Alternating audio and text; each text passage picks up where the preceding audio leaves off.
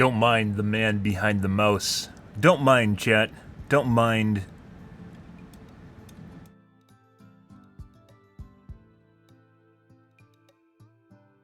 It's all an illusion. It's in your mind.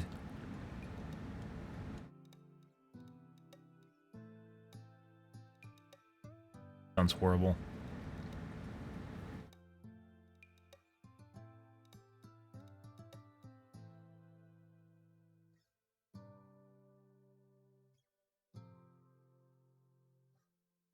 Good evening, guys. Happy fucking Fry-Sat. Hope you guys are having a wonderful evening so far. Yeah, we are now dumping points into Bubba. He is my backup for the impending Armageddon that BHVR is going to unleash on the killer community for Dead by Daylight. Yeah. Not much more to that than we're either going to probably be playing Eerie Shape, which, by the way, there's a lot of people that think Shape sucks. I don't know why. There's so many people that are calling for, like, Shape to get buffed, and he's not really that horrible. There's worse killers than Shape, like Sadako. And, there's a bunch of people in the community, for some reason, that really want Shape to get buffed. I don't really understand that, because Shape isn't that bad off. I don't know where they're getting that from, but he's not, like, a super horrible killer. He's kind of middle of the pack. And I haven't played him enough to see if he's viable at high MMR, but he's definitely pretty good.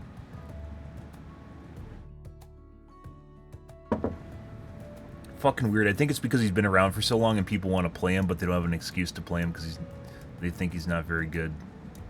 I'm not exactly sure. Yeah. But anyways, two killers that we have planned so far is Shape and Cannibal. Yeah.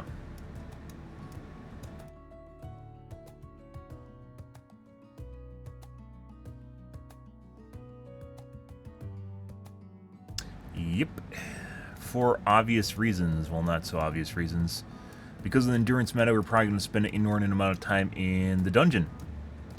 And as such, we need to have a good killer for the dungeons, which is Cannibal. We're just going to turtle and aim for a 2K.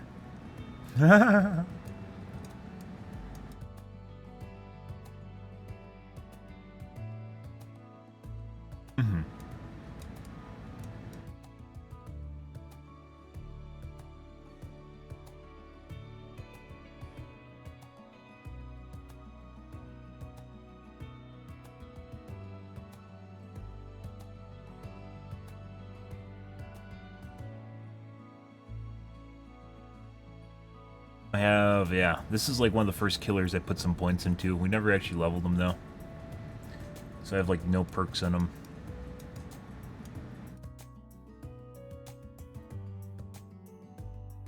Probably end up using Bamboozle because that's go-to for killers.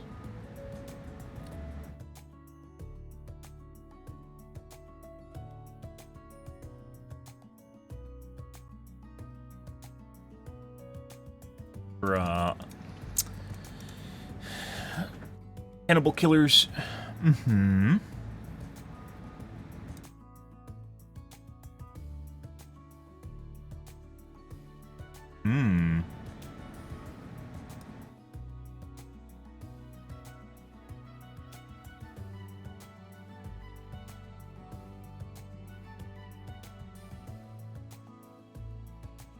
Chainsaw inflicts broken. Why would that matter for Cannibal?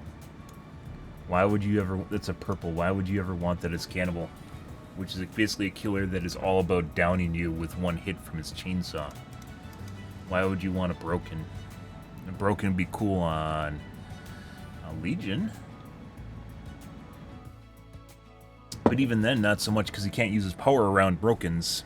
He's just a mouse one killer. When you're in the hurt state, the injured state, he's just a mouse one. So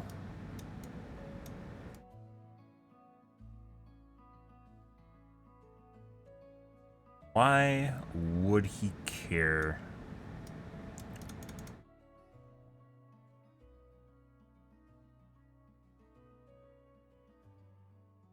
I don't think he would. I don't think he would.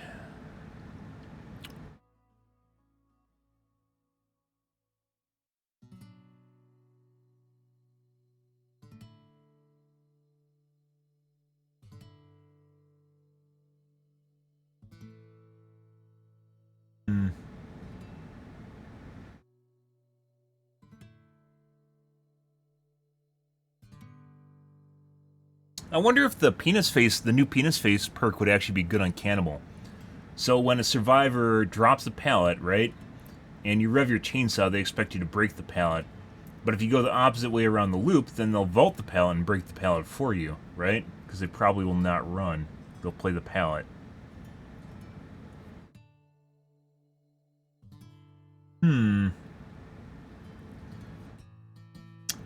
Interesting.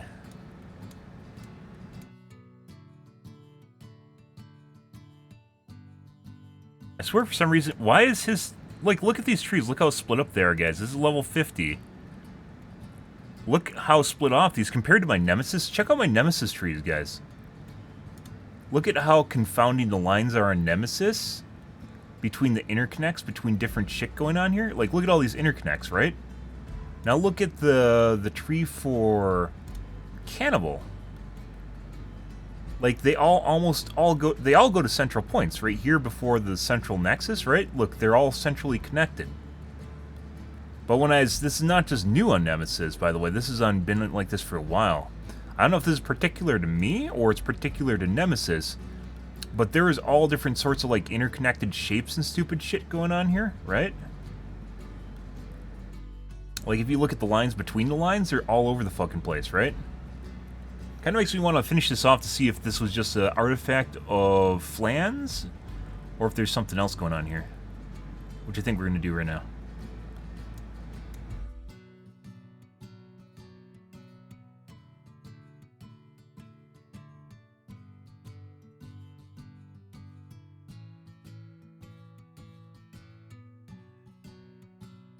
No, look at this. Like, look at the interconnecteds going on here, right?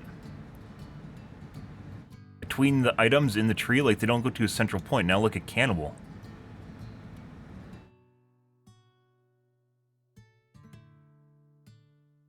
They're all straightforward, right? Like, diverging from the center. So maybe look at shape. Maybe it's an old killer thing? Is it per killer, maybe? Shapes so, no, look at shapes are all just weirdly interconnected too, right? I wonder if this is based on playtime on the character. Like, they give you trees with... Maybe it's once they've... Maybe it's based on your add-ons. Like, which add-ons you use more, then it'll start making interconnects between the add-ons. Since the Cannibal, I haven't played it all. I haven't played Pagan forever. There's a lot of interconnecteds here, too.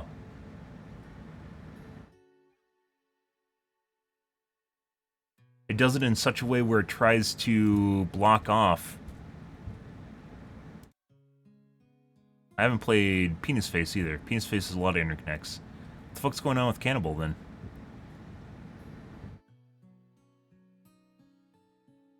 We just get lucky? Let's take a look here. Oh, there's the perk I was just talking about. No, that's the locker search. That's not what I'm looking for.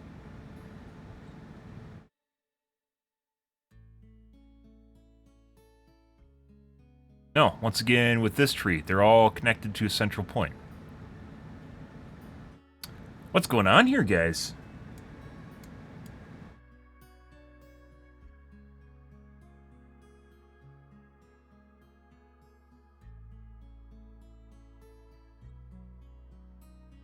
Rancor. I said that would be a curious perk. I'll pick that up. It's going to take a lot of trial and error. Once again, they're all connected. Oh, there's a cross connection.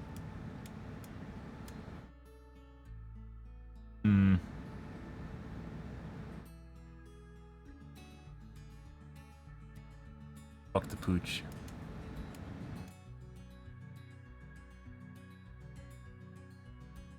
Very weird.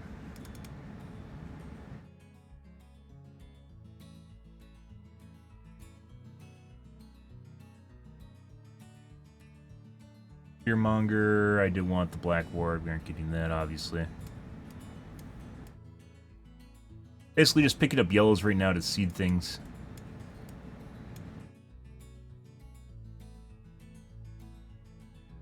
I could be curious, which is why I'm picking that up. I don't know if that's good or not, where it takes more time to rev your chainsaw, but you also move a lot faster. We'll see how that goes. I think everyone will be running it, if that's the case. Maybe everyone does run it.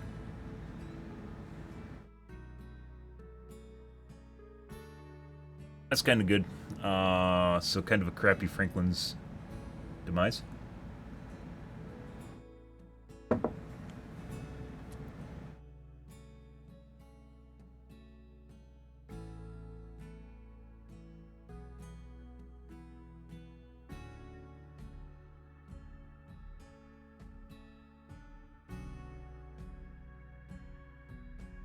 Just seeding the tree right now, guys. Just picking up a lot of yellow perks till we get the perks that I want.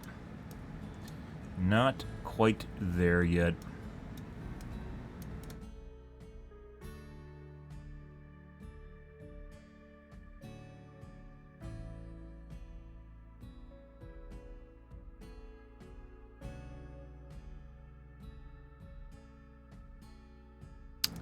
Oh, there's a bulb of specialty right there. Got to get that guy.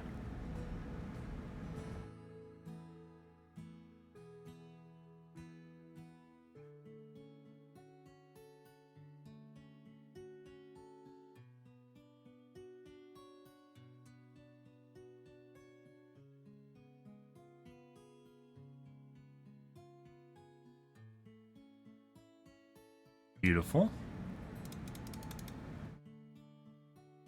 We have more interconnects here, but once again, there's actually a lot of central points still. Right here. Right there. Black wards. Black wards, guys. Okay, we're out of points. And the shrine's back to once every 7 days. So we don't really have anything to worry about there. Not a big deal.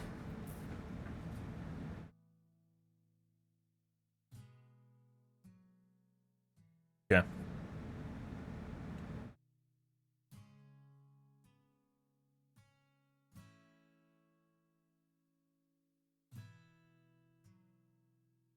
And he doesn't have any faces anymore, because they got rid of that. Ah, he has a fake clown face. I see.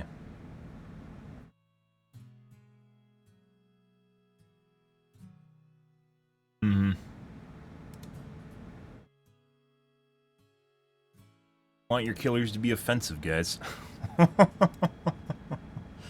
Well, that's the way that it is, though. Okay. Alrighty, guys, let's take a look at the Reddits here, guys, tonight, and see where things are going from there. Good. Probably playing Penis Face tonight. It's going to take us a while to make points now for Hannibal, but that's what we're going to be working on. What do we got going on? You have 1K cells. Are cells the bot items or the non-bot ones? I don't remember which they're. I'm basically in a different position now where I'm basically, because I played the game so much, I don't care if I spend money on it because it's not going to be that much because you can't get BP any other way than grinding. So I basically I have a predisposition to do anything that gets me more BP, more so than anything else. But if you're playing the game and you're not sure whether or not you're going to enjoy it, save up your iridescent shards to unlock characters, and then if you really enjoy it, which is what I did, is wait for a Steam sale or Oryx cells to go on sale, and yeah, and then buy them then. That's actually the cheapest you can get them. You can't get them for cheaper on Steam. If you wait for the Steam DLC to go on sale, it's like $6, but that includes a survivor and like maybe a cosmetic item. But if you wait for Oryx sales and then like that, you know, that's basically $22.50 per killer. That's pretty fucking cheap. And licensed killers you can't... Well, I don't know if the licensed killers are that cheap, but... I mean, I could have just looked, couldn't I? Usually the licensed killers aren't that cheap, because they have to pay off the licensing fees for them. And you can't buy licensed killers any other way than with Oryx cells, so... Which killer? You got Memesis? I assume you have Wraith. Probably good go-to killers, like for basic play, is Wraith, Clown, Nemesis. I would say Cannibal. I don't play Cannibal, but he's a relatively easy killer from what I understand and see. And make sure you bamboozle on him. You won't get fucked around a lot with Cannibal.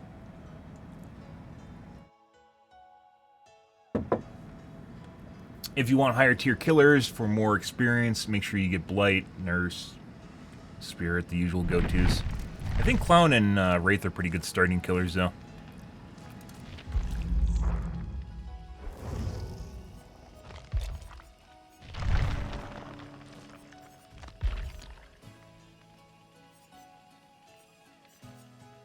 Yeah, Wraith is a default killer. Nurses, too. Doctor, if you want something a little bit more spicy, but he takes some skill.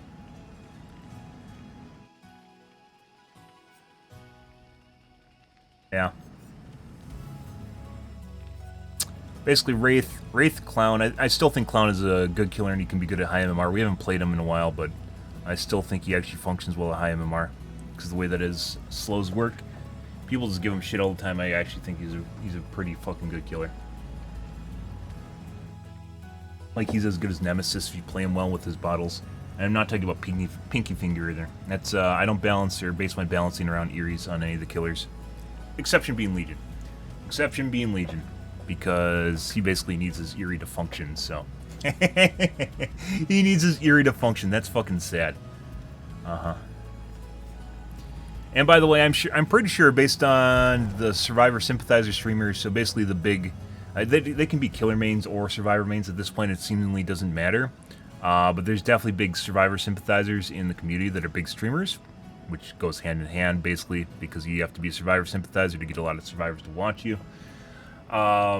Anyways, a lot of the survivor sympathizer streamers are advocating for nerfs to Blight and Nurse, so it's probably only a matter of time before that happens, because...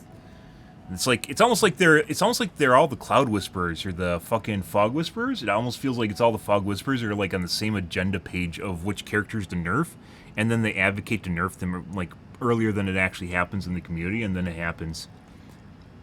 It's fucking weird.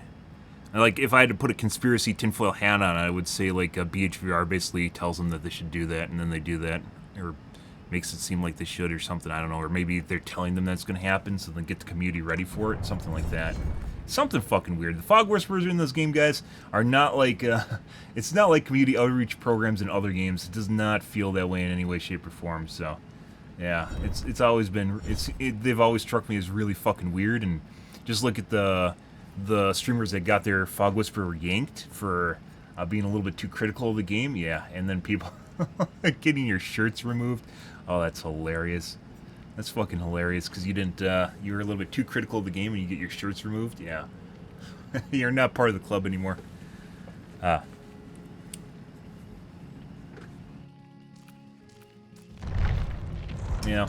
Fucking weird shit. That's a small game developer. I mean, they're not really a small game developer anymore, but they're kind of a small game developer. Obi-Wan Kenobi versus Dark Vader full fight scene sucked, but that was probably one of the better parts of Kenobi.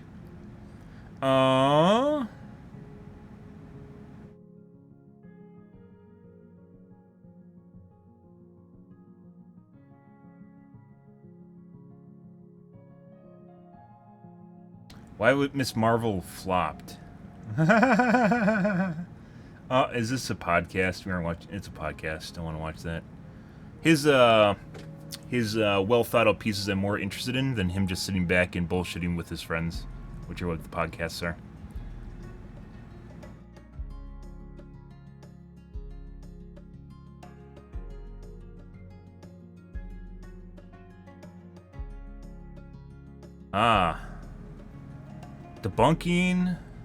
Debunking basically fake Netflix documentaries, not fake, but over sensationalist Netflix documentaries.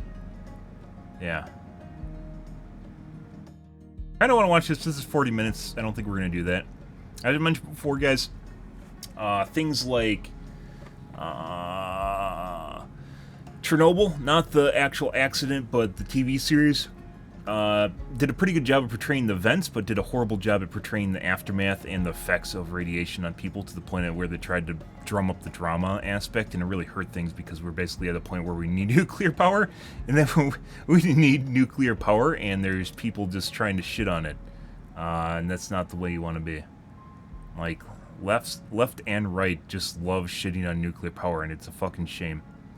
Both sides. Like I said, I tend to be central, and that's one of the issues that neither side likes, is nuclear power. And you need nuclear power in order to do fucking green energy. So, Jesus Christ, like, left is heavily into solar and wind, and right's like, yeah, let's burn the fucking coal to the ground, burn it to the ground! Oh, release those carbons, they're just going back into the air where they came from, you know, sort of shit. And you fucking need nuclear. There's no other way around that. We need nuclear. I keep talking about the guys. Make sure you advocate for nuclear and educate people around you that might have outdated views on nuclear energy, because we need to advocate for it so politicians will go for it, so public opinion will change, and it'll actually be something that actually happens in our country. There's nuclear fucking everywhere in the U.S., by the way, and I'm sure everyone that watches my broadcast is not from the U.S., because I know they aren't. However, you probably don't know it, but your state more than likely has a couple nuclear reactors in it. It's just the way that it is. My state is like 3. And most people probably don't think, no, they don't know, they're not my state, and they probably are. I think a lot of them are East Coast.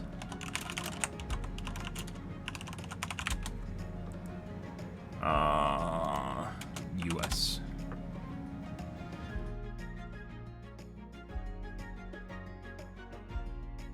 Oh, there's some central states without them. Oh, that's not gonna work. Yeah, there's some, like, Midwest states without them.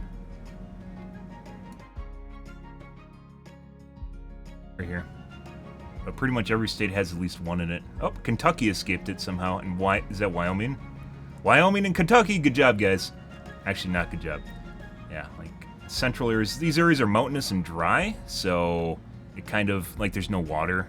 That kind of sparks me as normal, since there's no real big bodies of water around here. I mean, Colorado had the Colorado River up until recently, right? But most of these states are dry and arid. Which makes sense. The worst transit project in America, and the agency that's building it is probably the California Rail. Not gonna take a look at that. That's highly... There's a lot of hyperbole surrounding it and sensationalism. We looked at an article to debunk that as well.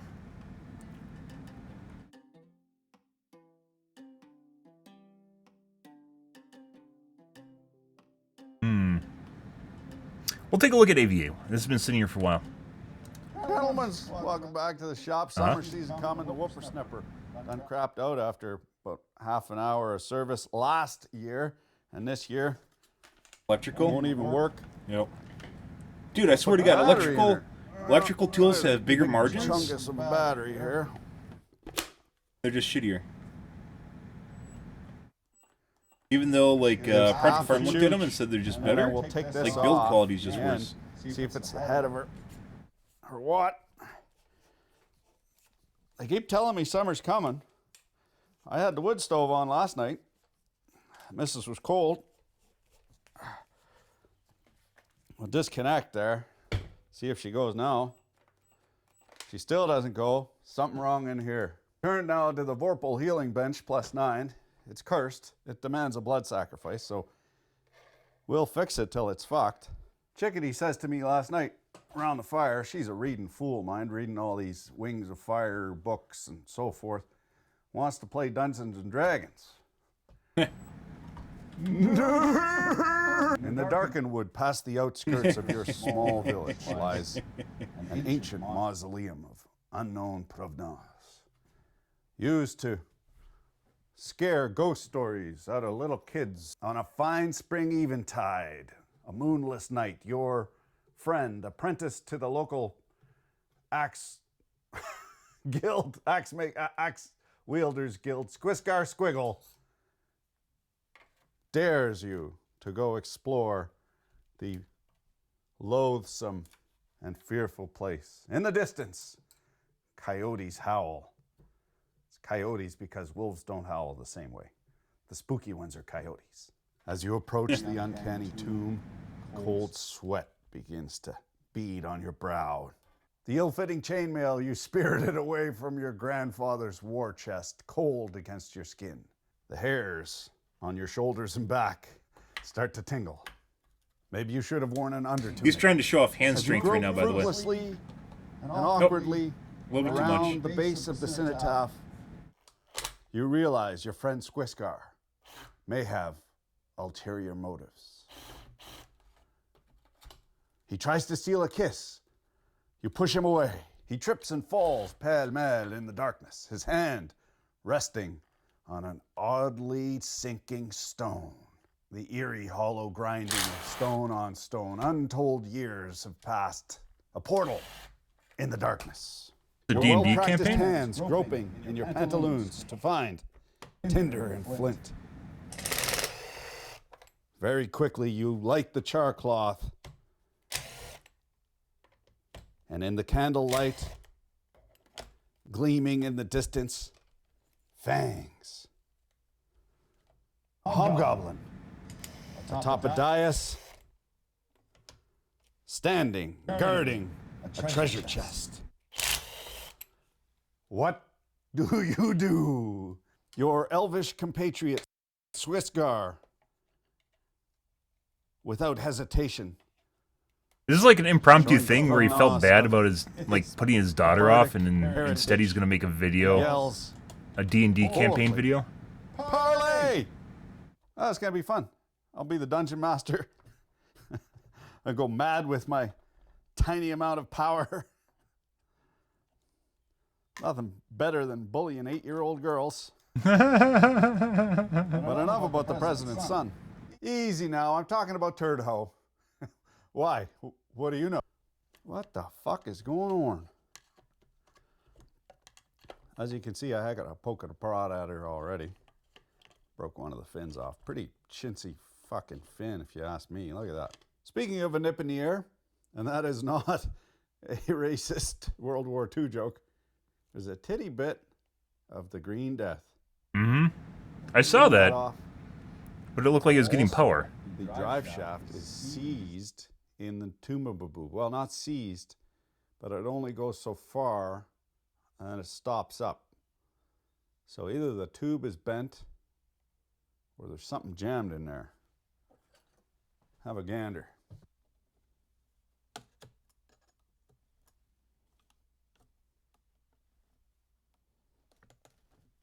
You hear that?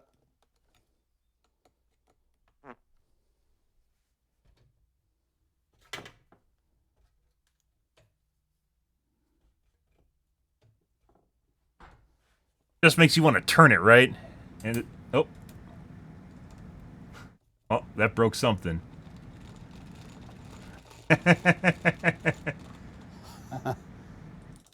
Looks like we fixed her good and proper. All right. Well, I spin him the thing this end and that end goes, so. Yeah, that right there, guys, is where you try to figure out what's causing it to stop before you do that, because when you do that, it might just work.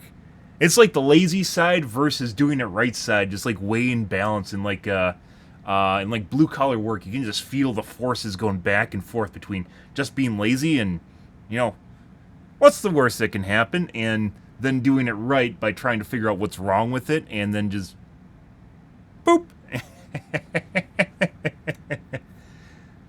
And then you find out what's wrong with it after the fact. And This repair mission is very rapidly becoming a salvage mission.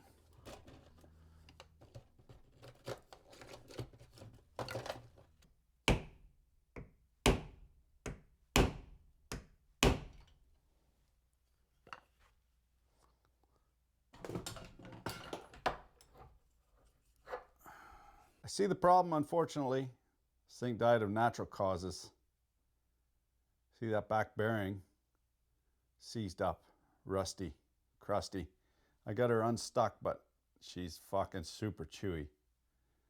I must have got stored the wrong way up with the swizzle stick upwards, and then this filled with water over the winter, and then hoopa-jooped her.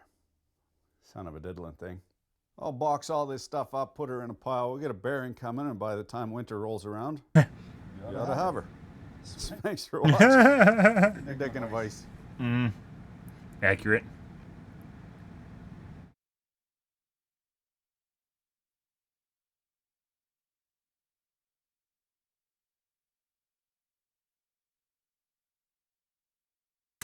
Is 8-core 16 threads good? The only processor I'd recommend right now is a 5800 X3D if you're going to buy something new. Otherwise, I would highly recommend waiting until this fall for the release from not NVIDIA. Well, there's going to be release from NVIDIA and AMD and graphics cards, but putting that aside, AMD has new processors coming out this fall. But yes, 8-core 16 threads can be good, but there's been 8-core 16 thread CPUs for years at this point. And an 8-core 16-thread CPU from a decade ago is not the equivalent of an 8-core 16-thread CPU today. So you'd have to put your model with that, or if you're going to purchase something new, and what model you're aiming for there. Because of generations, between different generations is not always comparable. With Intel was stuck kind of on the same performance between like 3 generations. That's not always the case. And between, for Ryzen, if you're talking about a 1000 series compared to a 5000 series, there's a huge performance difference between the two. So, yeah. Not a straightforward question. That's like asking if 5 gigahertz is good for a processor, 4.4 gigahertz is good for a processor. 5 gigahertz is still pretty fast, by the way, meaning that a lot of processors can't reach that, except for very new ones, or very overclocked ones. But it's kind of a generic term.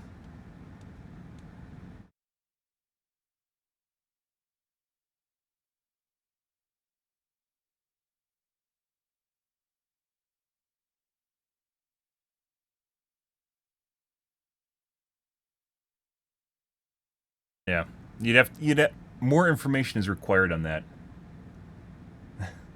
More information is required.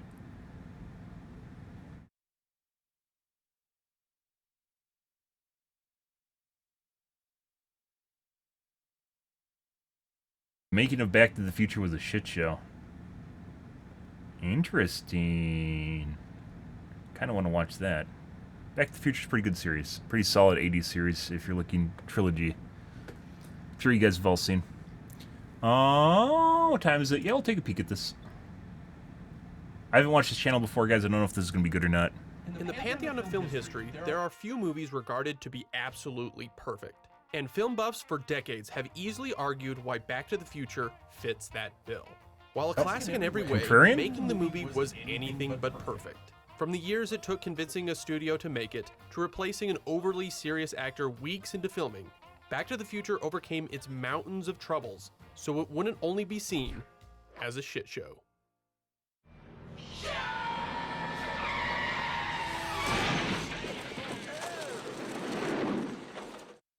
In 1977, Robert Zemeckis, an inexperienced but brash filmmaker, barged into Amblin Productions.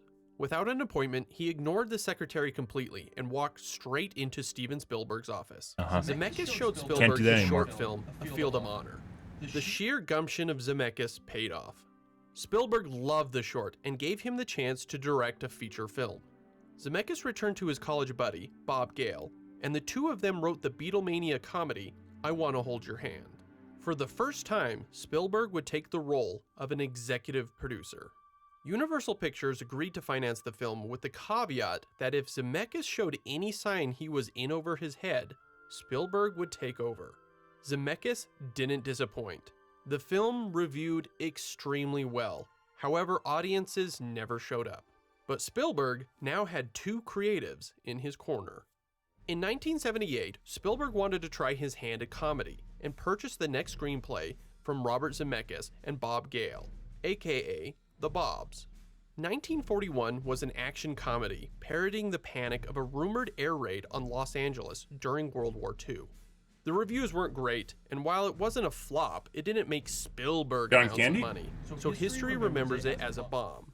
The Bobs then wrote their third film, with Zemeckis directing and Spielberg, once again, executive producing. Used Cars, a dark comedy about competing car salesmen, received mixed reviews and again tanked at the box office. The Bobs now had 3 failures under their belt, all with Spielberg's name on them.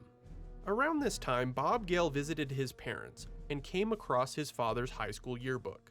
And I'm thumbing through it, and I find out that my father had been the president of his graduating class. I didn't know this. And I'm looking at him and thinking about the president of my graduating class, who was a guy I'd have nothing to do with. Am I okay with spending money on a free game? Sure. If you enjoy it, why not? Would I have just hated I'm all for The idea struck him, and he brought supporting it to developers Zemeckis, when and the they're two doing of them something I enjoy. workshopped it. Both being fans It doesn't matter of if it's time free or travel, pay game. They developed the story of a high schooler. If you enjoy it, see it as a way of getting a little bit back for Their supporting first stab at the developers. plot is mostly similar to the final product, with some minor changes. Like the And time with machine being Dead by Daylight, I refrigerator. purchased a lot of the And DLC, instead of a so- lightning strike to get back to the future, And skins they I'm not break too worried into an about. army base to detonate a fucking atomic bomb.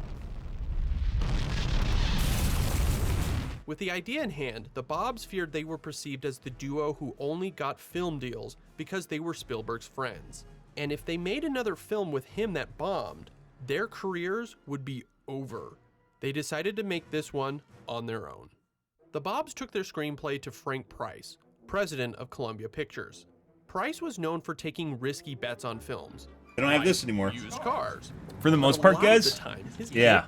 Yeah, angel investors or people that are willing to take risks? No, it's all about slow, monotonous turn-ins of money that are guaranteed to make you a little bit more money, right? So you don't risk anything, just a little bit more, just a little bit more. You don't want to risk it all on something. You don't have like gumption, right?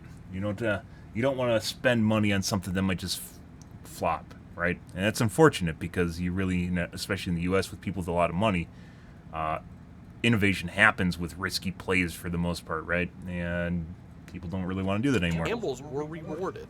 From Games Gandhi is a to pretty good example of Ghostbusters, that, by the he way. saw potential where others didn't. He liked used cars and wanted to make another film with Zemeckis and Gale. When the Bobs pitched their sci-fi comedy, Back to the Future, he was sold in 30 seconds and hired them to write the full script. When they returned in 1981, Columbia was in the middle of a power struggle due to a looming buyout from Coca-Cola. The Bobs were told that today's audiences wanted teen sex comedies, and their script wasn't nearly raunchy enough. Columbia shelved it. Annoyed and confused, the Bobs shopped their screenplay around town. For years. Every studio thought it was cute, but not for them.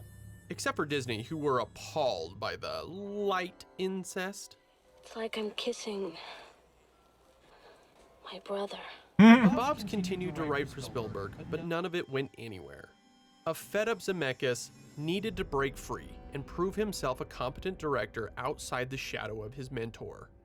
Fortunately for him, Michael Douglas was producing his next film and handpicked Zemeckis to direct it. The adventure romantic comedy Romancing the Stone released in March of 1984 to terrific reviews, and this time was a big success. Zemeckis' reputation changed overnight, fielding offers left and right, but he used his newfound clout to get Back to the Future off the ground.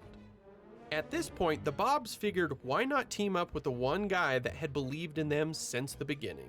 They came back and they brought me the script called Back to the Future.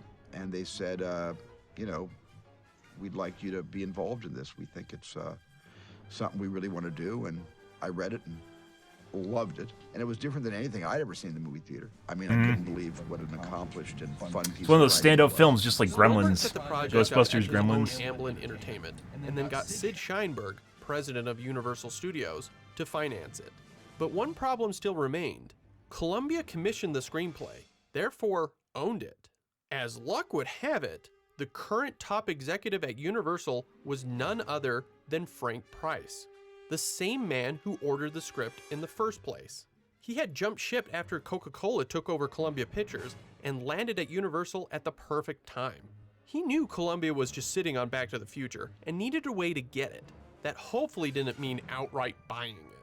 Price's former employee, Guy McElwain, had become studio chief at Columbia, and they were days away from production on a comedy called Big Trouble.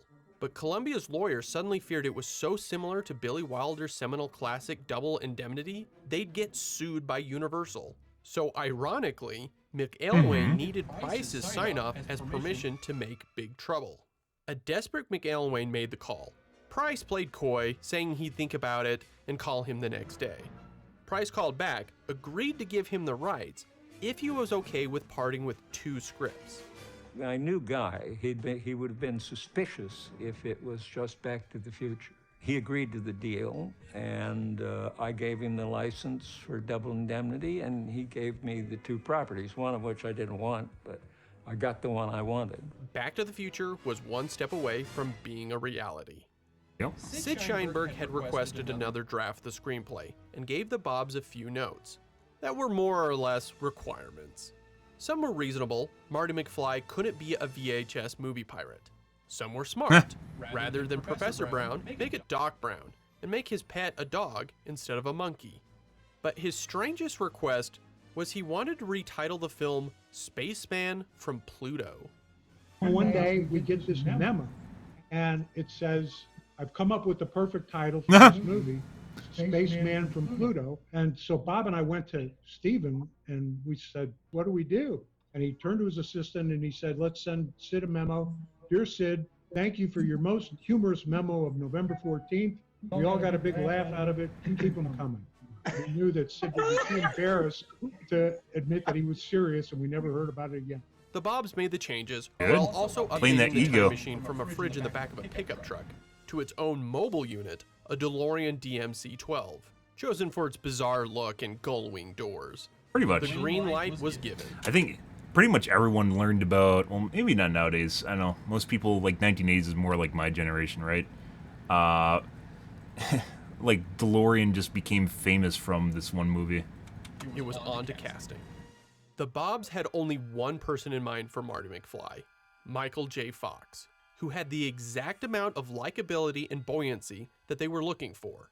However, Fox was committed to NBC's popular family ties, and the series producer, Gary Goldberg, refused to let Fox step away, let alone read the screenplay. The Bobs went on an exhaustive search for another actor, testing Johnny Depp, John Cusack, and Charlie Sheen. None of them had that Michael J. Fox quality.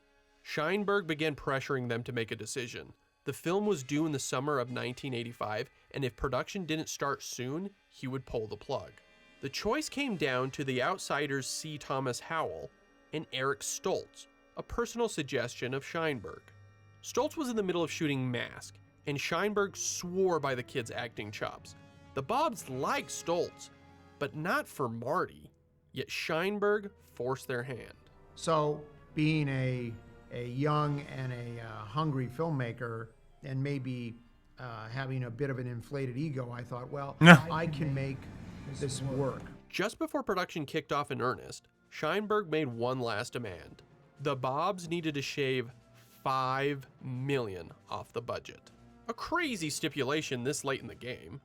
The Bobs looked at their script and determined the most costly sequence of the film was the atomic bomb explosion. They spent a weekend trying to figure out what would top something as dramatic as that. Standing in the newly constructed Hill Valley Town Square, which wasn't cheap, they realized that if they shot the finale there too, it would save them millions. That's when it struck them. A lightning bolt and a stroke of brilliant ideas. How Actually, would you much know better, when by a the way. bolt hit? It stopped something. Like a clock. A clock tower! Duh! The movie is about time! It was perfect. A clock was then added to the town's courthouse. They also really geeked out at the image of Christopher Lloyd hanging from a clock, just like Harold Lloyd did in Safety Last. Don't worry, 23 years later, Spielberg went ahead and used the atomic bomb fridge sequence to much fanfare in the 4th Indiana Jones film. Oh, God. By the way, that film doesn't exist. Do not watch the 4th Indiana Jones film. Production started at the end of November 1984, and it immediately felt like something was off. Rain consistently delayed outdoor shooting, a store sign fell on an extra, and Eric Stoltz was clearly not right for the part. I remember really vividly him saying that he thought it was, they said, "How do you feel, Eric?" And he said, "I think it's a tragedy. My character remembers a past that no one else remembers." Do you remember that? No, I don't remember. I was like... For starters, Stoltz was a method actor, and he made everyone on set call him Marty, to the point Christopher Lloyd literally thought that was his name. He obviously took the craft of acting seriously, but in doing so, he dragged the material into a darker tone and would outright argue with the Bobs about the character that they had written. He's a magnificent actor, but his comedy sensibilities were very different than what I had written with Bob. And he and I just never were able Imagine to if make Back to the Future was work. super dark, Zemeckis wanted very which it could have been. deliberate comedic flourishes to his film. Like, he does have a valid Such as point, simple moment but it's not of like what the Marty film was walking like, on the right? wrong It's side not of the like what pole it and was. tripping over the curb. It seemed like his Stoltz vision didn't is. understand the impracticality of it and felt his Like a Twilight character Zone wasn't a episode. bumbling idiot. Fights like this were frustratingly often. This went on for a full 6 weeks. I didn't want to believe that it wasn't working, so that's why I kept shooting and shooting. I was kind of in denial about it, and then I had to ultimately accept the truth. And he showed me the first 5 weeks of footage cut together, and he just said, I don't think we're getting the laughs that I was hoping we would get. And I looked at Bob and I realized that he was absolutely correct. The energy wasn't there. The jokes didn't land. Marty wasn't relatable. It was like Stoltz was in a different movie. After everything the Bobs went through to finally get this made, it just felt off. Zemeckis suggested again, we need Michael J. Fox. Zemeckis and Spielberg hatched a plan. Zemeckis would continue shooting for the next week and keep Universal in the dark to prevent them from shutting down production. He would rush through wide shots that had Stoltz in frame and focus more on close-ups of the rest of the cast, ignoring Stoltz entirely. This allowed him to have usable footage so he didn't have to throw everything out. It also made things real awkward on set, as the crew knew something was up. Meanwhile, Spielberg... That's like your friends cutting you out. You know, like your friends acting like assholes, like they have some sort of secret joke on you, right? And you're like, what are you guys doing? Why are you doing this? What's going on here? Like, you know something's wrong, but no one's telling you anything, right? Yeah. Holy shit. I can imagine just how fucking weird that would be, because he realized he's basically being cut out. He probably realized he's being cut out. I think most anyone would. And Gale negotiated with Gary Goldberg, practically begging him to let Fox join the film. Goldberg caved, but as long as family ties was the priority. So at Christmas time, I was called into Gary Goldberg's office, and Gary gave me an envelope, a manila envelope with the script in it. And he said, here's the script, take it home and read it. If you want to do it, and you know, do you have my blessing? And I went like this, put it down on his desk and said, I love it. It's the best thing I ever read. He looks more grown up now, but like even like 2 decades ago, or like a decade ago, he looks so much younger than his age. I think he's like 60 now, isn't he? I think that might have something to do with he has some sort of leukemias or something like that. I think he's like 60. He is, he's 61. Literally does not look 61. Actually, maybe he does. Maybe that's just a beautiful portrait of him.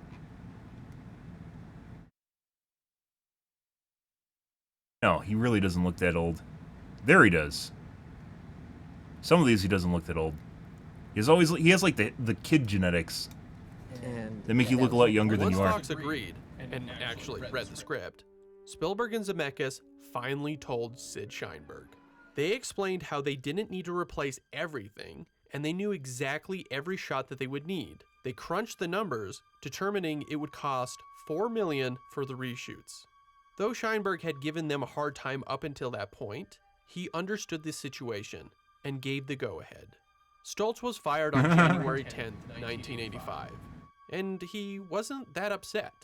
He was clearly struggling with the character, didn't jive with the crew, and admitted that he only took the role because his agent said it would be a good career move. 5 days later, Fox joined the cast. Every day he'd work 10 a.m. to 5 p.m. on Family Ties, get picked up in a station wagon with a mattress in the back, then film Back to the Future from 6 p.m. to 4 a.m.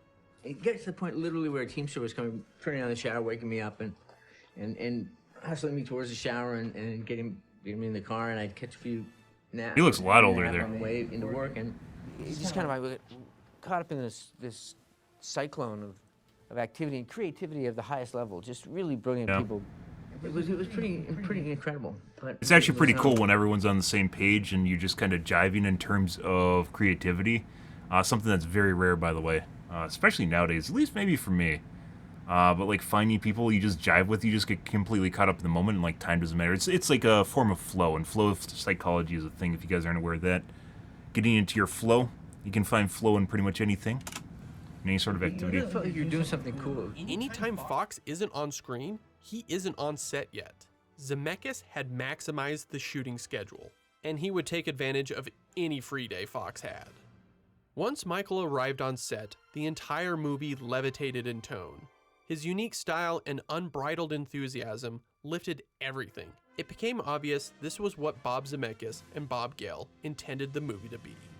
Zemeckis was overjoyed by what Fox brought to his film, but in the back of his mind, he felt at any moment his crew would suddenly quit and protest for restarting everything. It didn't help that while he solved one problem with Stoltz, his issues with Crispin Glover only grew. The Bobs were thrilled with Glover's eccentric take on George McFly, but directing him was like herding cats. During the cafeteria scene, for example, Glover would bounce wildly in his seat, rustling his hair over and over. After every take, Zemeckis calmly tried to explain that his manic behavior was a nightmare for continuity and editing. It didn't stop until he was threatened to be duct taped to his chair. The final straw came at the end of the shoot, when Glover protested the idea that George was only happy in his new future because of his wealth. He argued to Zemeckis that the film was perpetuating propaganda that money equals happiness. Zemeckis had enough and snapped at Glover, who in turn became terrified that he too was going to get fired. On April 26th, shooting had wrapped. It was a really tough movie, doing big stuff for very little money. I was also carrying around this black cloud, thinking it's probably my last movie. How am I ever going to survive this?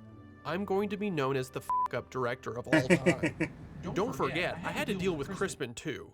There was not a lot of joy in the making of Back to the Future. But it's a fantastic movie. Trilogy. After the recasting snafu, the film's release was pushed from May 24th to July 19th. Still, it was a mad scramble to edit the movie in time, which was like a jigsaw puzzle, piecing together Stoltz footage with Fox's performance. Their first screening was a rough cut, but it received the highest audience test score in Universal's history. Their second preview, cut 7 minutes, added about half of Alan Silvestri's score, and according to Spielberg, the audience's laughter was deafening, and the crowd repeatedly broke out into applause. Sheinberg was there to witness it. He was so pleased, he asked the filmmakers what would it take to get the movie ready for the July 4th weekend. Gale said it could be done, with more money. Sheinberg replied, "I'll write the check." With less time, ILM had to rush through effect shots. The fading hand was saved for last, and was given the stamp of acceptable. Back to the Future reached theaters on July 3rd, 1985. Hysterically bonkers, wonderfully unexpected, magnificently crafted, and just a pure fun joyride. Universal knew it had a hit on its hands, but they didn't know how big.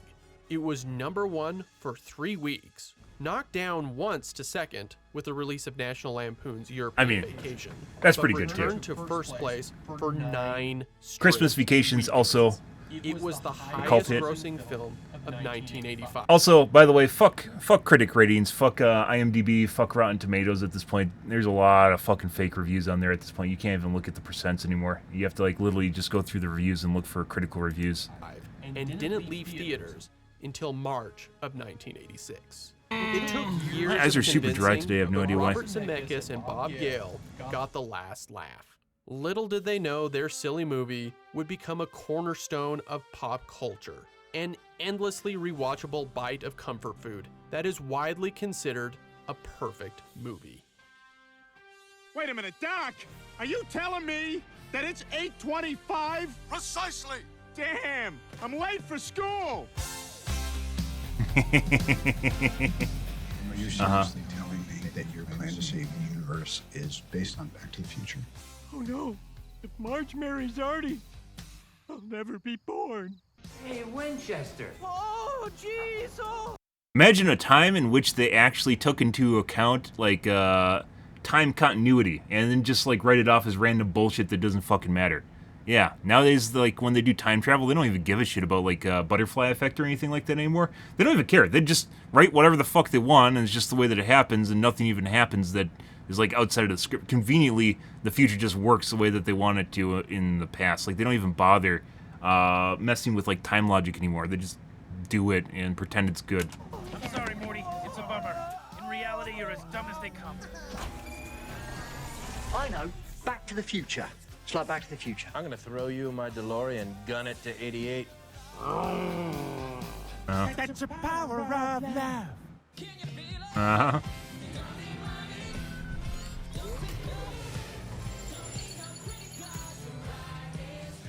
Pretty good. Turns out my boy went back in time and bumped into his dad, and then his parents never met. I guess he faded from existence or something. Doc, I'm from the future. I came here in a time machine that you invented. And that's when you came up with the idea of the flux capacitor. But won't that change history? Oh, a lesson in not changing history from Mr. I'm my own grandpa. Uh-huh. I mean, it's definitely not a perfect movie. There might even be one or two shots in it that are a little bit hair out of focus, you know, so it's not a perfect movie. So Back to the Future is a bunch of bullshit? The Bobs, satisfied and ready to move on to the next project, walked into Sid Sheinberg's office. He congratulated them, admitted he was wrong about Stoltz, then asked the Bobs to make a sequel. They scoffed. As self-admitted film purists, to them sequels never worked. Then Sheinberg made it explicitly clear. Universal was making a sequel with or without them.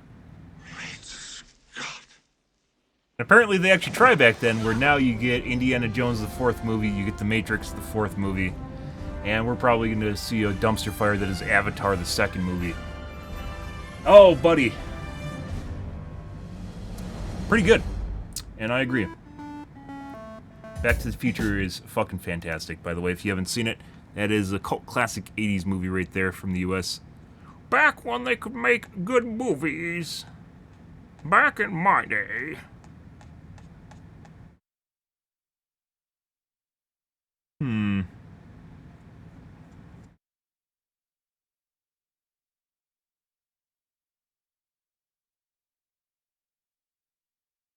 Fuck murder.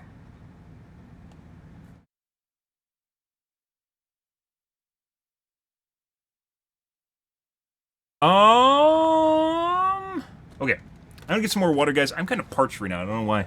We're back. Bark and murder.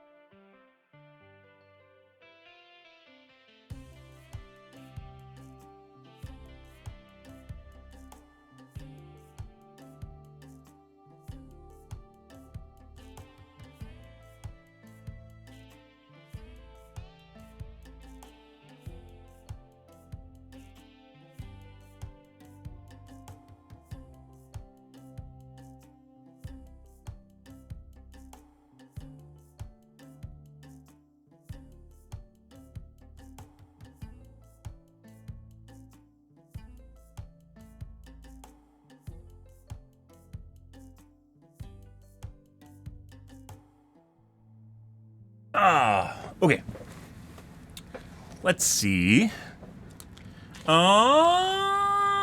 time is it? We'll do a B1M and then we'll move on to the Reddits. This is one of the biggest annual migrations of people anywhere on Earth. Millions of Indonesians have started leaving urban centers for their hometowns and villages ahead of the Muslim holiday season of Eid. Every year, this piece of infrastructure becomes the backbone of something called Mudik, a giant homecoming for people all across Indonesia traveling back for Eid al-Fitr. Special services are laid on for trains, ferries and planes. There's even live coverage of the traffic as hundreds of thousands of people return to their hometowns and villages in Sumatra. It's a major test for Indonesia's roads and bridges, and it can be a bit of a struggle, until now. This is all thanks to one of the biggest infrastructure projects in Southeast Asia, a network of new routes across Indonesia that includes this, the Trans-Sumatra Toll Road, which, when it's fully completed, will span the entire length of the island. Weaving through the dense rainforest and tropical conditions of Indonesia's second largest island, building this massive road is far from easy. But it's already having a big impact on Sumatra, and in more ways than one.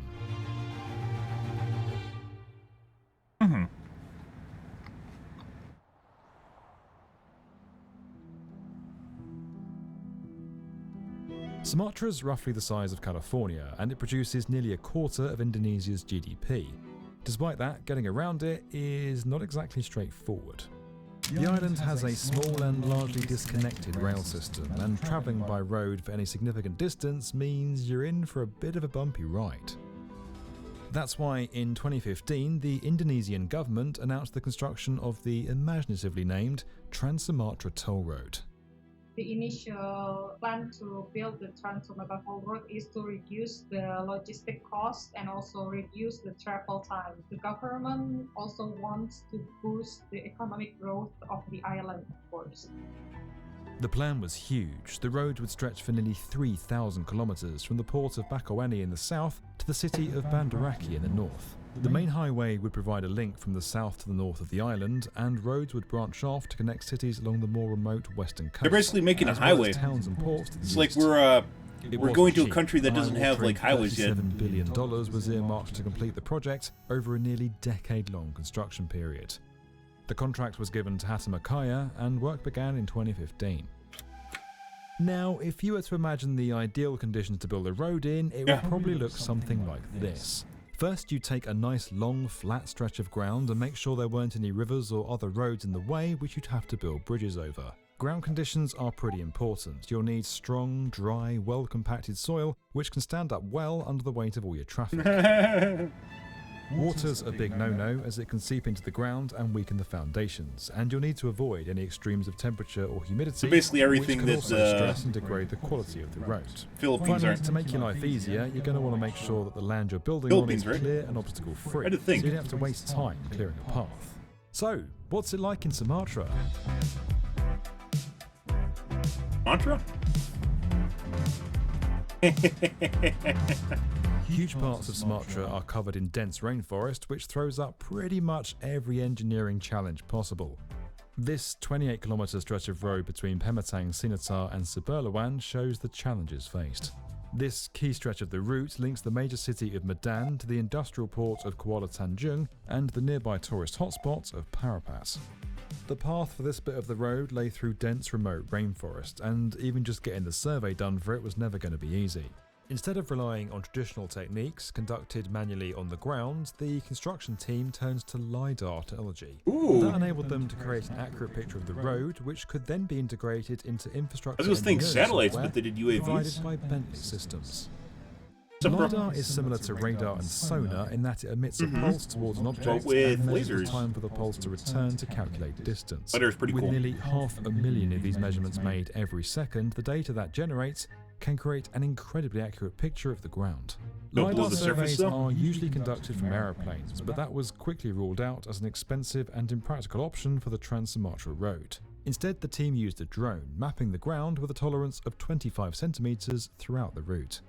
Aside from accuracy, LiDAR also has the advantage of using laser pulses rather than sound or radio waves to do its job. Just like rays of light passing through a forest, the light from the laser beam is able to pass through soft vegetation. The strength of the light returned is measured to give a three-dimensional picture of the survey area, allowing the team to map out the Very dense cool. jungle. LiDAR's The result relatively was new, a by the way. survey time for this stretch of road that ran to just 28 days, nearly 100 days quicker than planned. But it's more than just above ground conditions the team had to work through. Being in humid rainforest and all, the ground beneath the construction site is soft. Soil samples Probably becomes showed soft. areas of soft soil and clay 13 meters deep. You don't need to be an engineer to realise that that's not the ideal conditions to build a road that hundreds of thousands of people are going to be driving on. It will be crossed heavily by the large trucks, and then it will create some cracks when the soil are not solid or not giving reinforcement. To add stability to the road, a fabric membrane known as a geotextile was laid under the 6-metre embankment. This helped water filtration and reduced the stress on the soft underlying earth. The geotextile basically consists of the non-woven polyester and polypropylene. It's like a layer that can be thrown on the top of the soil to prevent the soil displacement. It has the ability to separate and reinforce the soil itself.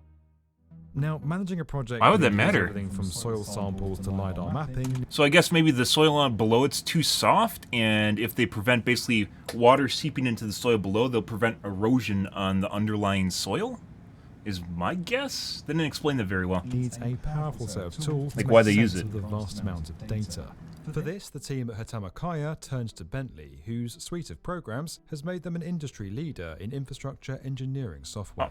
Bentley software ad is spot. able to combine data from different sources like LiDAR Might be an scans ad to spot. create a complete digital model of the project, enabling the project team to Think so. visualize the job in a variety of ways. Very, Bentley Luminar Team very was used to create a directed ad spot visualization of the road, which because was it directly crucial relates to for what's happening and what they're identifying using. problems and then displaying them in very visual ways.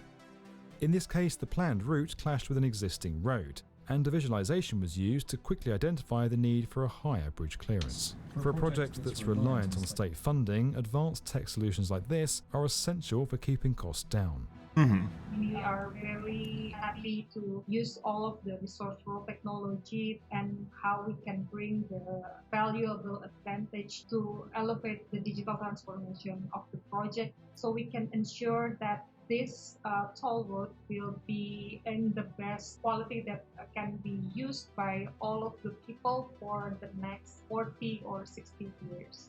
When the road is completed, it'll have major benefits for Sumatra's economy. As well as a booming tourist industry, the island boasts enormous mineral wealth, which once earned it the nickname the Island of Gold. Sumatra has huge deposits of oil, silver and coal, and is a major producer of tea, coffee, rice and corn.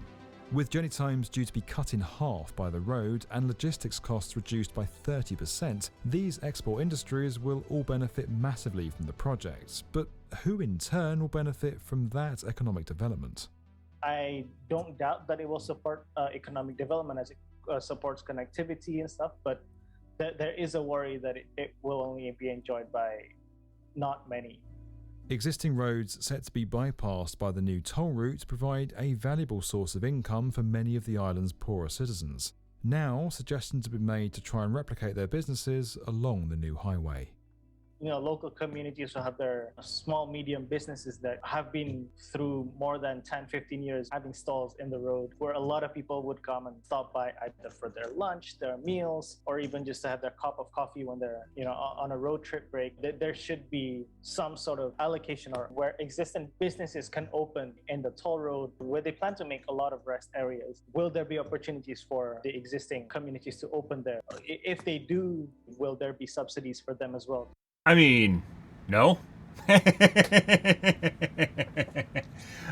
So basically, you're subsidizing an outdated business model in hopes that people won't have to transition to a different type of job, is basically the way that works. Like, imagine if you phase out, like if you live in the U.S., you said, nope, there can't be Walmarts, and instead you have to have a bunch of mom and pop shops, right?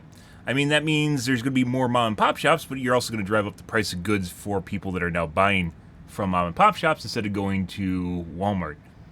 I don't know. Like, so this panders to the whole idea that certain jobs or certain things that people do should not become outdated, and instead we should support them to the point at which it hurts our current economy. Kind of interesting take. Well, I don't know, like, I don't really have any understanding of how, like, when I spent some time in Europe and in Switzerland, I don't really have any understanding of how the government works over there, but there's utilities ran fucking everywhere. Switzerland, a very rich country, and can afford to do things that are just kind of cool and interesting, right? But they have farmers just all over the place that can still afford to be farmers, but I don't think it's based on how much money they're making off of the goods they're selling, but rather based off of a subsidy from the government. Because there's farmers there that have like 3 sheep. Like, I went past plenty, unless they're doing it for a hobby. Like, there's people that have like 3 sheep and like a goat, and they have a farm, like a tiny little acreage of farm. And, there's no way of actually doing that and making any meaningful living. If you did that in the U.S., there's no way you'd make any sort of meaningful living anymore. Like, you could support yourself, but you wouldn't be able to buy anything outside of you. Like, literally be living in a shack, and they don't. They have like fiber internet in the mountains. It's fucking crazy over there. Fiber internet, highways through the mountains, weird shit. Once again, another reason to visit Europe if you live in the U.S., and vice versa. If you live in Europe, you should visit the U.S. at some point in your life, and just to get a feel for things that are better, worse, and sometimes just different depending on where you're visiting. Kind of like one of those things, but in this case, this is the Philippines, right? And they can't afford to basically just butt out big businesses, and instead of someone who runs a shop now working at a Walmart, they have, like, they're just going to try and get a bunch of little tiny shops in the same area, which then, I guess if you live in a big enough city, that would work, but this isn't a big city. This is a highway. This is sporadic, rolling, what's a good word for that? Sparse. It's very sparse area, right? Like you're talking about a highway. And that's not really the same thing, whereas in the U.S., we have a shitload of highways, and it's just all over the place. That's one of the first things I've heard from people who visit the U.S. from Europe. One of the first things they say is they talk about basically just the amount of space with nothing in it that there exists in the U.S., which is true. You can go on highways and just, drive past farms just forever. Like, there's just areas with just cities that are, like 50 miles between cities or something like that. It's just a completely different ecosystem. But anyways, in a big city, you can support a bunch of tiny little businesses. But if you're in a small city, or not a small city, just a sparsely populated area, rural, if you live in a rural area, why is it so hard to say? It's always so hard to say rural. If you live in a rural area, it's not necessarily the same thing. Like, for instance, in Japan, like they have Akibara, a giant fucking area of just electronics places. And there's so many people in such a small area that they don't, even if they're competing with each other, they have enough business to go around where people are going to buy from them regardless if there's a cheaper person, right?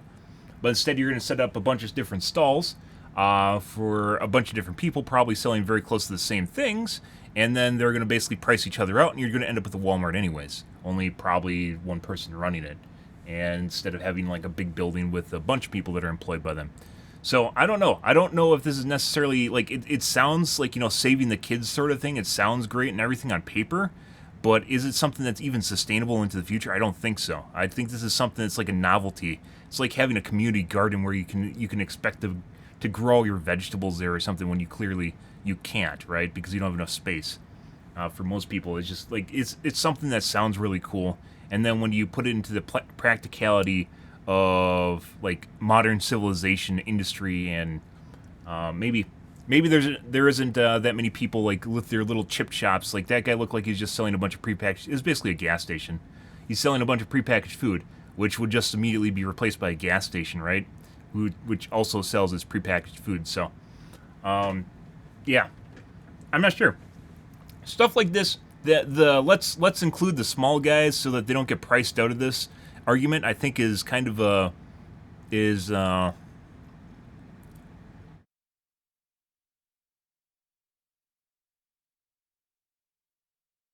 luxury.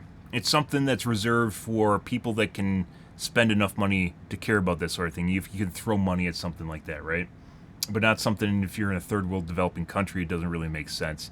Maybe. I mean, I guess they could just set up a bunch of concrete stalls and charge people money and they could move in there, right? I guess that's their best case scenario right there. But yeah, like something like this is it's just going to turn into a gas station is what's going to happen there. Just like everywhere else in the U.S. or in other countries, in highway junctions, you just have gas stations and they turn into general stores as well. And you can't really make a living just by being right on the side of the highway selling chips. Even if you think that you can, maybe it works this way in other countries, but you have like 5 or 10 different people doing exactly the same thing. They're just going to price each other out, and that's just the way it's going to be. Or someone's going to, the end stall is going to be the best because that's where always people go first, right? The closest side on the incoming traffic is where people go. Or maybe it's the last stall because people drive by, then they stop, get out of their truck, and they come back, and they only go to the side stall, right? There's going to be an eventuality where they just eat each other, and yeah, that's the way capitalism. As well as the human element, there's also concern for Sumatra's rich ecosystem, which hosts many critically endangered species. This branch road connecting the main highway to the city of Padang cuts across the border of the Kerinci Seblat National Park. That's one of the biggest of its kind Highways on the don't take that island, much space. and one of the most important Just like tiger rails don't conservation take much habitats space. in the world. In terms of tigers in itself, it's actually one of the key species of Sumatra that still roams very much in the wild. By fragmenting their roaming area through the road cutting, there would be increase of human-wildlife conflict activities, where the tigers in itself will roam into community areas. And they'll die. And then they'll stop roaming in community In a areas. place as verdant and wild as Sumatra, economic Pretty much. development will almost always be at odds with the natural environment. And there are no easy answers. Indonesia's economic growth has helped reduce absolute poverty levels from over 70% in the 1980s to less than 10% today. For that economic growth to continue across Sumatra, it's going to need reliable modern infrastructure like the Trans-Sumatra Toll Road, a key part of developing tourism, shipping and industry across the island. And it's important to note that it doesn't always have to come at a cost to wildlife. We also conserve the natural habitat. But that being of said, it's not elephants. really going to So cost we wildlife, develop so. also like a crossing for the elephants in another section. So we also Pretty much. consider the sustainability. Animal of crossings the are now a animals. thing too. Think of the animals. I'd like to be as hopeful as possible. I think as long as that there will be opportunities for civil society organizations, those communities to also take part later on to have our suggestions be considered and be implemented. Just over 650 kilometres of the road is currently operational, so there's still some way to go if it's going to meet its planned completion date of 2024. Once fully open, it'll have a profound effect on the island and give Sumatra a key piece of modern infrastructure that it needs if it wants to grow further. While the wider implications of this remain to be seen, anyone taking part in Mudik will definitely have an easier ride. This video was made possible by Bentley Systems. You can learn more about that at the link below. And as always, if you enjoyed this video and you want to get more from the definitive video channel for construction, make sure you subscribe to the B1M. Good. Good. I love the B1M. Gives you little bits of insight. Ooh. That's pretty cool. So Richard, I'm not gonna watch it today though. I don't know where that went. Barcelona's super blocks?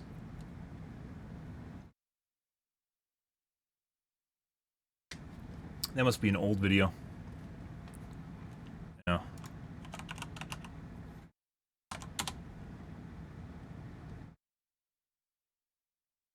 I'm pretty sure I spelled Barcelona wrong, guys.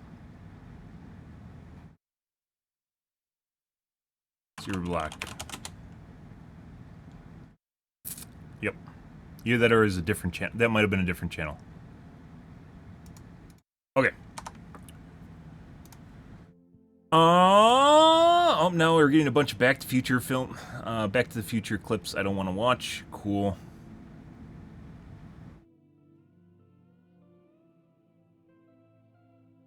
Mm-hmm.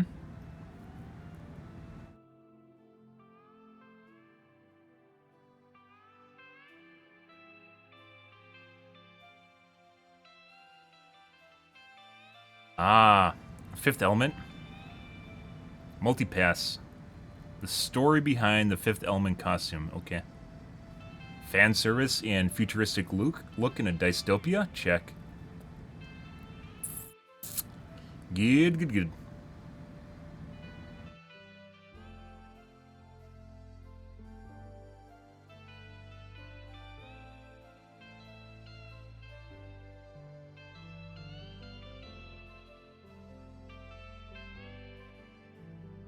Eight cores for multitasking. I would highly recommend people buy an 8-core processor today. And 6 core is the bare minimum. Answered to you. Answered for you. To you. Okay. Let's move on to the Reddits, guys, and then we're gonna play some dibs.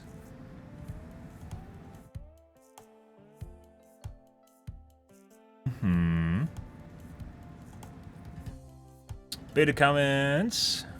Why the fuck does Mercy have so much eyeshadow? Because it makes her look hot. It makes her attractive. What? Why? Yeah. Yeah, cosmetics. Why cosmetics? Why? Because it makes you look better than you actually are. Yeah.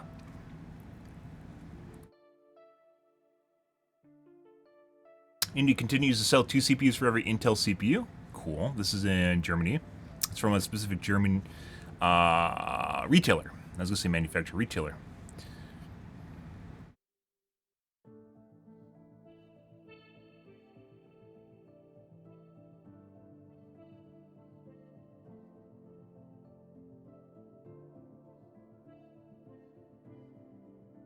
No, that is totally a rumor, and probably 7000 series maybe.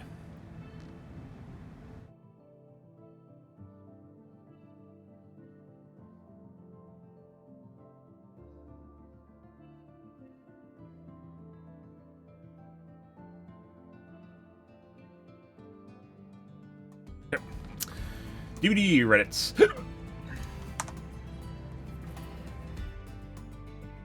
Popular opinion, no one's balanced? Yeah, 90% of cosmetics are ugly. Okay. New meta.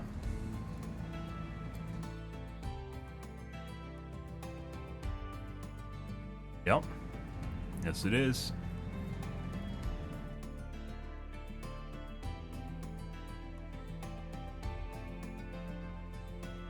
Yep. I literally saw this coming and talked about it in my video.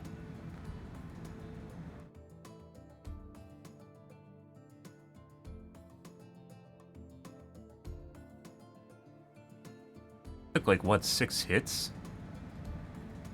How many hits did you just take? 1? 1, 2, 3, 4, 5, which includes DS. Which means he took 5 hits, guys. Unfucking believable. This isn't the most hits you can take, too. Yeah. This is why I said we're going to be changing the way that I play, and this is the horror that is now going to be DVD. And it's not that hard to take 4, by the way. He didn't even have borrowed time like the other guy didn't have borrowed time.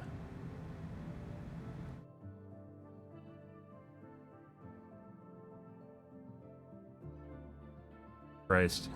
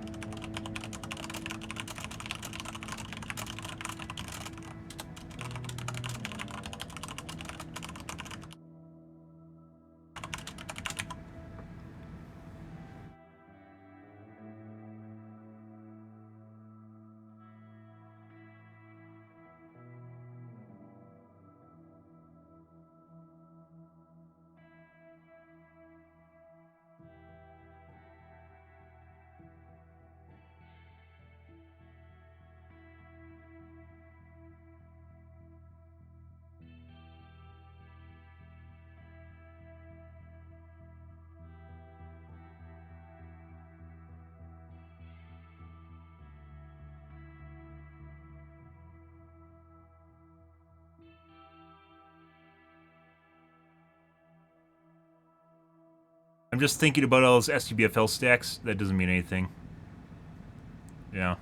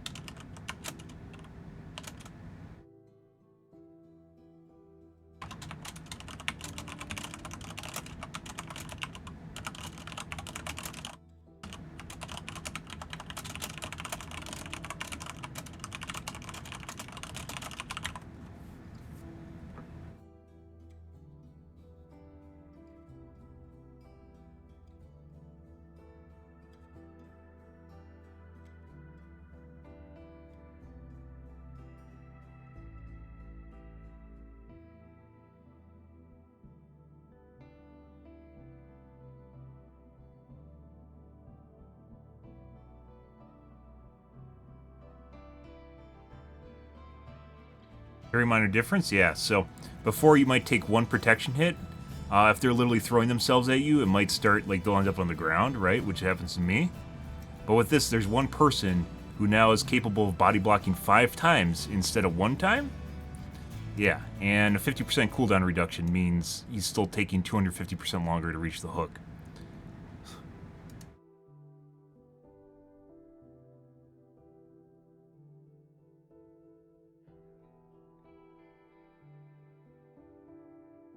They nerfed SCBFL because of the way that the math calculates good.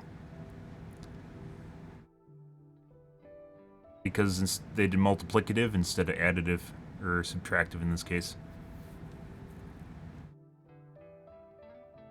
Star Structure Mad Grit should fix this. No, Mad Grit.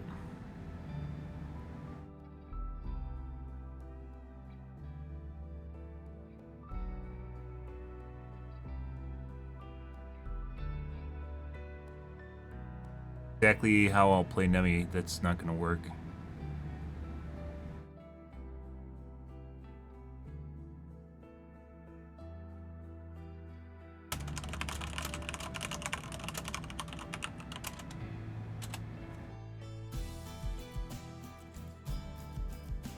Yeah. Exposes do not remove endurance effects, and you still get hit and it just won't matter. They roll. Mad Grit's gonna matter though.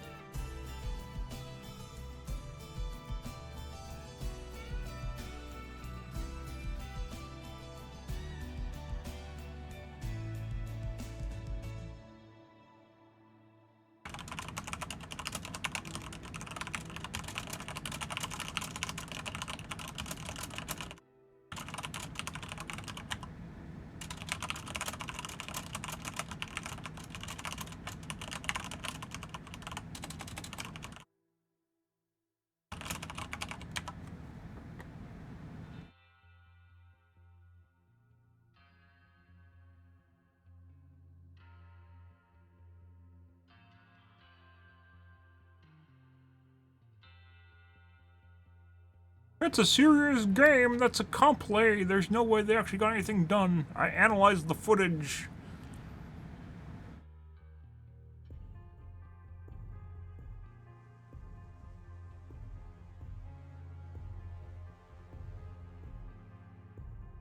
As Scott said, you can have 5 health states. Nonetheless, you are at 4 gens while being dead on the hook. That's not how body blocking works. Jun doesn't. Scott was kind of like, I watched his videos, guys, when I started playing Killer and Survivor, because it's pretty good tutorials. But he is not in touch with high MMR gameplay at all. We have plenty of people that body block for their friends, and it still takes us gens to fucking finish the guy off while they're body block in current meta. So.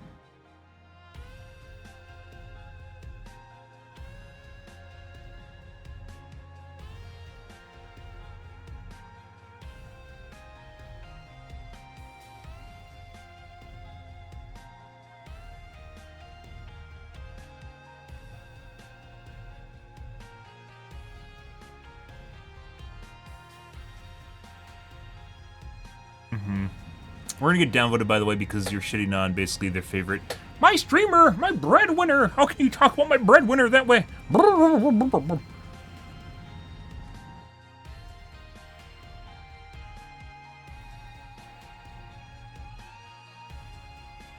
Scott always calls killer players out. Scott is a Survivor main, by the way.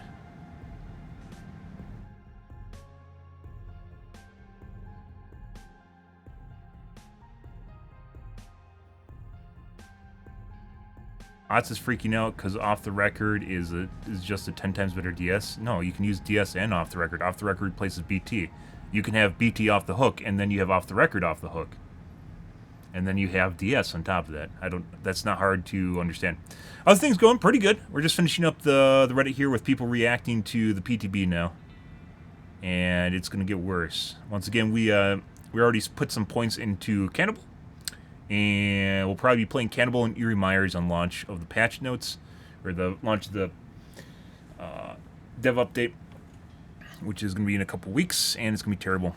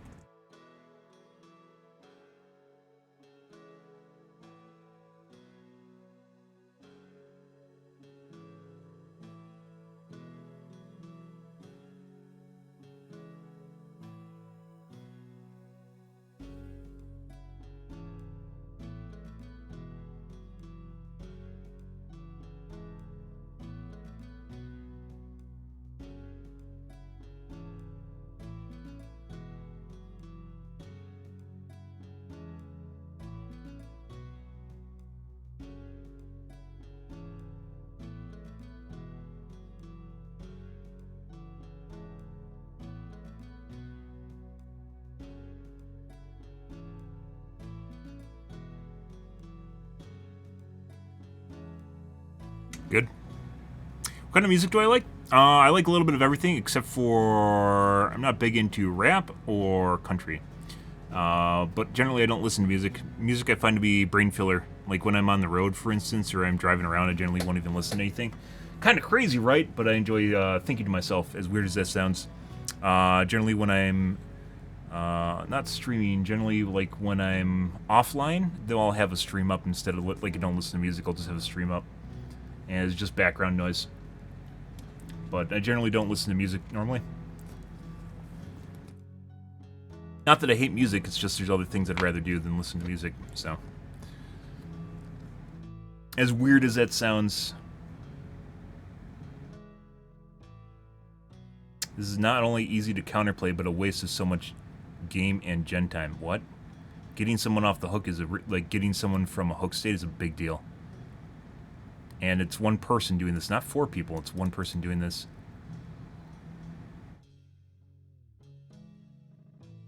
Yeah, no, this is gonna be crazy. And then Survivor mains reacting to Killer mains, pointing out how ridiculous this game's gonna be.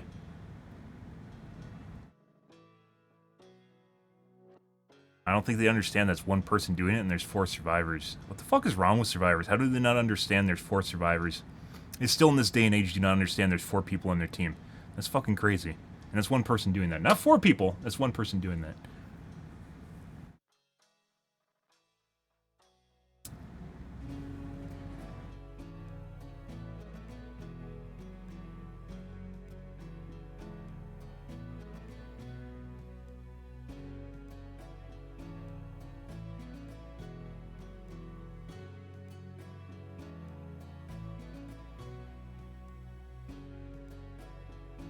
Okay. Meta doesn't mean it's a better meta. Candidate chair? Yep. Let's see what lovely message I have waiting for me.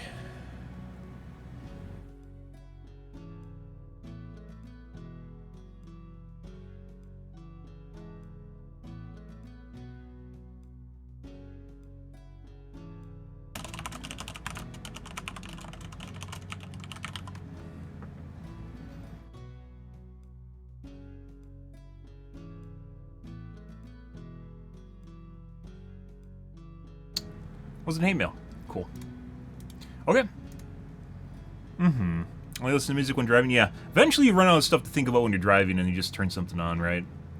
You just... if you drive a lot, so if you commute, I'd 100% listen to audiobooks, though. But I don't commute enough where audiobooks are a thing, so it's not really that big of a deal.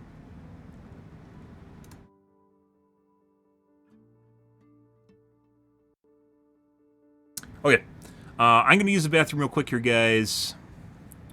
And then we'll play the Gamaz.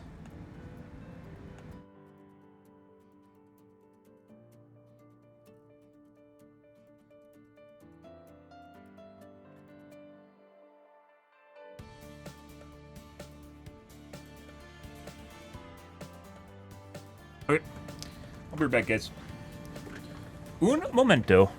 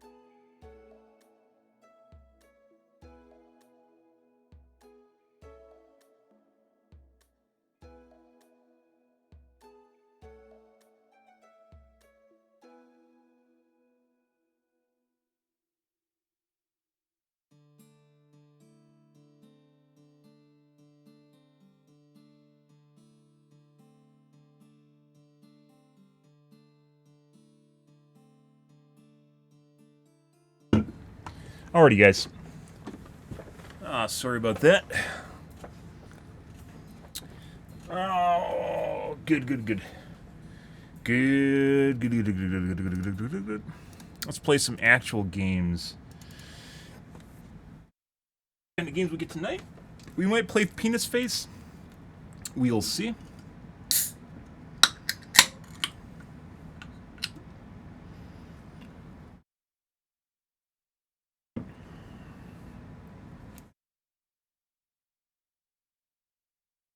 Depends on how our games go. It is the weekend, and usually weekend games let up in terms of difficulty. But we'll see. There's more casuals that play on the weekend.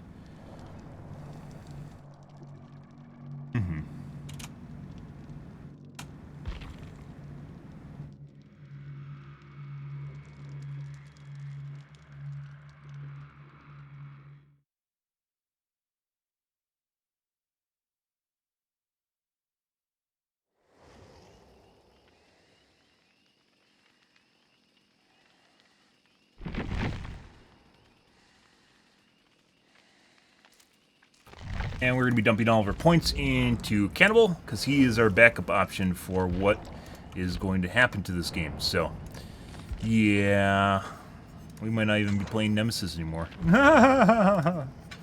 That's the way she goes. Good. Off we go. Off we go, guys.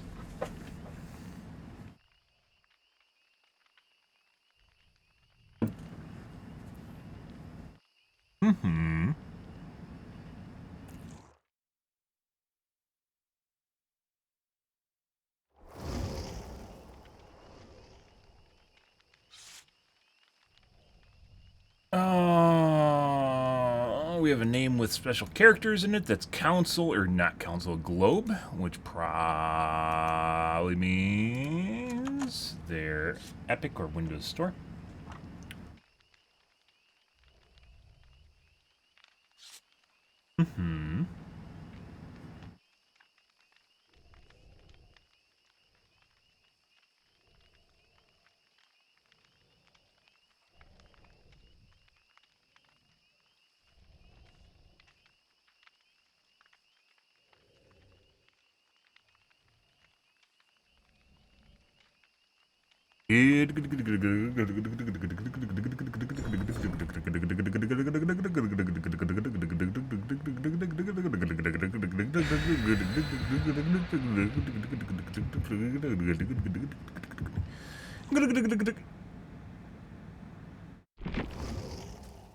That was really weird.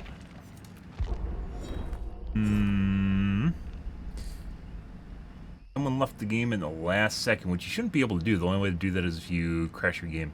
Close your game, excuse me. Very interesting. Left or changed an item? On the two.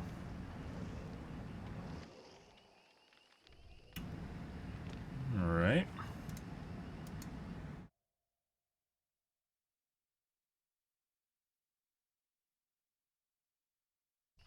I don't know why I get so many people with, like, Chinese names, and they clearly do not have... Oh, a vac ban.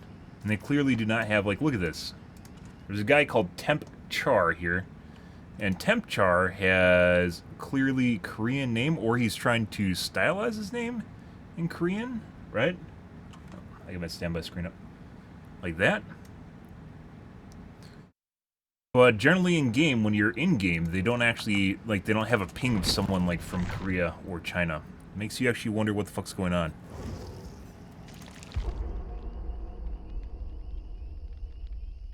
They have a special meaning to them? IDK. Leaves. The usual sort.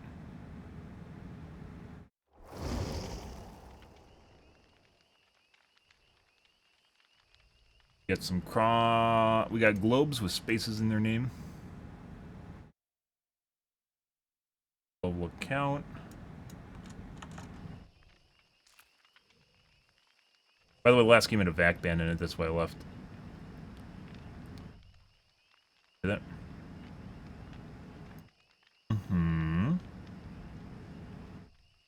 No, you don't need to play against vac bands. You can just leave. Weird, huh? Good, good, good.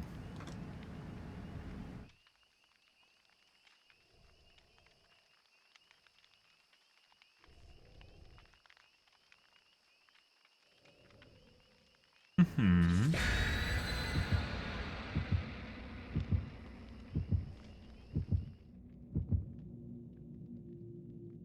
Do. Miss Dirkner, because sweat squads, obviously. Luck increases. Lots of luck increase. Very interesting. So either they have a build based around getting off the hooks for their team, or they just expect to have to get off the hook, which is also kind of weird. That's not one person. There's multiple people running luck add-ons there.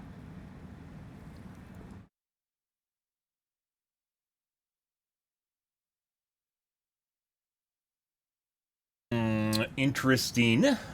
Well, we'll see how this goes.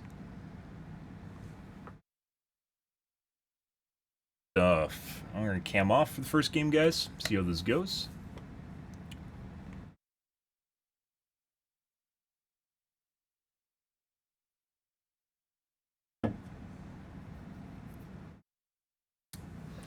And Miss Darkners, by the way, are for sweat squads. Because you don't need to know where your friends are or where the killer is if everyone's on voice chimes connected to the hive mind. So, yeah.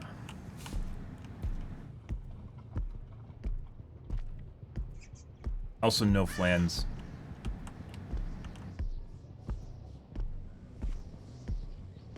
Pretty sure there's a guy in that gen, but only one person spawns next to killer like that.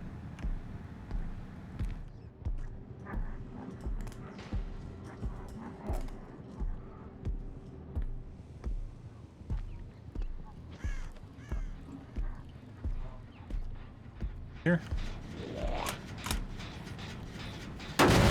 Their whole fucking team spawned next to me? The fuck is that shit?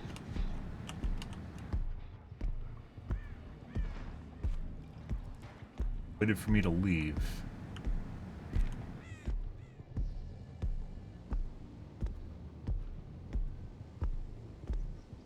There wasn't anyone on it. What the fuck are they doing? There's obviously a guy over there. There's one guy here.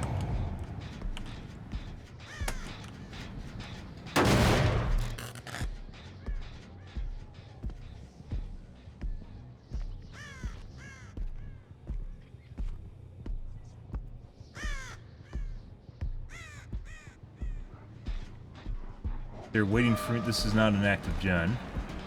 What the fuck are these guys doing? Like, they only want me to chase her? Okay.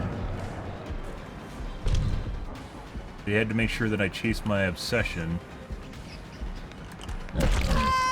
Guess they think I care about STBFL, which I don't. Doing? Dead hard? No. What the fuck's going on here, guys?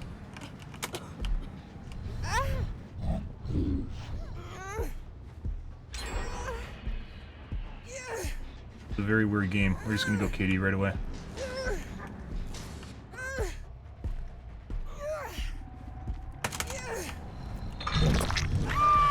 Check chest. Chest is closed.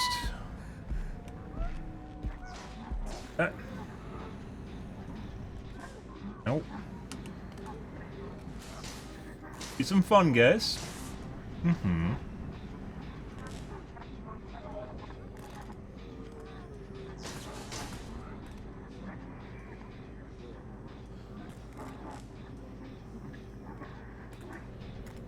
Good zombie. Good zombie. Mm-hmm.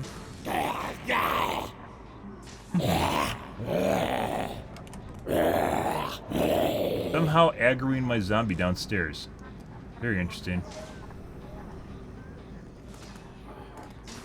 Right away, prefer to go phase 2. I probably could have punched him just now.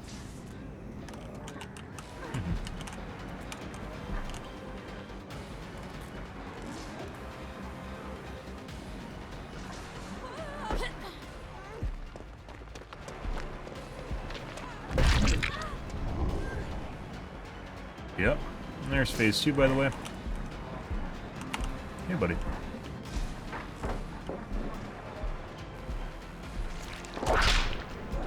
Bye.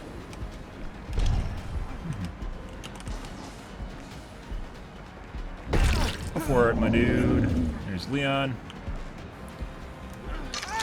Oh, I missed.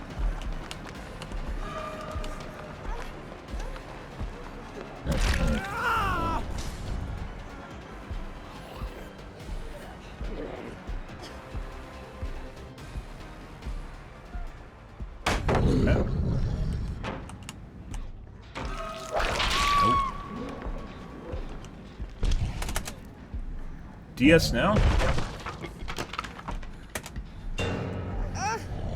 See?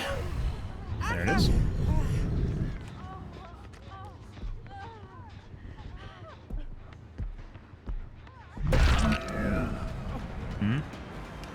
Now, body blocking galore. This is only going to get worse, guys.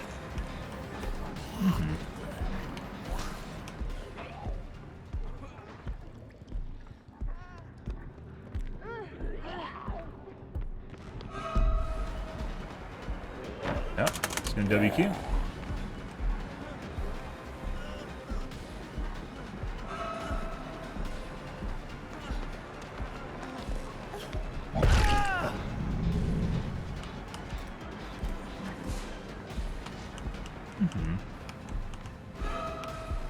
Goes. You're gonna go the same loop. Yep, WQ.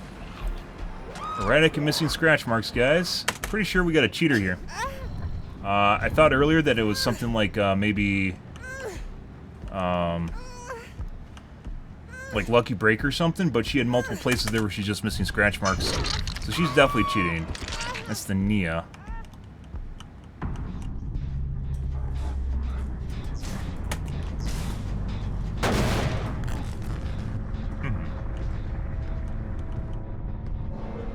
Buddy.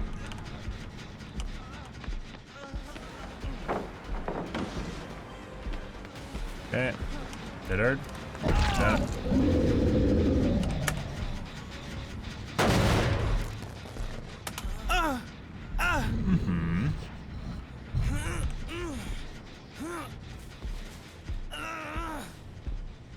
Okay. Second most done gen is in front of us. You guys. We're probably gonna go for unhook now. There he goes. Okay.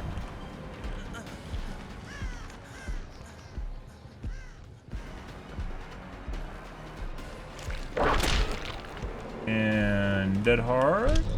Good. Buddy. And no DH there, or didn't use it in time. Heal.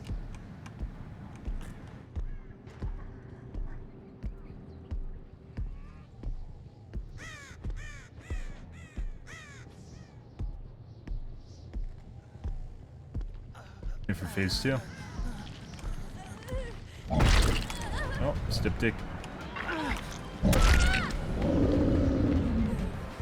Actually. Hey, buddy.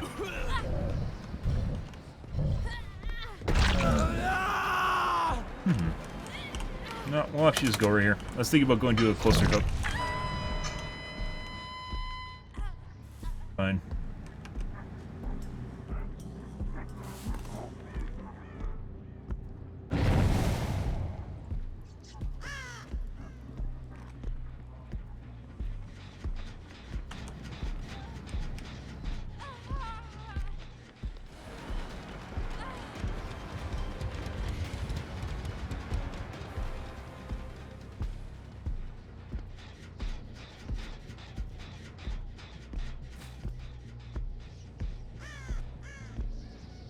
There's a guy working the gen over here. Yep.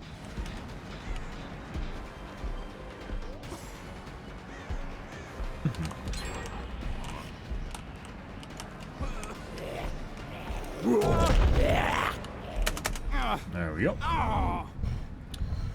Back. Same spot. Yeah. Yeah.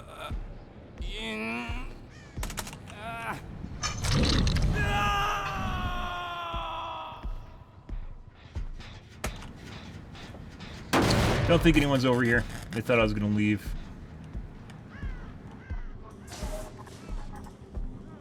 Hey, buddy.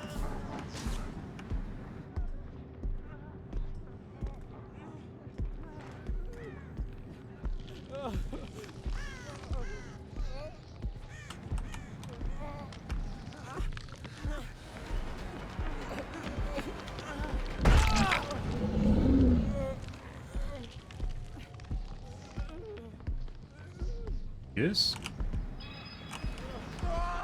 Okay. And just magically 4%ed. Isn't that amazing?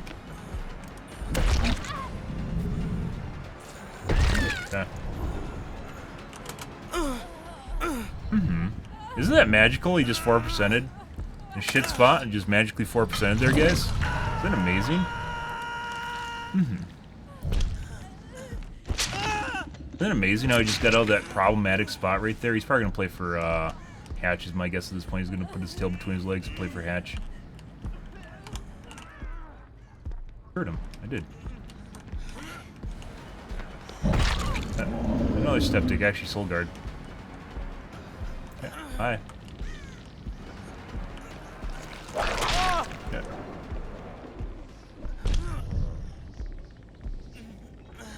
Is that the Soul Guard without an Unbreakable or Exponential? We definitely got a cheap obby.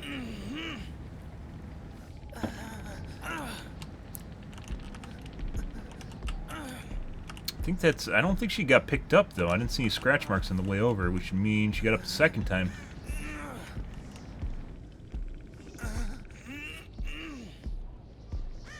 We're gonna make sure this is a kill secure.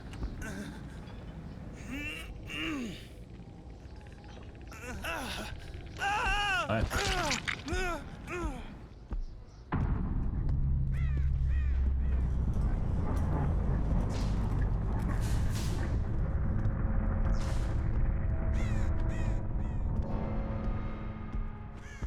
Now we wait for DCX play for Hatch.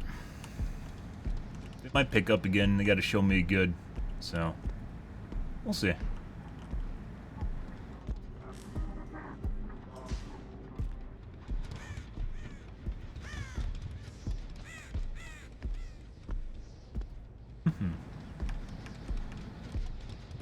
Healed after running a little bit away, so maybe over here there's pickup.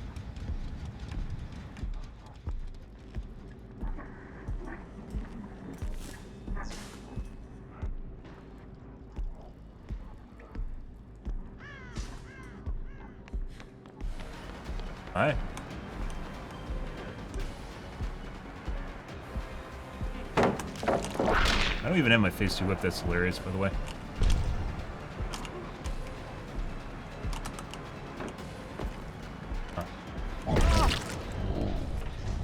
He is. Stutter.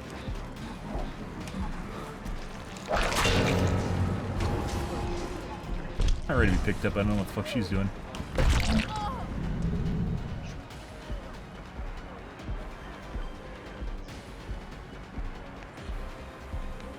Yeah, going back to this window loop again, guys. Isn't that amazing? Fucking fantastic.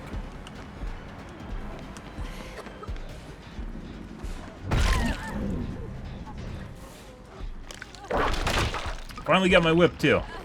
Very weird game, very weird squad. Good stuff.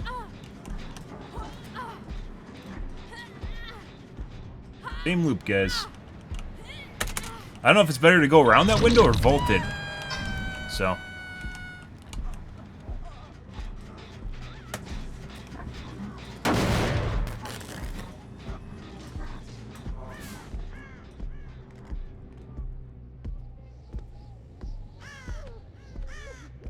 Buddy.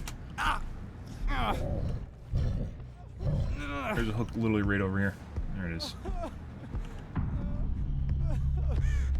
don't think we ever hooked. Yeah, we did. We hooked everyone.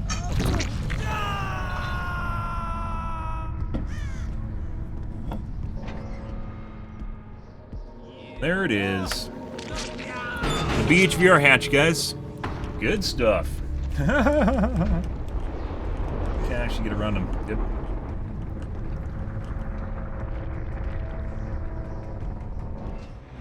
Mm-hmm. Good, good, good.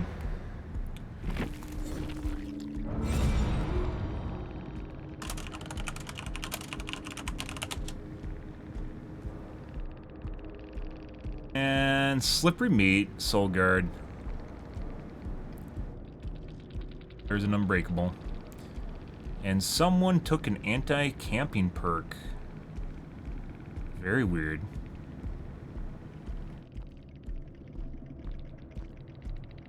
Is that the Hattie? That was the Hattie.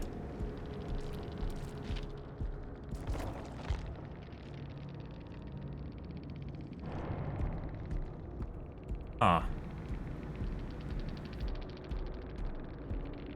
There's also luck.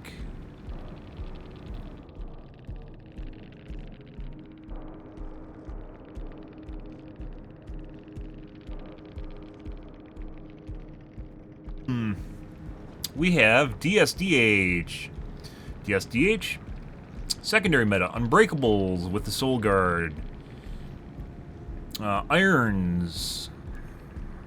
That's it. Some people are like running like endgame perks, kind of weird.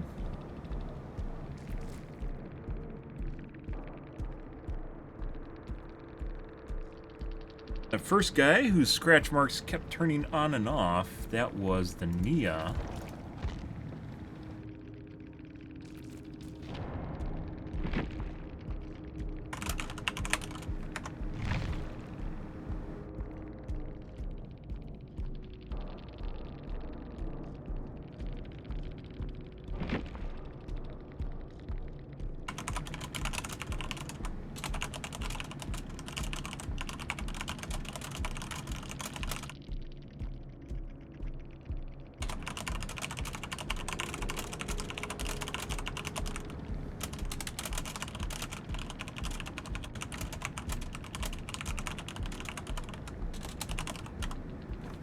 Yeah. If I was worse at chase, guys, we would have actually probably lost her there when her friends kept trying to override her scratch marks, and her scratch marks disappeared. Yeah.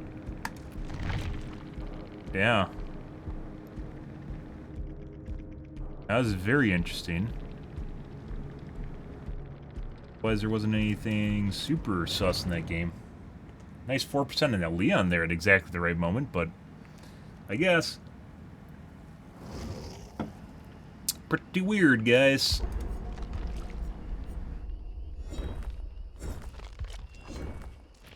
Back to doing the challenges. Good.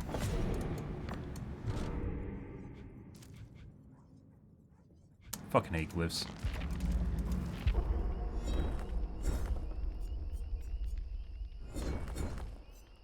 More BP for your BP. I heard you like BP, guys, so I'm gonna add more BP to your BP. Get some more BP, but not that much more BP.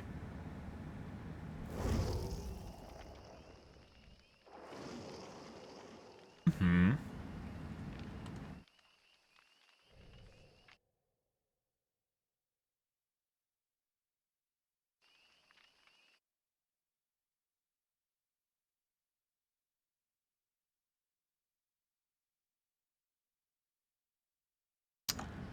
We got some memers. Too many people on level 1 accounts. Next game.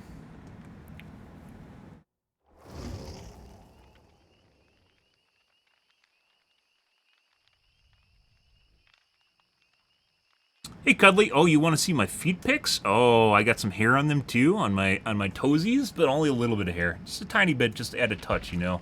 Little hobbit's feet, yeah. Actually, I don't have hobbit's feet, I have really big feet. Yeah? It actually means more coming from Raul. I'm sorry. I'm sorry, Cuddly. I get enough of you in my games, so.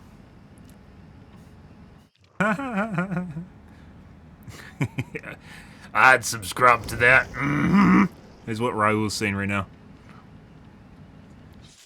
I actually got, oh. We got memers. 1 second, guys.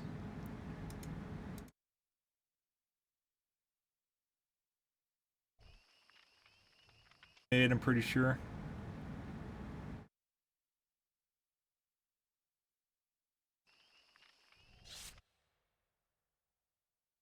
You can learn a lot from someone based on their fucking past names, guys. Like, it's actually, their profiles aren't really telling unless it has a VAC ban, but if you look at past names, it actually tells you a lot about the people you're... Yeah, we're gonna pass on this game. It's like basically all memers and like shit posters types. We're gonna pass on that.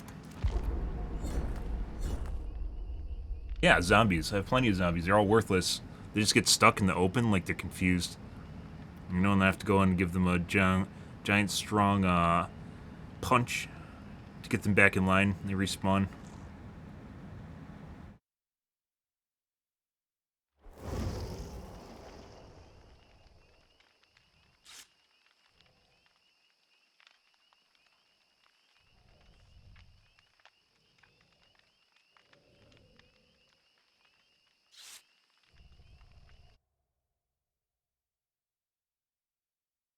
Another memer. Crass name memer, that's generally worse.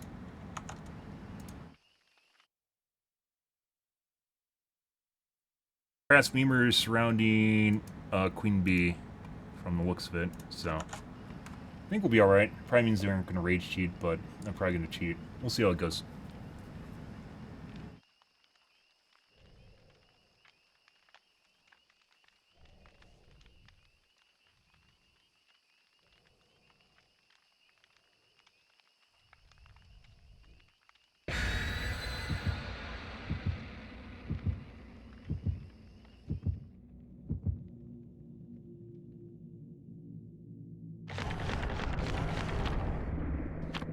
Mm-hmm.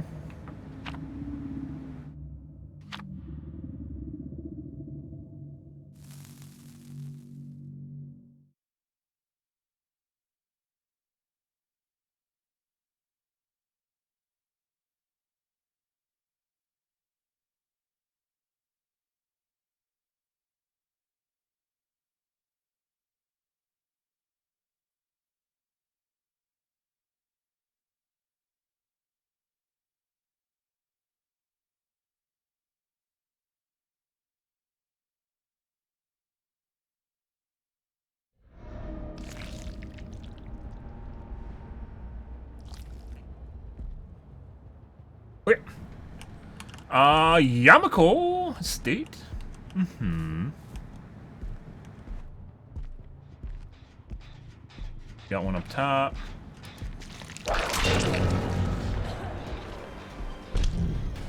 Think she's really bad, or that was intentional? My guess would be intentional.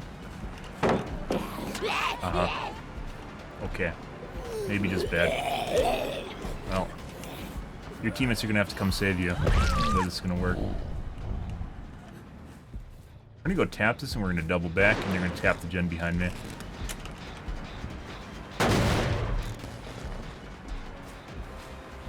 That one's not very far done.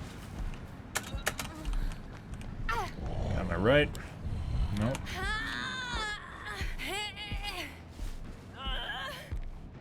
None of these gens are being worked on. What the fuck is this shit? Oh, I went the wrong way. I expected there to be people over here. Correct opposite of that, guys. Unhook behind me?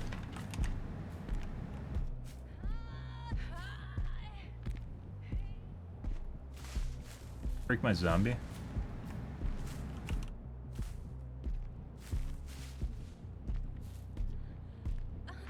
They're definitely gonna come save her. This is the Queen Bee I was talking about, by the way. And not intentional, she just happened to be on the top. Although it'd be a good tactic and strategy is to focus the person of interest. That's actually one of my strats. BS Tech, by the way. Mm-hmm. No, they're just doing gens. Yeah.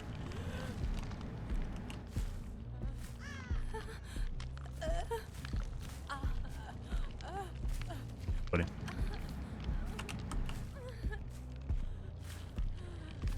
Wait for two, or wait for phase 2. There we go. Can we trap her? No. Yeah. Good job, Yoichi. And she's dead. Time to tunnel a Michaela. Tunneling a Michaela.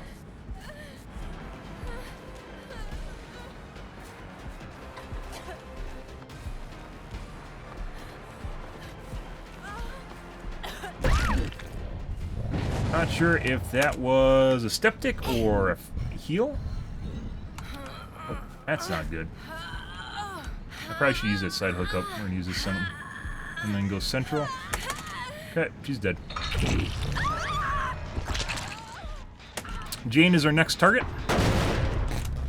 Degradation kink? Oh, you're one of those subs. Scary. I've seen the likes before. Not always. Okay. Why the fuck did you come back to me? DS, I guess?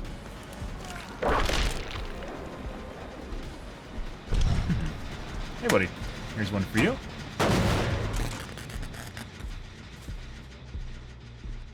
See if he pops it.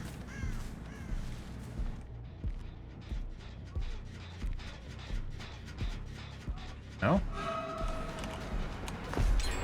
Oh, you passed the check. Shoot.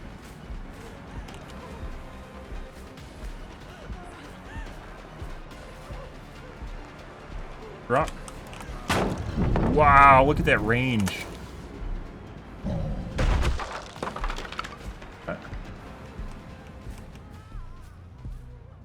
Got in a locker? The fuck is this shit? Okay, head on. Okay.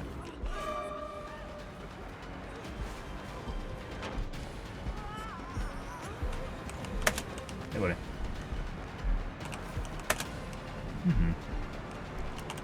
What the fuck are you doing?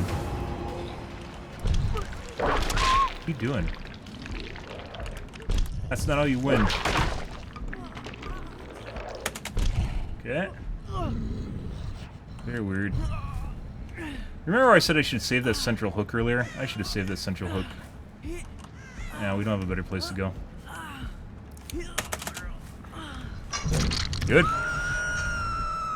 Reset him.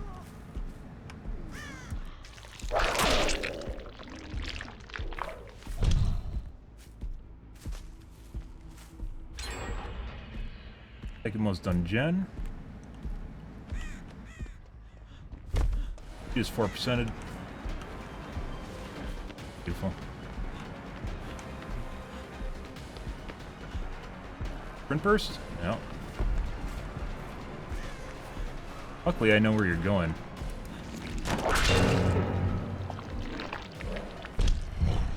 Hey, buddy.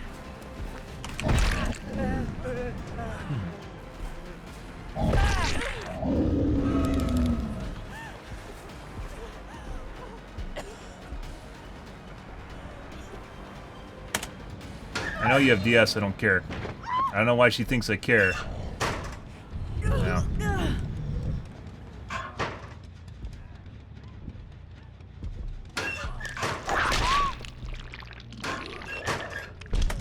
Nope. Not the way that works. Pick up. That's fine. You want to take some protection hits here? That'd be beautiful. Back to the hook you came.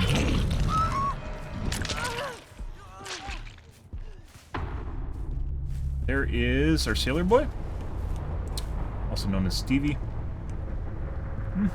Yoichi's going to that far gen, which is fine.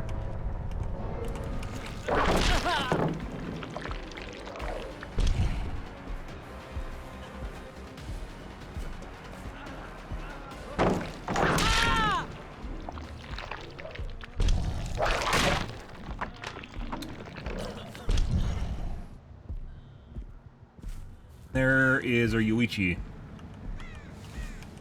Apparently never made it to the gen. Uh-huh.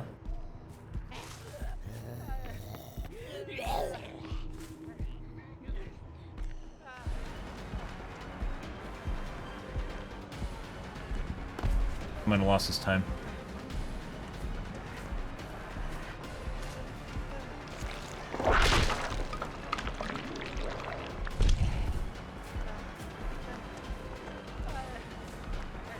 Going.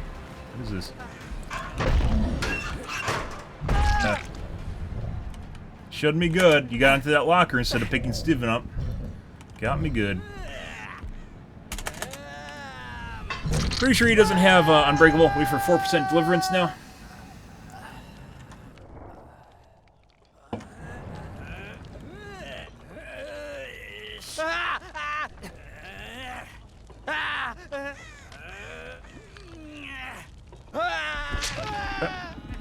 Hey, Steven. Your turn now. Good, good, good.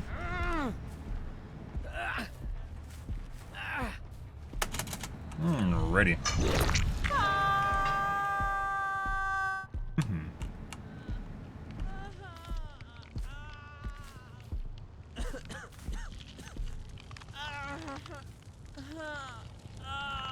Now we wait for our 4% in deliverance.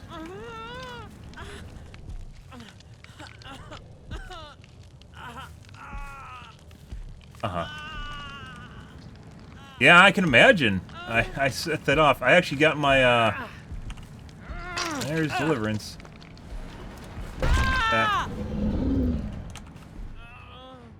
That's why you wait for 4% deliverance, guys. Now we wait 60 seconds for his DS. So, 50? Get. Unless it literally throws a hatch on him. And it did not. Yeah. I had, earlier today, you know I mentioned left-leaning propaganda in most modern TV shows? I talk about that. I mentioned that in general chat, and I got a behavior warning from Blizzard. Yeah, so enough people reported me for language. I didn't swear, by the way. I never swear anymore, because I've actually gotten silenced for swearing. Yeah.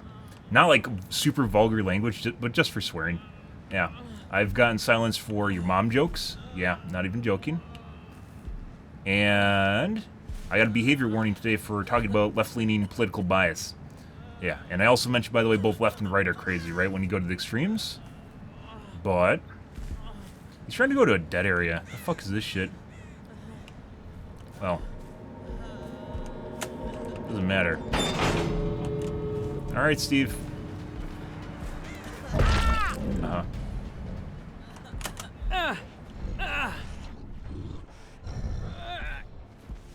Not the way that works. He might actually be in a dead spot, I don't know. If he wants to be dumb, I can chase him down again, so it doesn't matter to me. Yeah.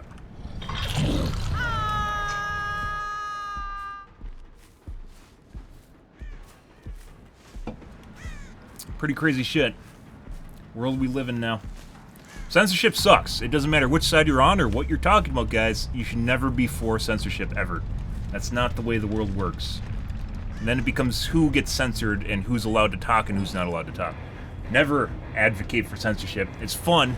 It's fun making someone stop talking, right? Having that god tier power. But just be aware that can apply to you too.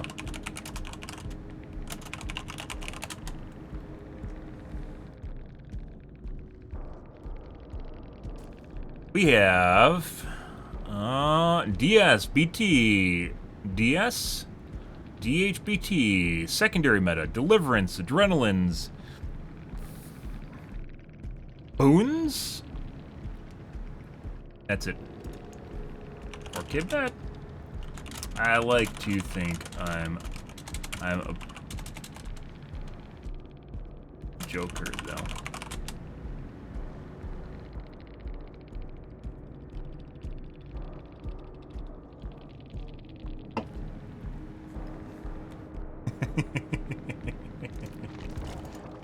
Oh, they're here. Once again, crass names. This is the queen, by the way. Oh, you guys. Good luck on your next game.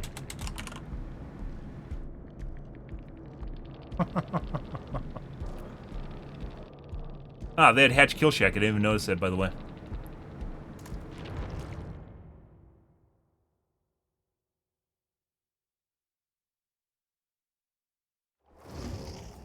Hmm.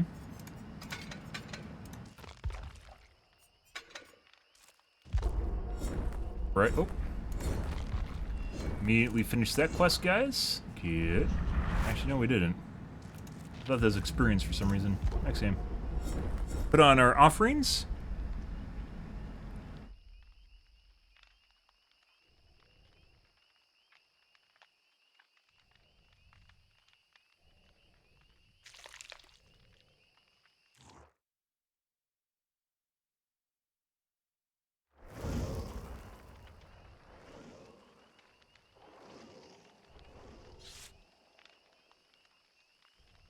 Hmm.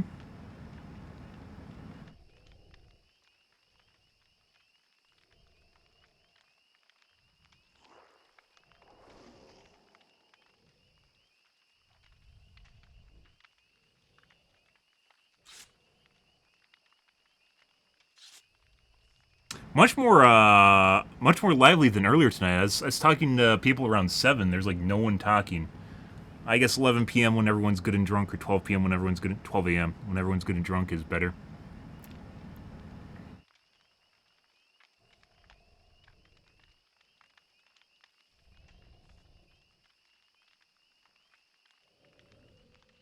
He's.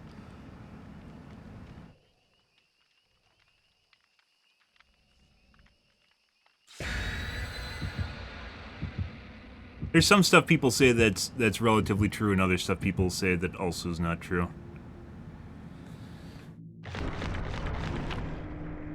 Like, it's actually really bad from a biological... Well, I don't know if I want to get that deep into it, but from a Roe versus Wade, it's actually really bad that women can't just have safe abortions.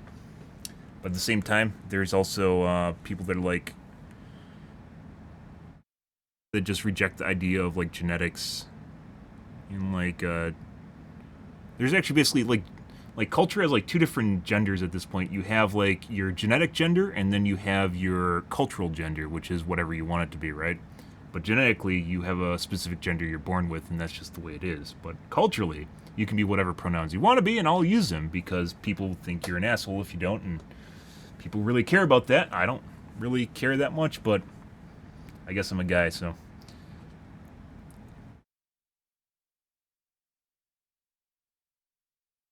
I don't know. Like I said, extremes on both sides are fucking weird.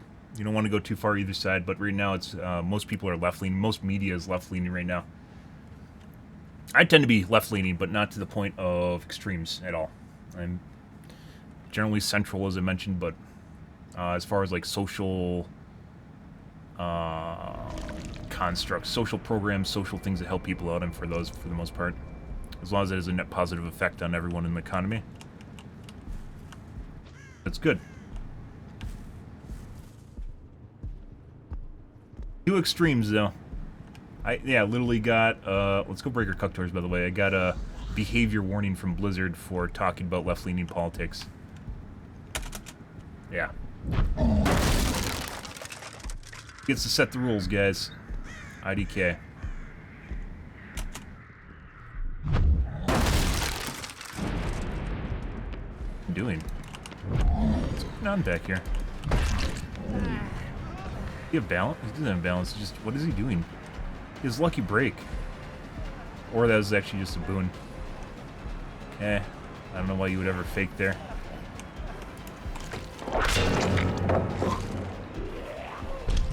He just dead-hearted that.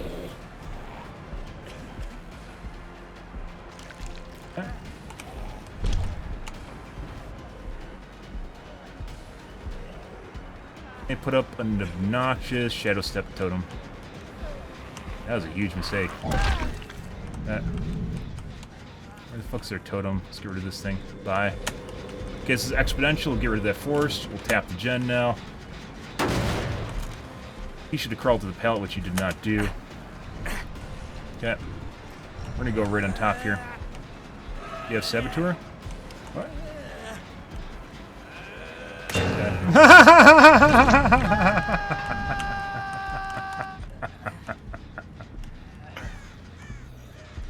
These two people working this, we're going to double back immediately. He's going to get unhooked by the Michaela, more than likely, who's skulking around. Did he? He did not. She's just signing over here.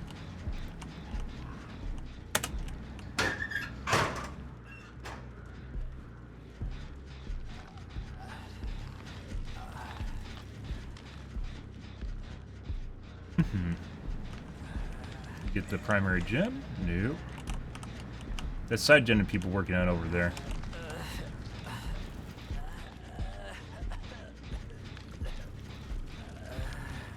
Kayla, what's going on? Bye. We're gonna wait for his face tip.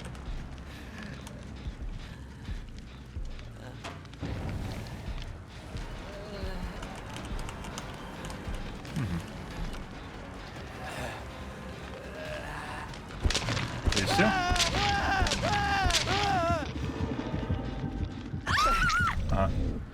Good job. Alright. That's exactly what he's doing.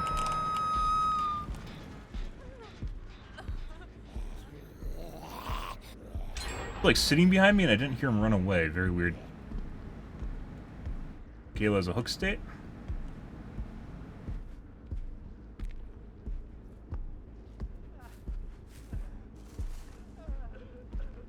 Nope, that'll happen.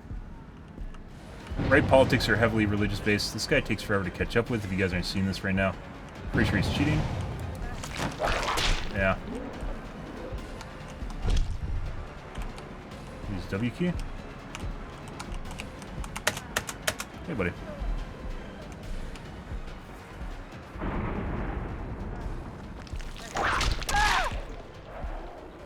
See if he has DS now.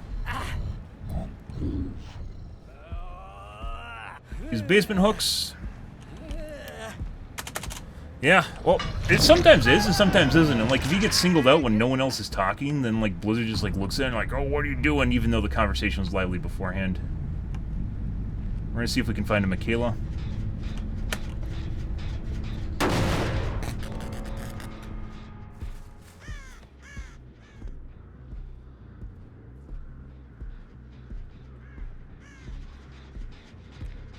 Michaela's over here. Uh-huh. Get rid of this. I saw you set up for that.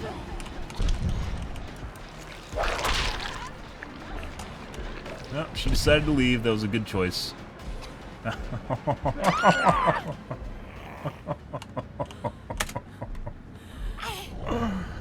Oh, yeah. Go to my favorite hook, which is the one over here in the corner. There's an ash working that. Okay.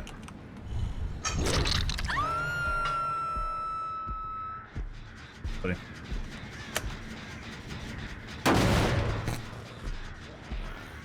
Oh, there's someone upstairs, don't care. I'm gonna secure this back gen, which is what I was looking for earlier. Oh.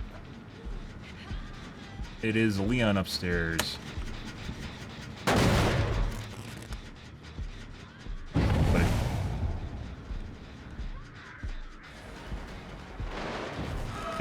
You tap it for me, Ash? Is it tapped? Yeah, he did. What a great guy. What a fucking great guy.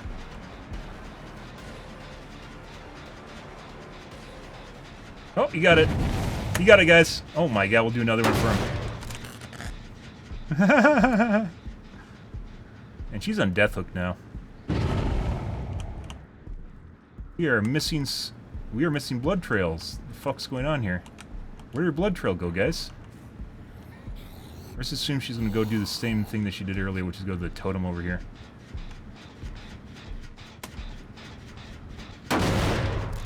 How was she missing blood pools? Parental guidance? I think that's parental guidance. Hey, buddy. Got another one for you. Yeah, I think that's parental guidance. She's going to go hide in the corner of the map. I don't care. And we have enough time where it doesn't matter who we chase, so.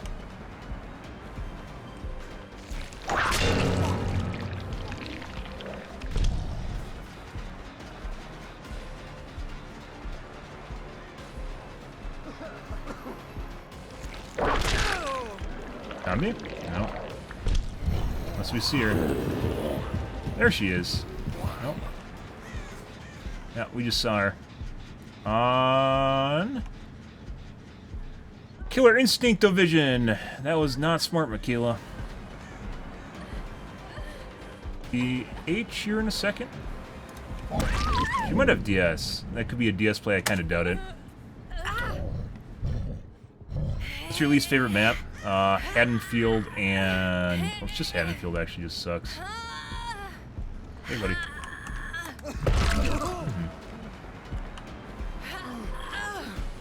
Nope, you fucked up, Ash.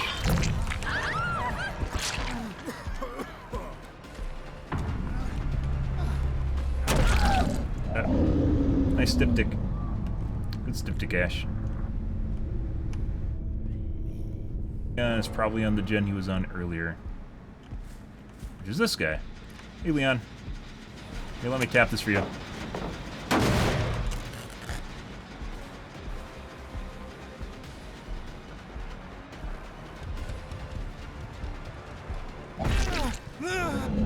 Going for pickup now. You realize that he has to go for pickup. I could have waited and baited him over to Ash, but I'm pretty sure we have enough time. He's going to drop. He should have dropped. I don't know why he didn't drop just now. He should have vaulted. He didn't vault. You have Lithe, maybe? No. What are you doing?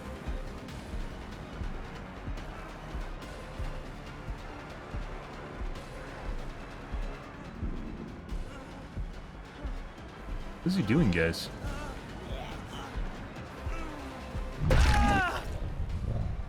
I guess we have a quality decrease tonight in our survivors. But yeah, Haddonfield is way, way too survivor-sided. Even more so than RPD. RPD is just dark. Haddonfield has way too many long window loops. And it makes it very difficult. It makes it very, very difficult to deal with cheaters. Mainly cheating is a big problem. They just run long window loops until they close. It's worse than the old Haddonfield.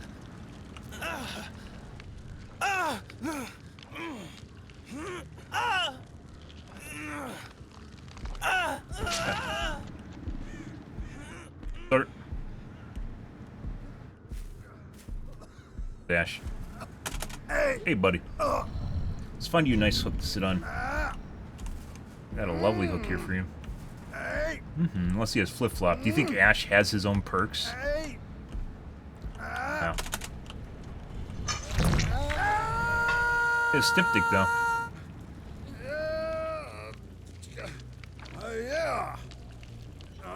Surprise! Now I gotta wait 60 seconds. 19 next minute.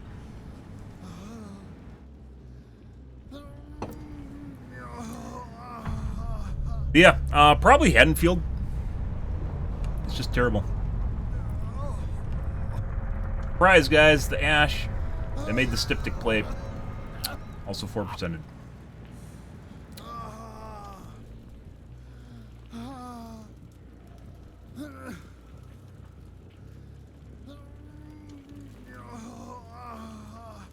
I'd have been saving Unbreakable for an unhook. I kind of doubt it.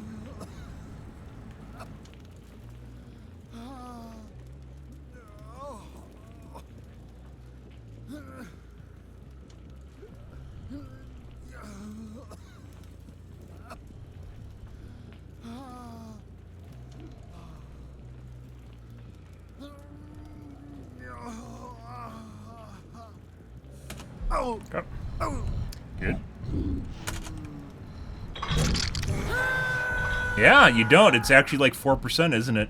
It's kind of weird when you get a bunch of them in your games, isn't it? That's why I pointed out. And other viewers have even noticed it while watching me. That's the crazy thing. Is one other viewers even noticed that your 4% in your games are more common than they should be. Yeah, without luck add-ons of any kind or something to explain it. Oh, I don't think we're making that. Nope. Yes, sir. No.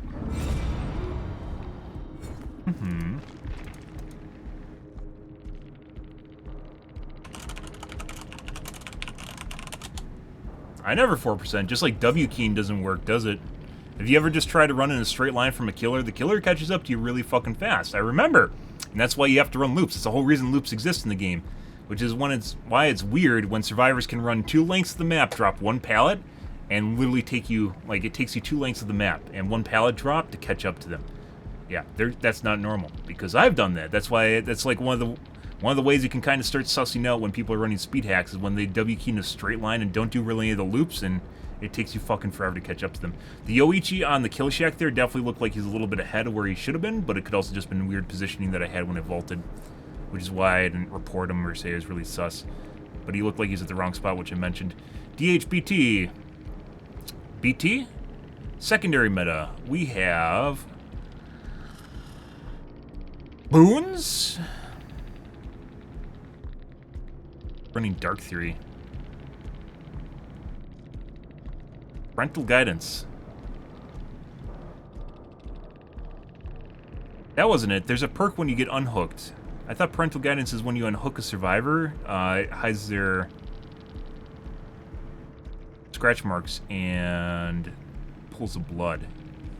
It was Yoichi that unhooked him. No. Steve? No, Leon. Leon was who unhooked the Michaela. Why didn't she have any blood pools after her unhook? That's really weird. Let's take a look at that again. There's a perk that once you unhook someone, it'll hide their pools of blood and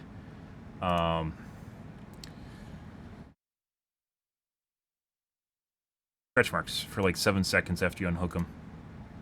Which almost no one uses, but it exists. I know it exists because I've read it. Let's take a look here. On the Michaela, Leon did it. She might have DS. That could be a smart Michaela. We are missing here. Oh, you got it. You got it, guys. Oh my god, we'll do another one for him. There's a pool of blood right here, guys. And she's on death hook. There's a pool of blood, too. No. Nothing in here, which is where I looked immediately. Here. He just disappeared. We are missing blood trails. What the fuck's going on here? Where did your blood trail go, guys? Let's assume she's gonna go do the same thing that she did earlier, which is go to the totem over here. Yeah, that's a cheat. That is a cheat. There's no other place she could have been. So I don't think it was her, I think it was someone that unhooked her. It was Leon that unhooked her. Ash was doing the gen in the background there. Yoichi or Yoichi?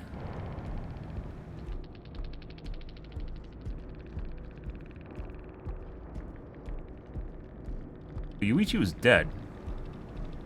It had to be Leon.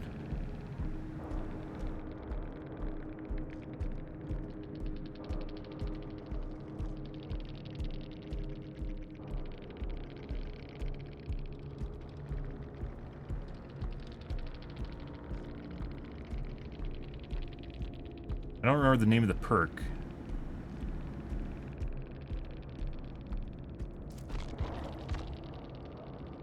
I don't think it was Michaela, though.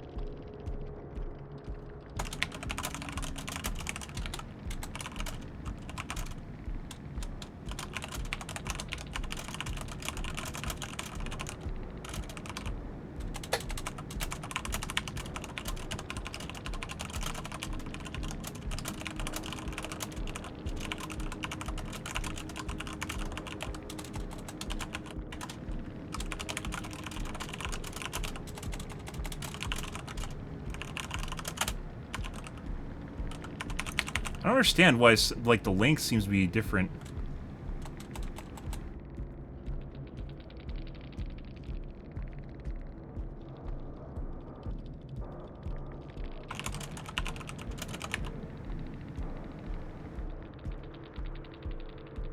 He, like, literally ran over to that side with the Leon over there. He might have been escorting her, but there's no blood pools. It couldn't have been Lucky Break either. It could have been Lucky Break, but she doesn't have Lucky Break. And Shadow Step does not hide blood pools. Yeah, so there's a cheat of some kind going on there, guys. I don't know what it was, but someone was cheating. It was probably either the Michaela or the Leon.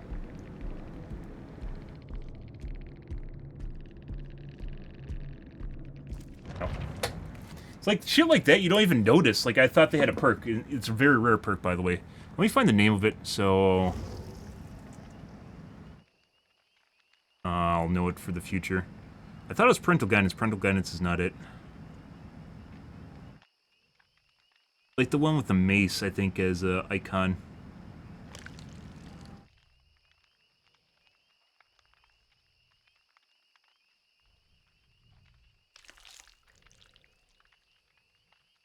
Guardian.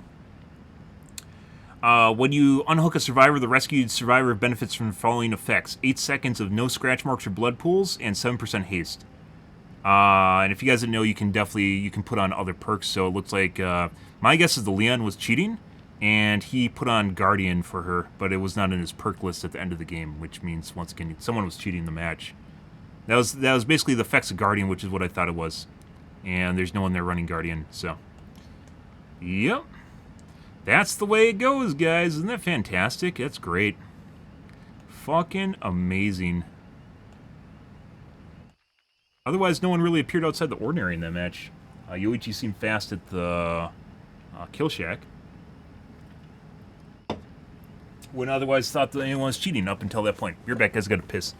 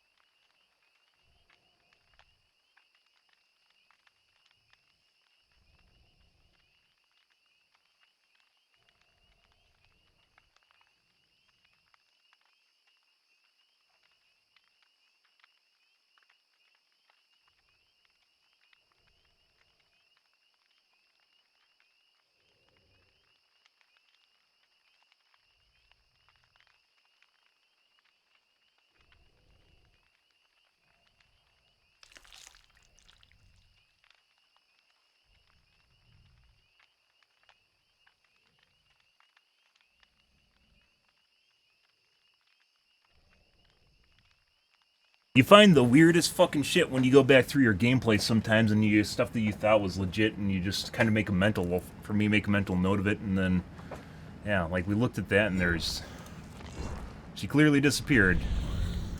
She didn't have Iron Will either, so it's not like she could have been hiding that little nook on the side of the building, and there's no scratch marks running there either. And I don't think she's smart enough to do that. Pretty sure the Leon put on Guardian, cheated and put on Guardian, and then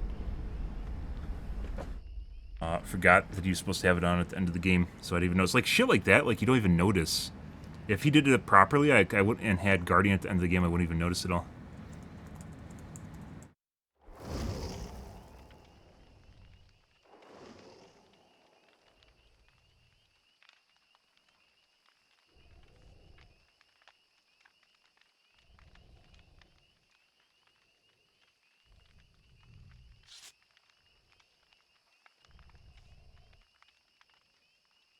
Mm-hmm.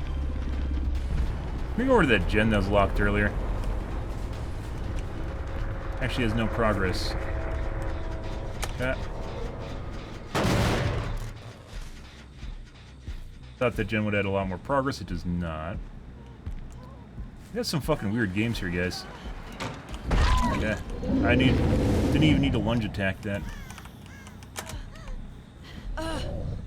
Weird.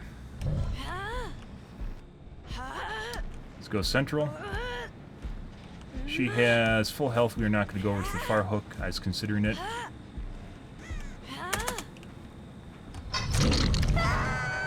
Could have made this hook even with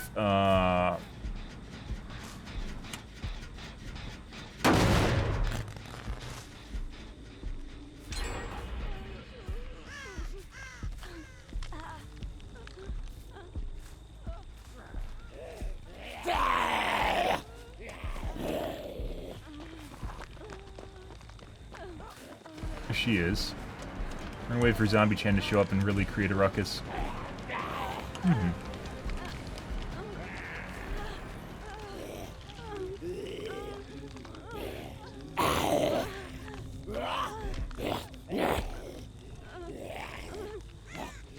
Pretty sure she's behind the hay bales right there.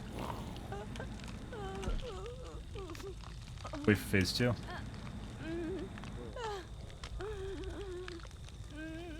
What is Meg doing? Buddy.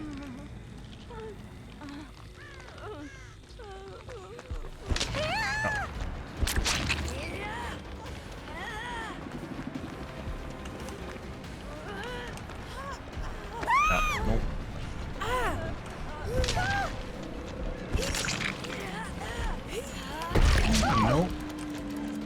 This is not the way. Think the guy on the ground has Unbreakable? Possibly. Well, it's time for Meg to die. Excuse me, Mia.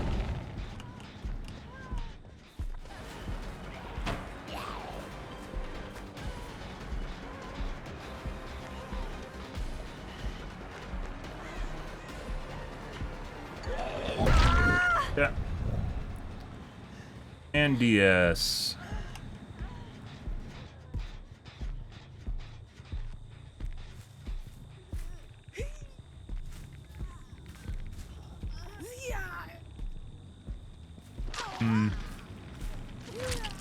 Where do you think our Kate went? There she is.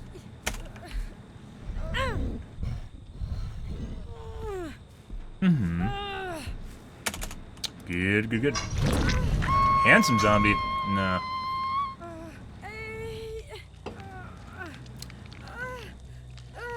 I'll wait for 4% deliverance.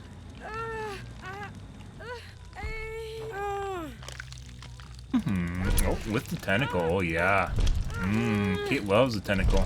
Speed this up a little bit.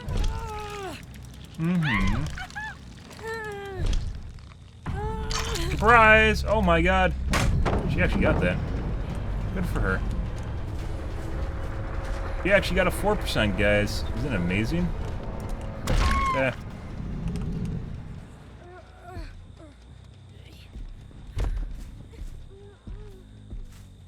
Isn't it a miracle she just 4%ed out of nowhere? Isn't it a fucking miracle? It's fucking ridiculous. Fucking miracle. Fucking amazing. 4%. I think what we're gonna do is we're gonna go back because these guys are just slugging around. We're gonna go black, bleed her out, bleed out the other guy, and just hook the Kate.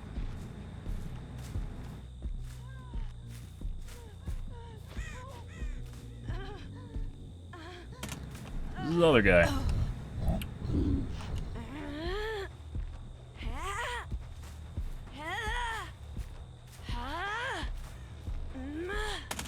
Yeah.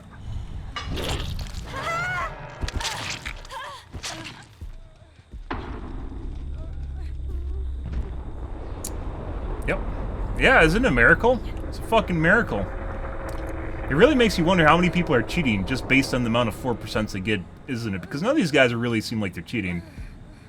But here we are with another 4% on probably their best player. I guess best players are just lucky. I wasn't really keeping track of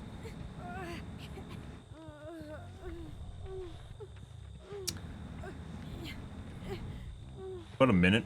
I don't know. I think so. We'll find out. It was. Should she just go to a dead corner? No. If she does break out, we're still fine. Fuck. Yep.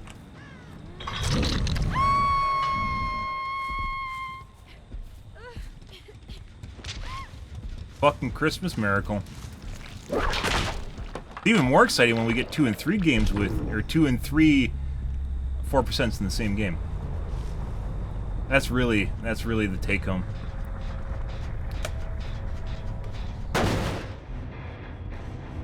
Good? Good.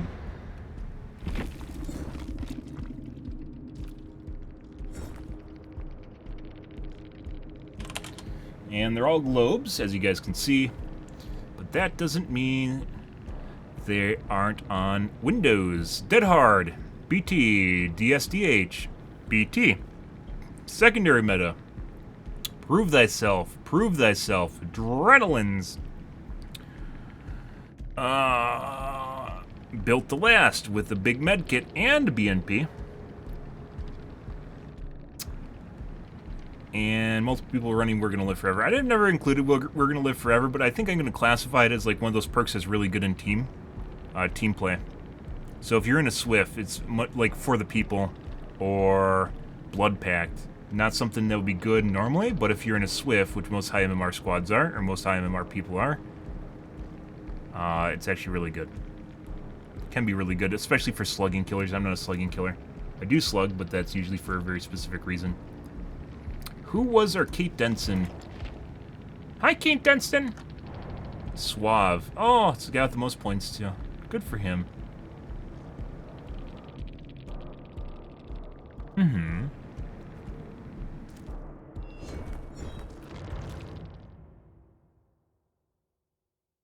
Good. 2 games in a row. Next game. Carry survivors 300 meters. Luckily, I carry people for long distances, so.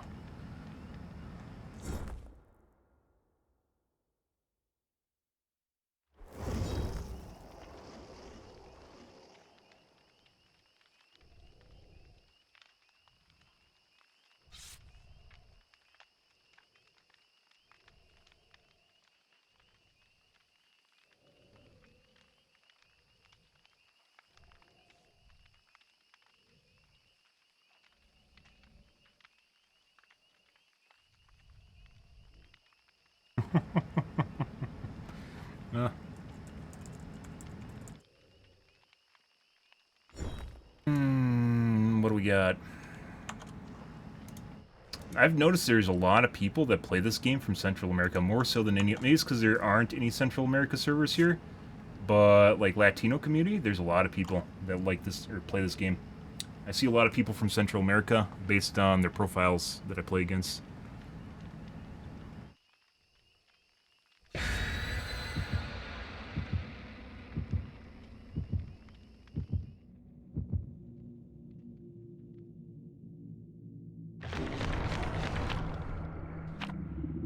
And it's a luck add-on.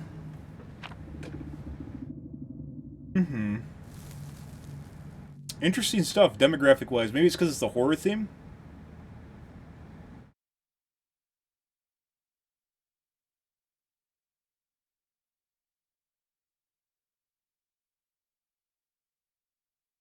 I'd say mostly. I do run into a lot of people from... Mexico's a country, isn't it? All of Central America is not Mexico. I mean, I see people from South America, too, which is weird because they have their own server down there. Like Peru. Peru's South America, right? Yeah. Apple. I don't know, actually, now. Yeah, Peru's on the left side of South America. Breaker cuck doors. Maybe that's Chile. Chile's on the south side, or west side of South America, too. Cuck doors are gone.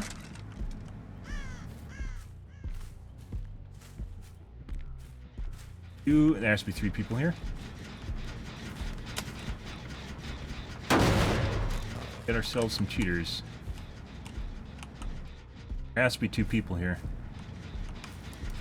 I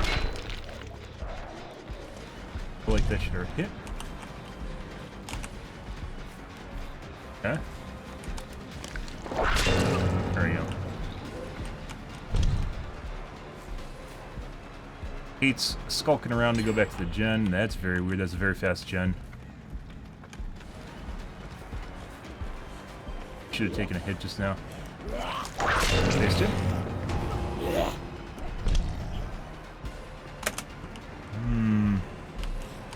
Zombies inside though, that's good. Fuck is that shit? Beautiful Drake. Pretty sure we got ourselves a cheater lobby here, guys. That other gen behind me also has a lot of progress too. Yeah, pretty sure we got a cheater lobby. We'll see though.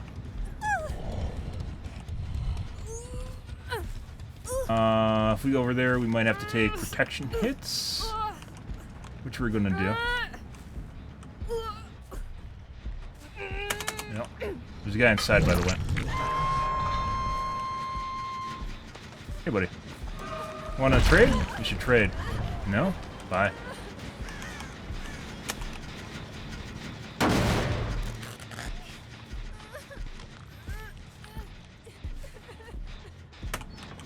Someone just... I think they just opened a case downstairs. Good job, guys. Pretty sure there's a guy downstairs. That cloud is very fast.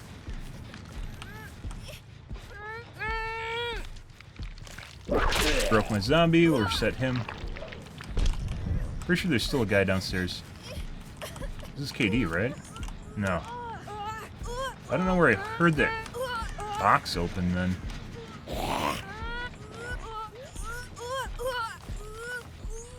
No.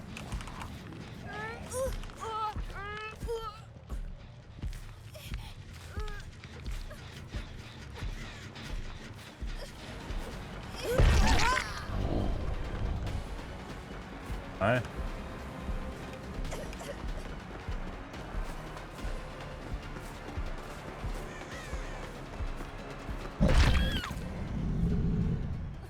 Go tap this gen again. Because we have time. Because she more than likely has DS. So we're going to come tap this, and then we're going to go back to her. Let's see. This might be a mistake. I think we have enough time here, though. We're going to live forever. We'll get her up, like, right when I get here.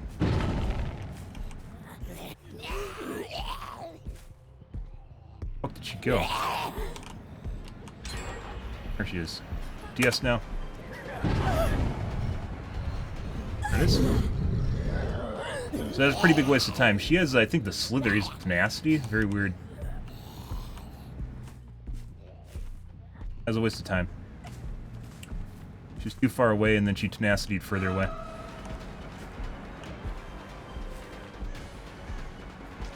Okay.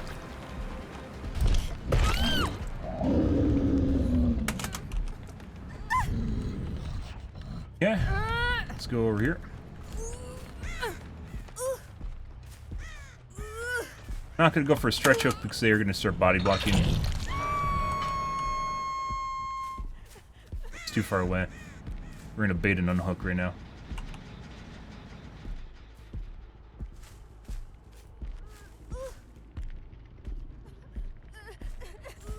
Oh, they're waiting.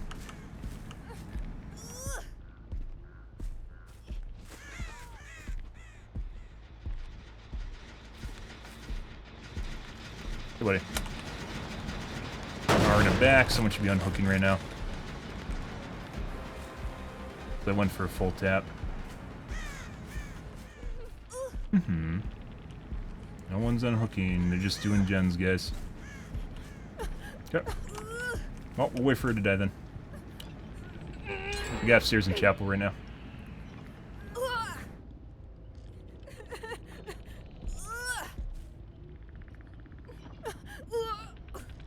The Claudette.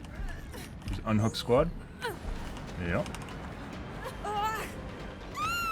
And she's dead.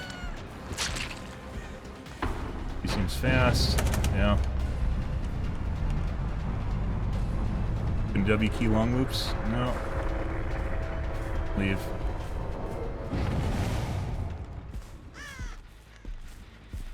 Yeah, there's the fucking Claudette, unfortunately. There's Michaela. We want to see Michaela. She doesn't seem very good.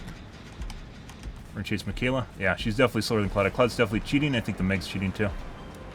Notice how much faster we cut up to her. She might toggle though. We'll have to wait and see.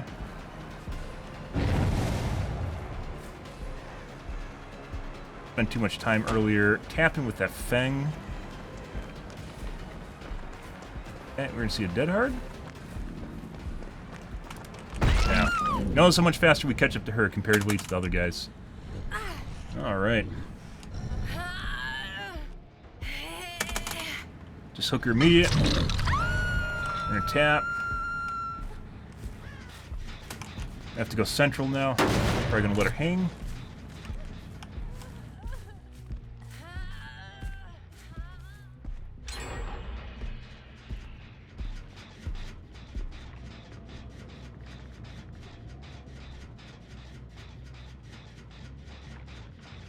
Second most dungeon is behind me.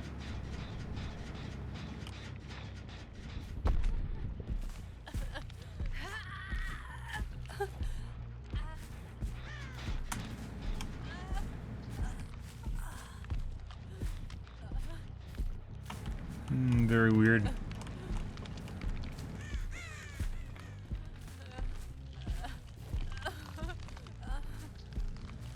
Cam off, guys. Wait for phase 2 here. She's working inside Jen up top right now.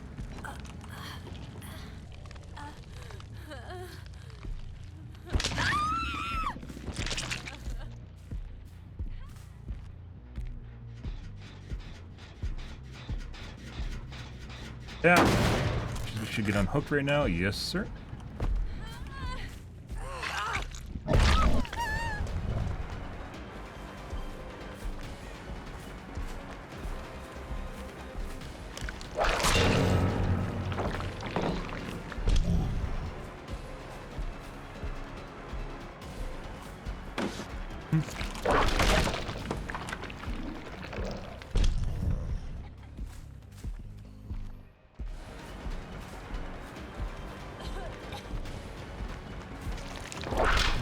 Very weird. Live? No. They just finished 2 gens at the same time. What the fuck just happened, guys? There's 2 gens left, right? Yeah. Pretty sure. What's up, zombie? What the fuck just happened? Is there not 2 gens left?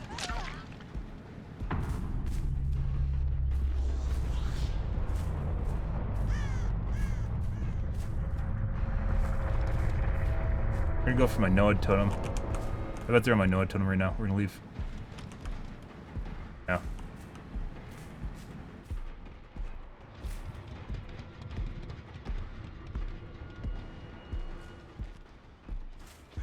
No.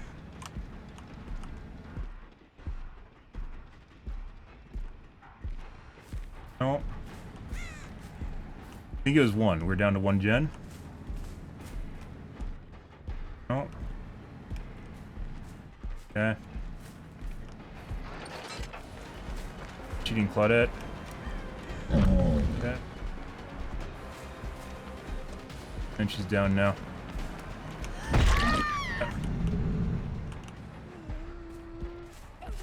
Check other handle. They probably did a split handle if they didn't go for my Noah totem.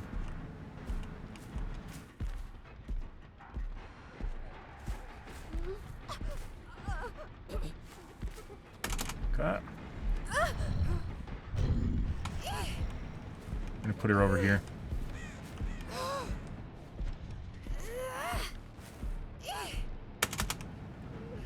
Yeah, I swear there's 2 gens left. Maybe I miscounted that. I would have played things differently if there's 2 gens. Oh, she's gone. Okay.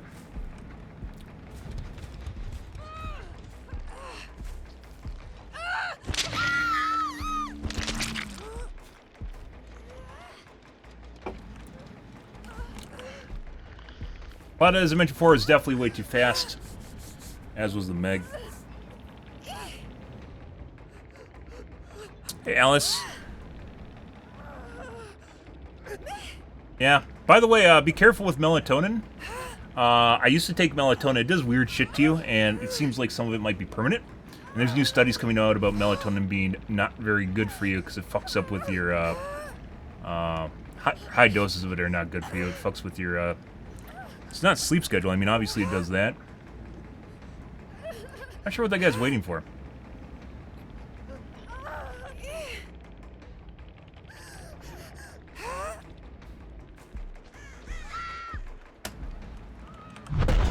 And we'll assert dominance. Good. Fuck out of here. I know you're on a handle somewhere. And while I could have opened the hatch near me, or opened the gate near me, we don't want to do that. Particularly because they can, might have been able to make an unhooked play there and both got out. So, I was going to open the gate next to me. Good stuff. Okay.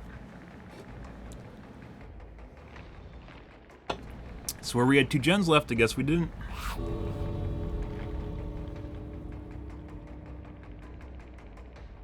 Mm-hmm. That double back with the Meg actually cost us some time. Good stuff.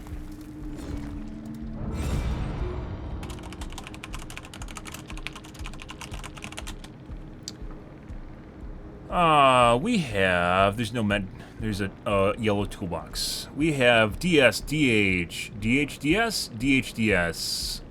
Secondary meta, we have adrenalines, irons, prove thyself, boons.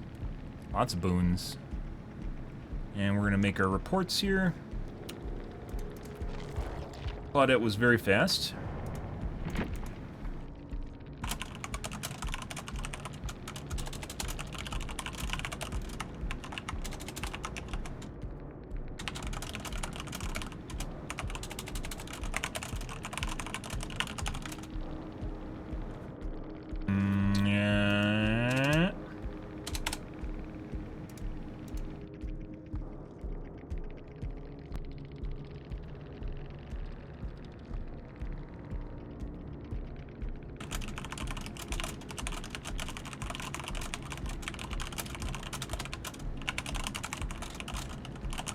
I don't think we get a single overcharge pop that game.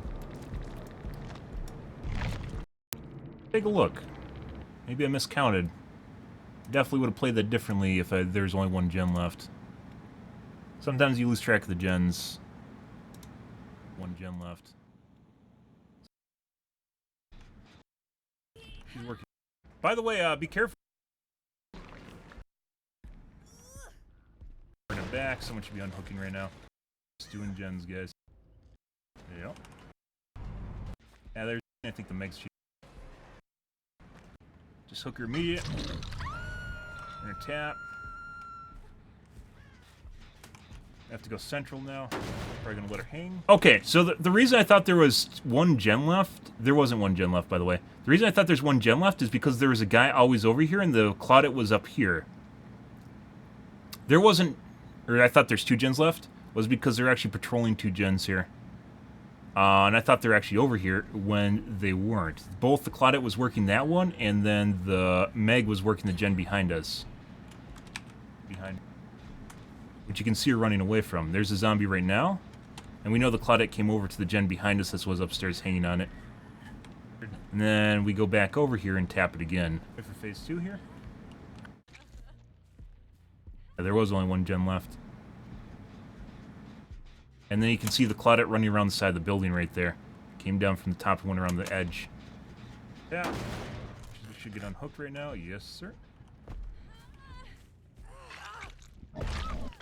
They definitely were in completely different... Well, not completely. They're definitely in different spots than they seemed like they should have been. Like, there wasn't enough time for both of them to run over there and do the gen. When we knew they were over here on the side of the map.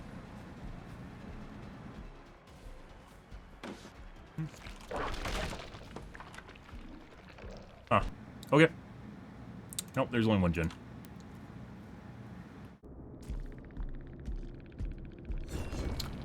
Good stuff. Good. Next game. Discount, I guess, or like for some reason I thought both the Claudette was working upstairs gen and the Meg was working downstairs outside gen, and somehow they got behind us and worked the back gen instead at some point there. That'll happen. Weird.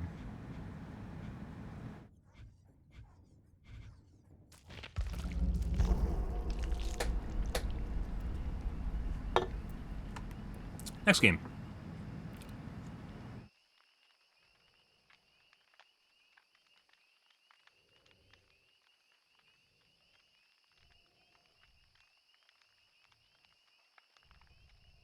It's all fun and games, guys, until you see someone working a deadlock gen, or you see people complete 2 gens at the same time and deadlock doesn't pop on it, or it doesn't pop on the gen that is being worked in a higher progress than a different gen. Yeah. Makes you completely rethink the shit that's just going on around you.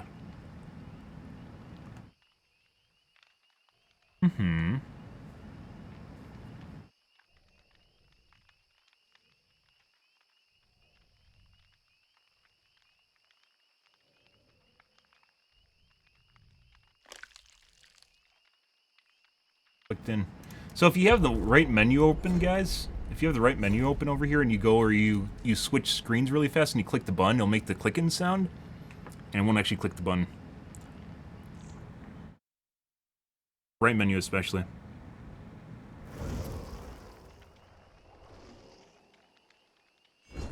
F.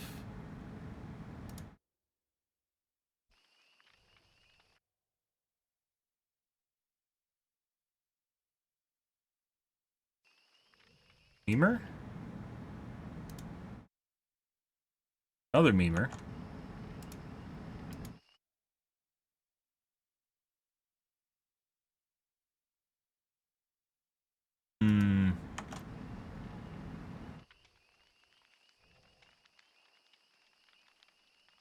See how this one goes.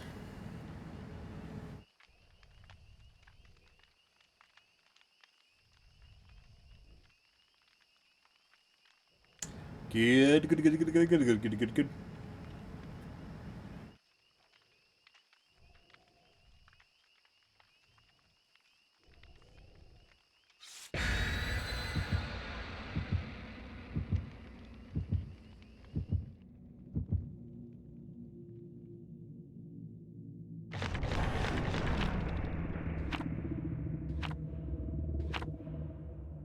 Yeah.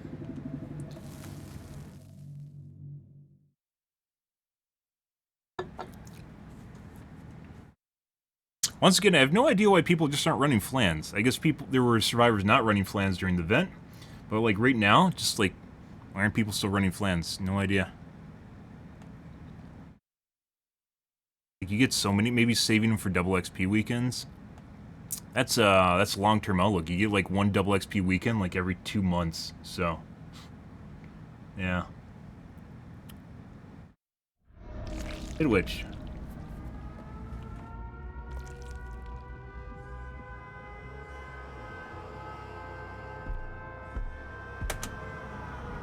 Get rid of our cup tours. Plans work, just people aren't running them. I don't know why. They still work. That'd be crazy. It'd be crazy if they didn't.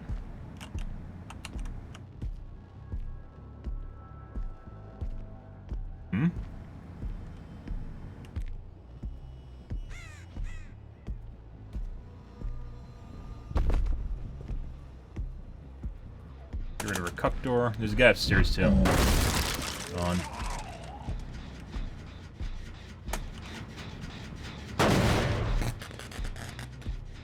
Could be a guy. I think there might be 2 people here.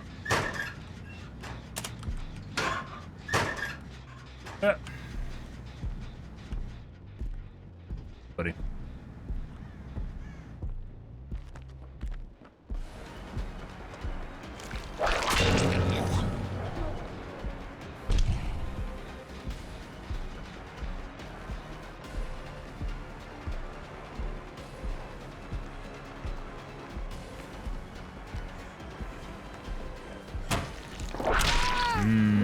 careful.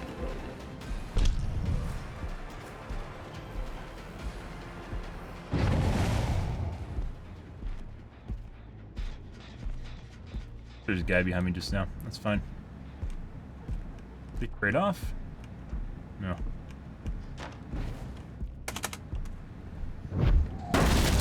Hmm. She's double backed. Huh? Got it.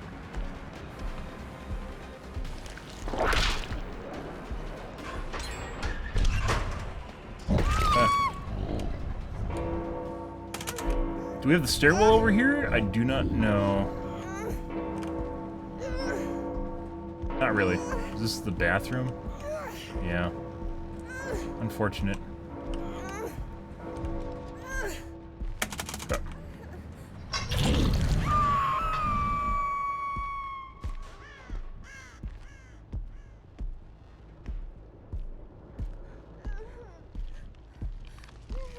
I should really open up those back stairs, but I don't know if I want to.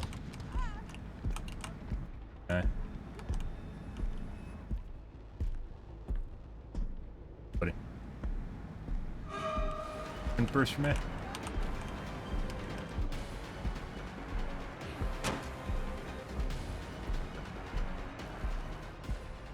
Second guy, there. We're in time. Bye.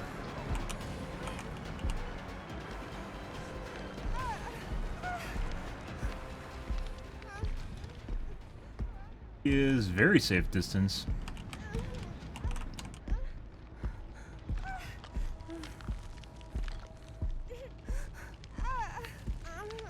Yeah, that whole adventure last map with the Fang. The whole adventure last map with that Fang where I ran across the map took me like 20 seconds, 30 seconds maybe. That was a huge waste of time.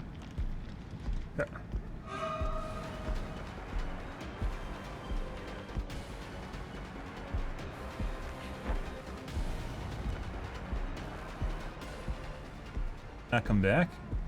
She just killed herself. Okay.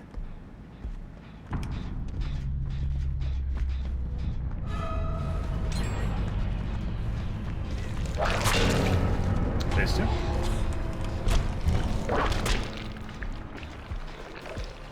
Double back. Yep. W key. She should have vaulted that. She did not.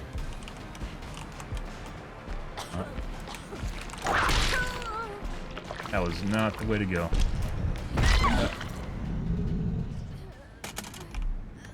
Let's drop, and do we have a hook over there in the corner? We do.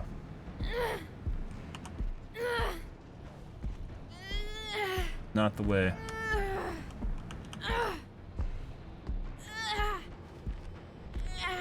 Okay. This was the way. Should have finished that, guys. She did not. I don't know if the guy went back in the room or he left. He left. Ah, I see. 4%.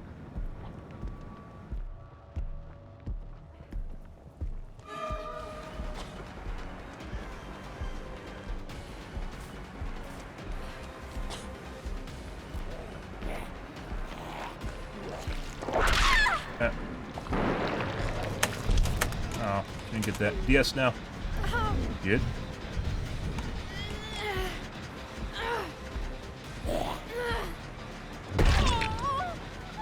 Yeah. Cool.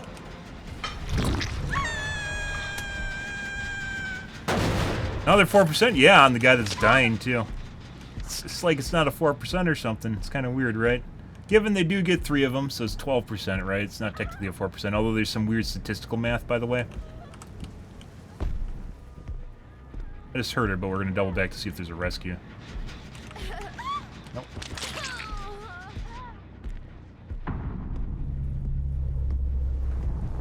In a bush? I might have just dropped down next to her. Hey, buddy.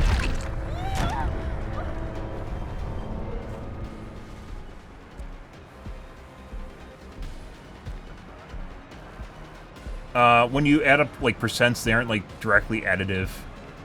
And there's some sort of weird formula you're supposed to use for him, calculus formula.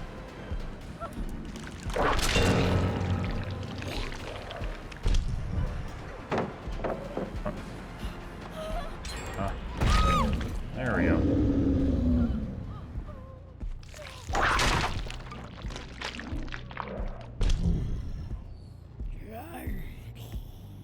Your thing is. Got in a locker once you did the gen.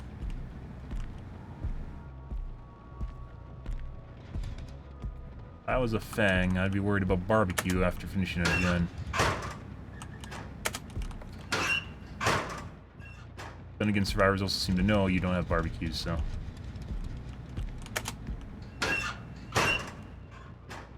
Pick up, maybe?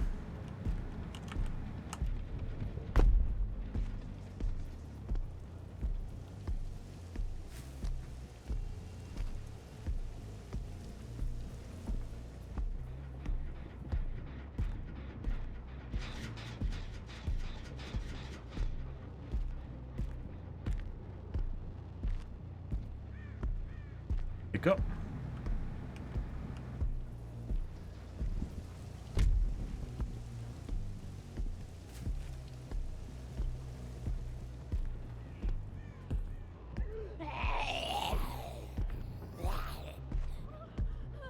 Buddy.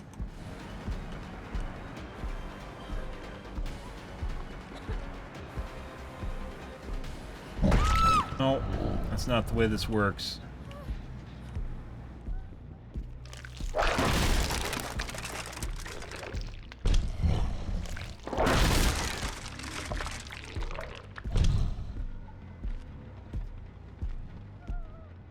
She's still upstairs. She's gonna drop though. Oh, she actually just got hit. Hey, buddy.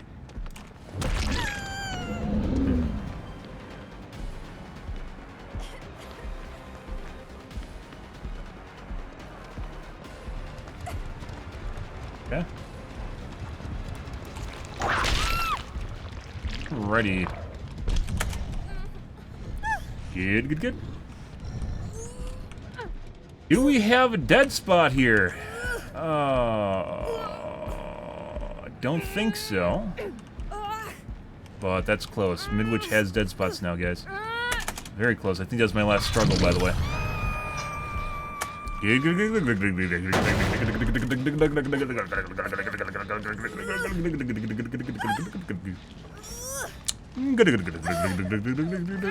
Look, zombie's impressed too. Good zombie. Will she RNG in the hatch? Let's find out. Nope. Patiently waiting for a hook.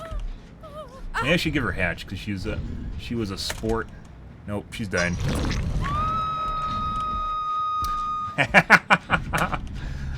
I'm not going to start associating you with the zombie in the game. I refuse.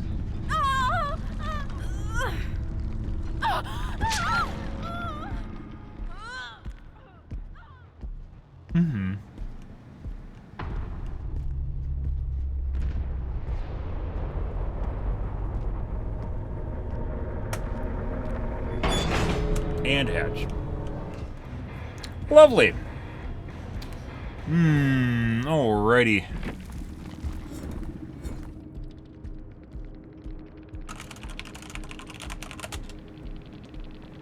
We have a blank perks.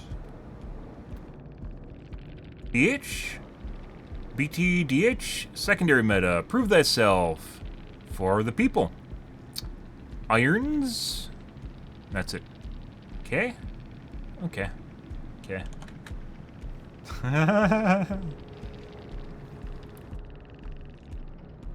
Lovely.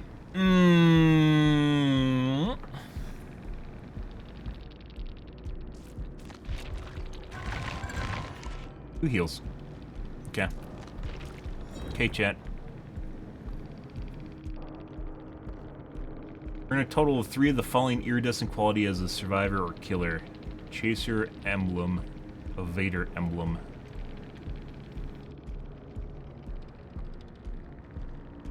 Chaser's the one I don't generally get. Cool. That's gonna take a while. Okay. Okay, chat. Okay.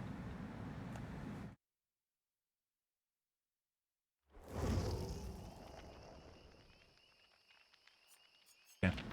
I don't know if I want to play Penis Face. I said we were going to play Penis Face.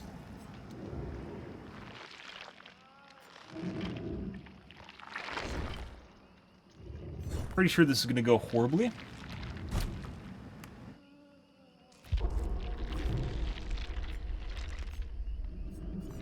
Do I have, like, shit add-ons I can use on him? Totally straight out of a hentai, guys.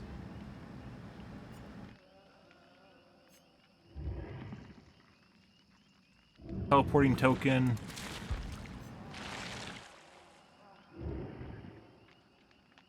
If I'll charge while someone's injured.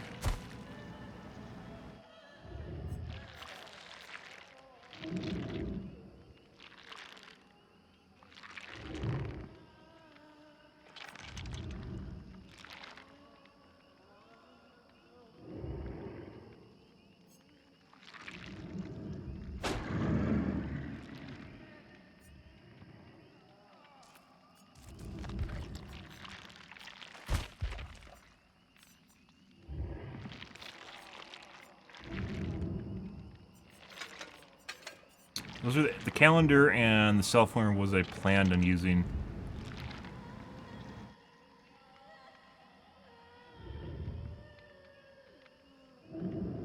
Rain of Darkness increases Nightfall charge speed by an additional 15%. I don't plan on using Nightfall. Nightfall I don't expect to be very good against High MMR survivors.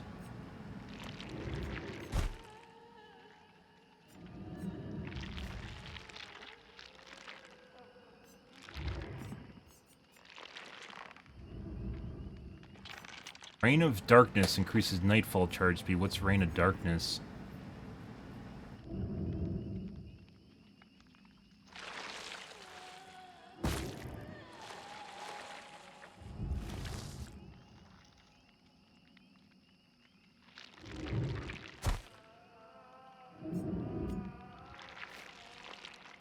What kind of penises I've seen? Hentai penises. You just move the mouth to the top and move the eyeballs up there, it's totally straight out of a hentai. There's no way around that. Like, they literally took this monster from a hentai. It's like a tentacle monster. Dredge.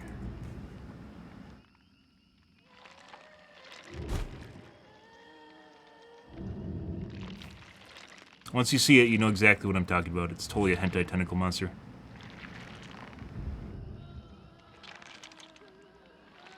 What's that called? Rain of Darkness.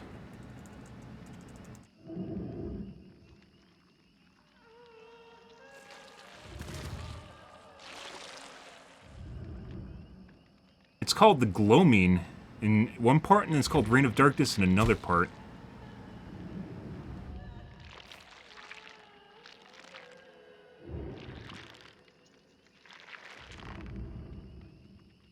You don't know what hentai is? Oh, fuck off. You definitely know. There's no way you don't know what hentai is. Yeah, anime porn. I'm glad you didn't say cartoon porn. That would have made me sad.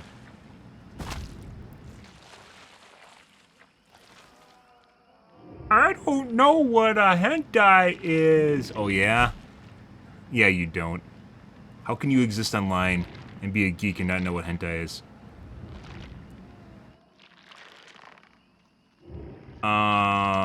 So gloaming.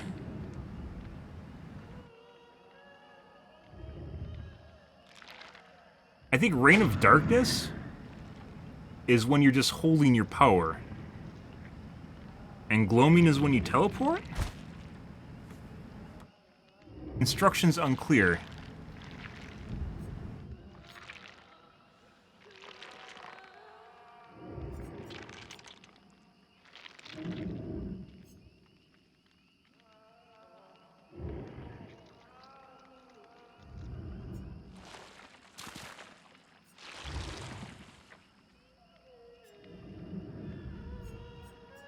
I don't know, whatever, we'll put it on. It's just yellow.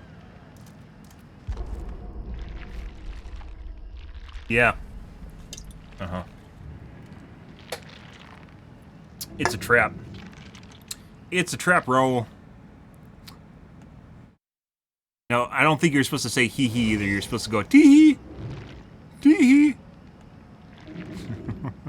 Tee-hick. No.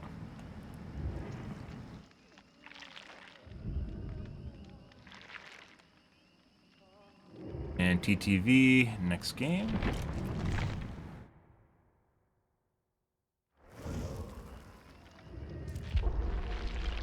It's wrong. No one teehees, man, woman, or other teehees. They do not teehee.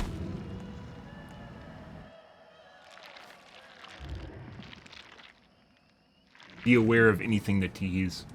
I bet Dredge teehees.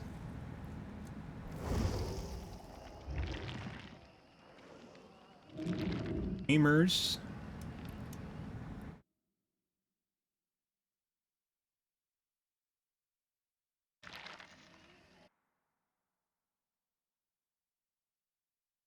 We have someone supposedly from China. Next game. I don't play on West Coast, guys, so if you get someone East Coast that's from China, there's a problem. Usually people from China play on NA servers to get away from their mess over there, because they generally have a lot of people that cheat in China. And, of course, they carry their stuff with them. It's like when we played H1Z1. You get the China #1, and they brought over all their cheats along with... Yeah, Uwu.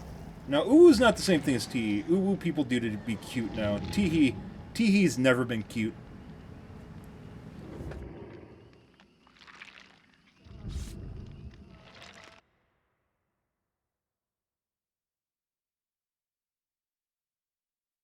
Dropping frames, guys.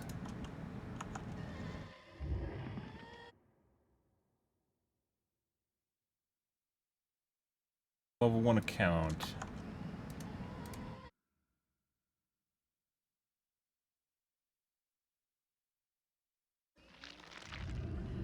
Next game.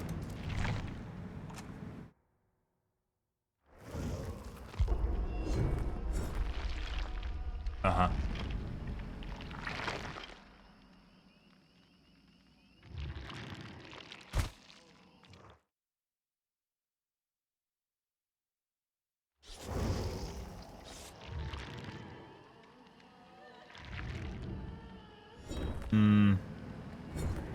Pretty sure this is a 4-man.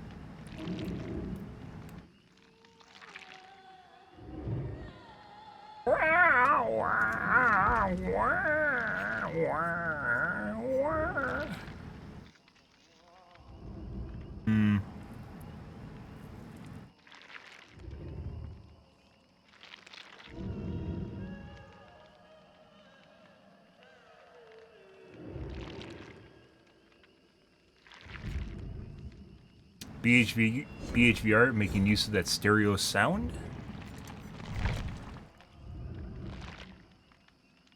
This is probably going to be a dumpster fire, by the way, as most Killer first couple games are. So.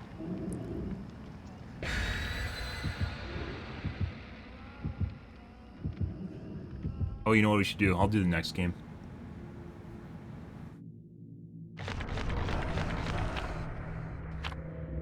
Midwich. I mean, there's a lot of lockers in Midwich. What that's worth.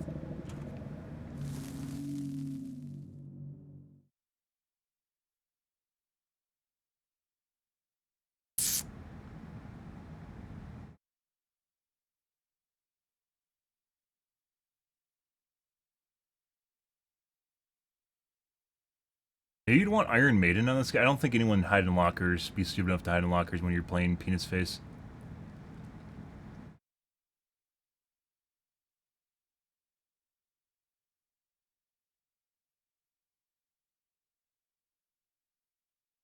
We'll find out. We'll cam off for first game too. Reduce that stress level a little bit. You know, you guys can't see me pick my nose, scratch my balls. Well, you can't see me scratch my balls anyways, but diddle your mom. You know the usual bits.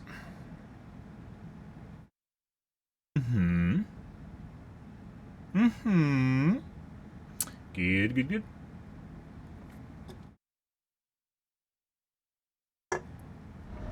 Midwich. I already missed my zombies.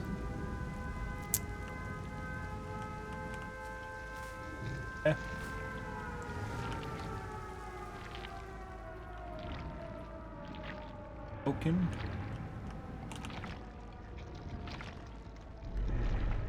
Charge teleport. Turn to remnant. Use all your tokens when you do that.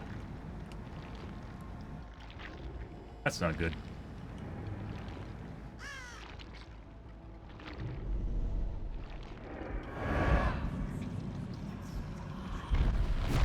What? Apparently that's not how you teleport.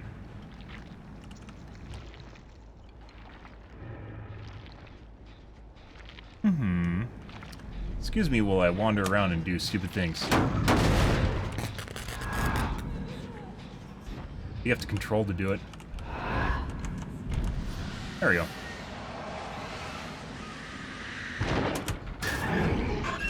Boo. There's a guy over there. That uses all your tokens when you do it. Hey, Edwin, how's your evening going, dude?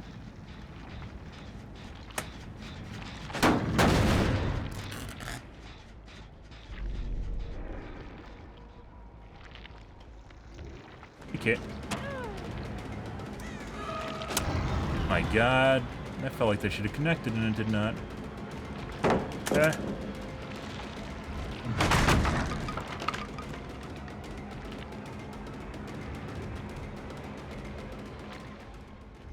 There's a W key? Okay. Somehow I left Chase, even though I'm right on top of her. What are you doing? I think she tried to bait me into my lockers?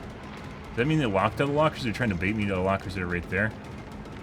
Oh my god. They're trying to... I think she's trying to bait me to locker loops that have already been used up.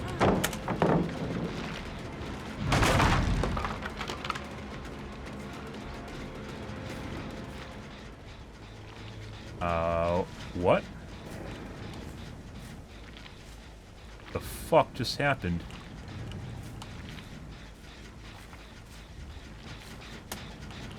You have someone's cheating? The fuck is that shit? And there definitely should have been a guy back here too. How the fuck did she just... I didn't hear totems. Did you guys hear totems?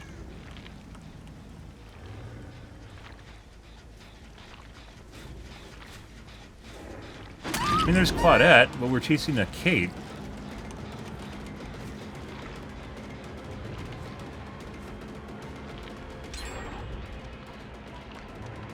Yeah, they totally just...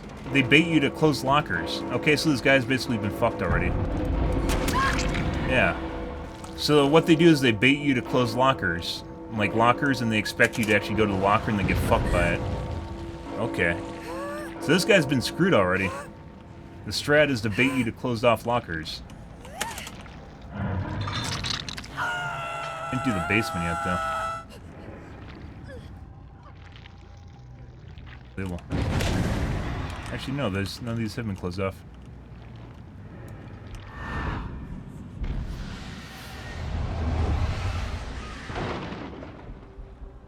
I want to go down. What?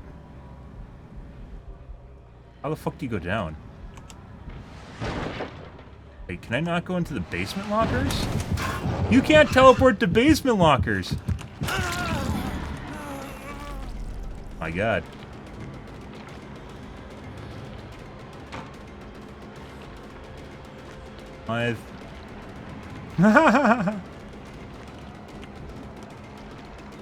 Let's see.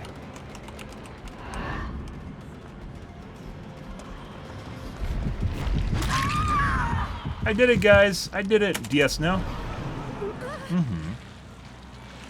Okay. Hey, buddy. I would have been able to hit that just now. How about now? Okay. Can you actually blind me?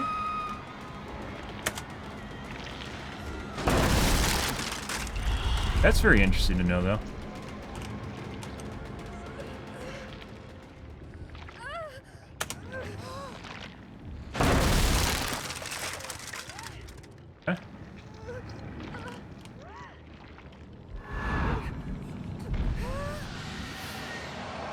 Oh, you can only teleport so close to the hook, guys. Hey, buddy. I see, it's not the basement.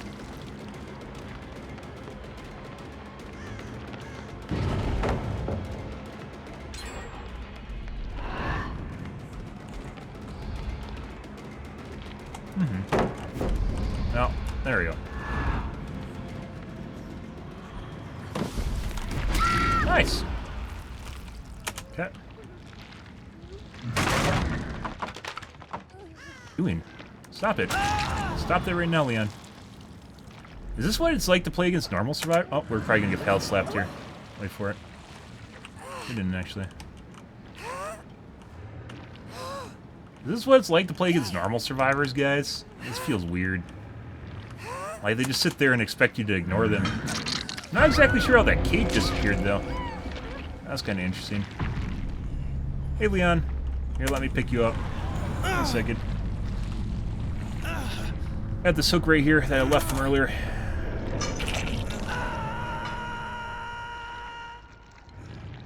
A locker? Yeah.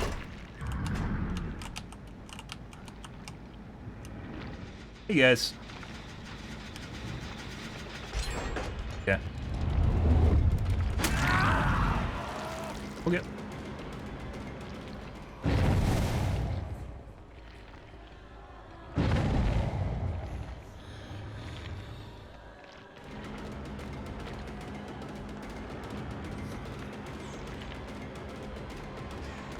Beat these up.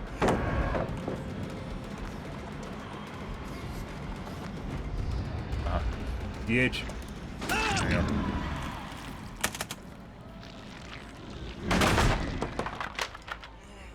I miss you. Oh my god. DS now.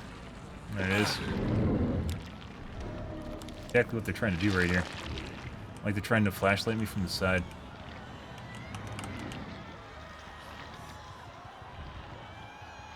You can't actually see blood pools with this mode? Is that what's going on here? It is incredibly, incredibly difficult to see blood pools.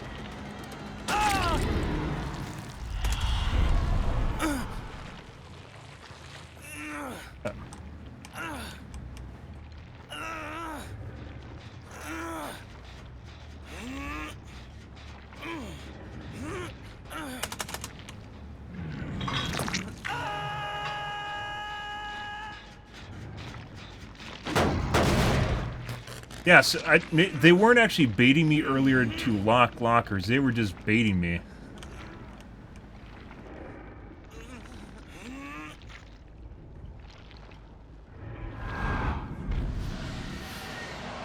Yeah. Oh. Hey, Leon. Oh, you just said, well, he doesn't have DS anymore.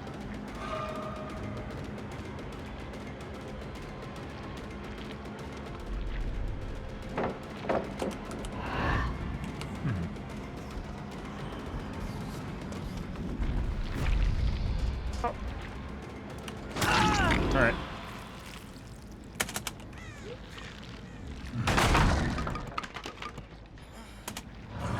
Got a K here?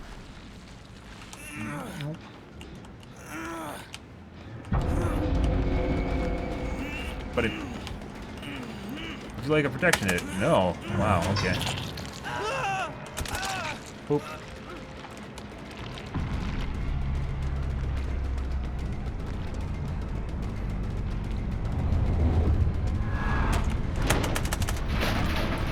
That is a fucking huge waste of time.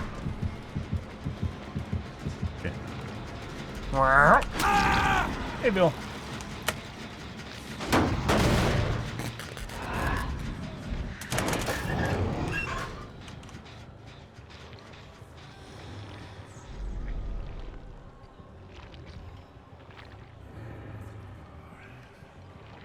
Not go upstairs? Once again, she's the one that teleported away earlier, so...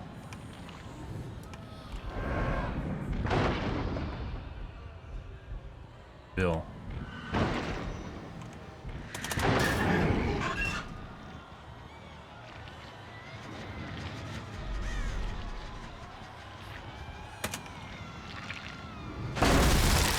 But I think what they're doing with the lockers earlier was not baiting me.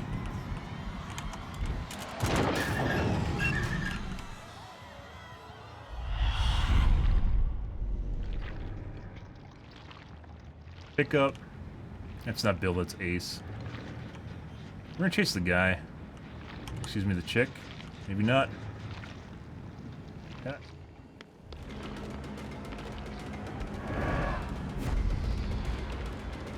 Pretty sure he's right over here.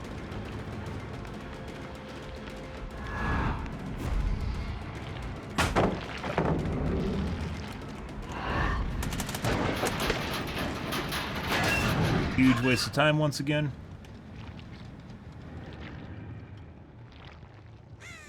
Fuck is this shit? Once again, just completely disappears in front of you. This is very weird, isn't it? She could have went left, I suppose. Let's go over to that gen that the Bill is, or Ace is working on.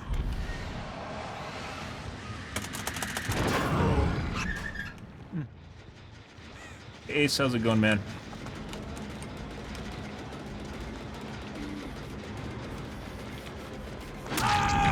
Once again, we're gonna have to, we're probably just gonna have to W key Kate and see if she's actually cheating or not.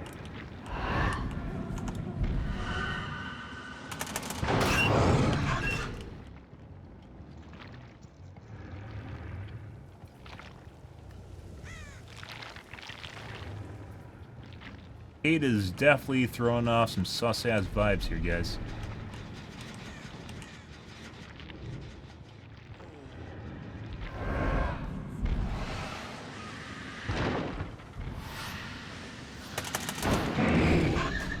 No.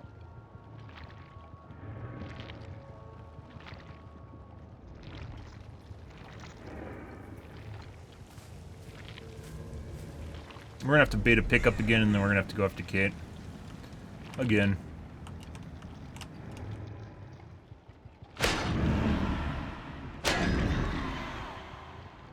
Mm-hmm.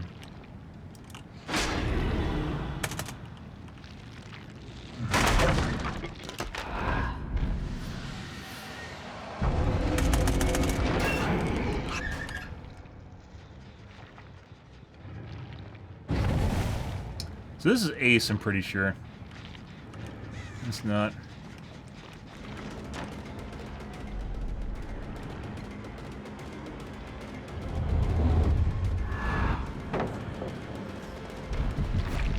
Fuck is that shit? Oh. Teleport the wrong way.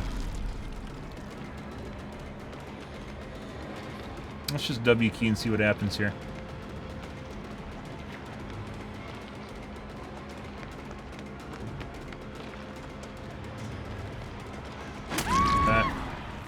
Nothing.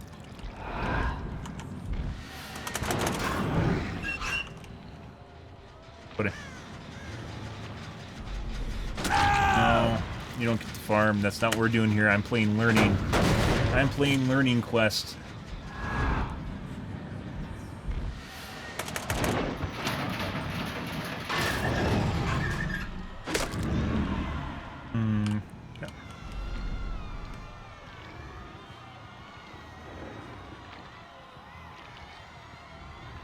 Where do you think she crawled off to, guys? I don't know. Wait, can you not see them on the ground when you're in your super mode? I swear I can hear her right now. She is. I was in the wrong spot.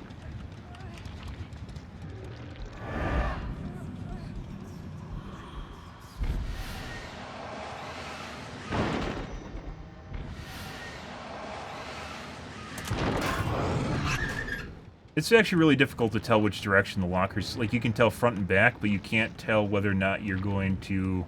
You're emerging from the front or the back. Pretty sure she has a power struggle.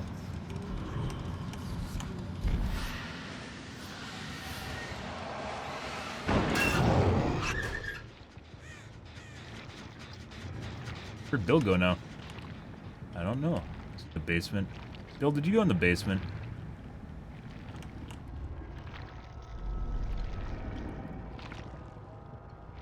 Where'd you go, Bill? Billy? Billy's gonna bleed out. Alright. Hi, Billy. Not there anymore. Bye, Billy. Billy's dead. Might still have flip-flop, doesn't matter though. You're so close to a hook.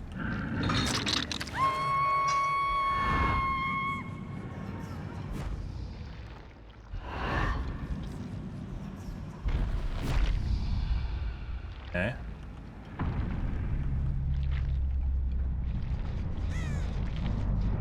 It's only gonna get harder, guys. Good. Wonderful. Mm-hmm.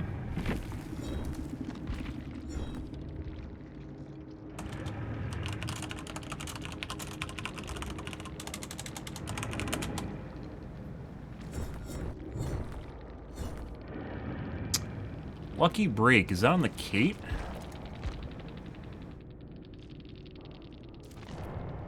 It is. That would explain the courtyard, I guess. But she had other places where she just disappeared too. I guess she's just really good at hiding.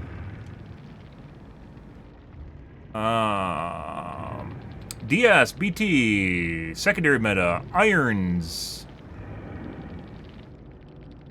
Gonna live forever.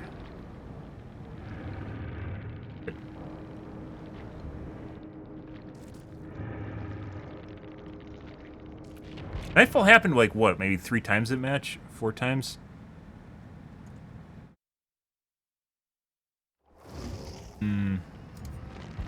Okay.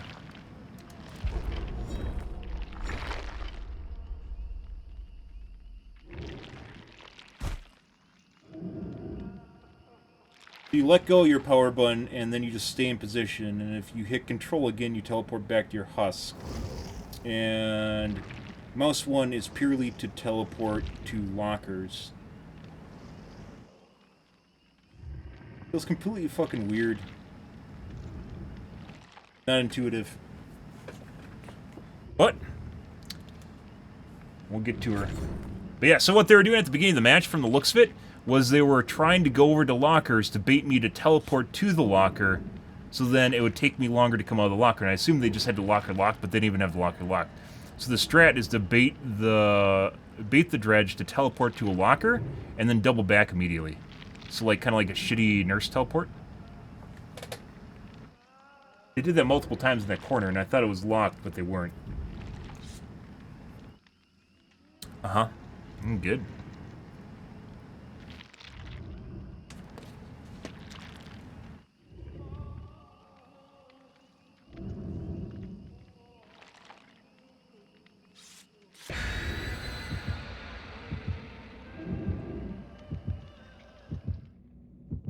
Very interesting.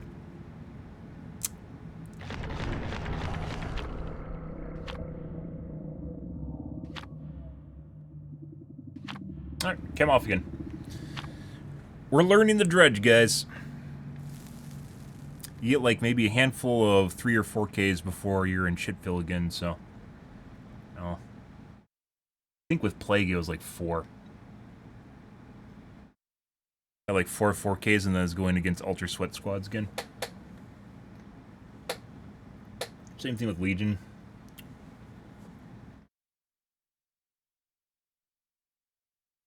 Mm-hmm.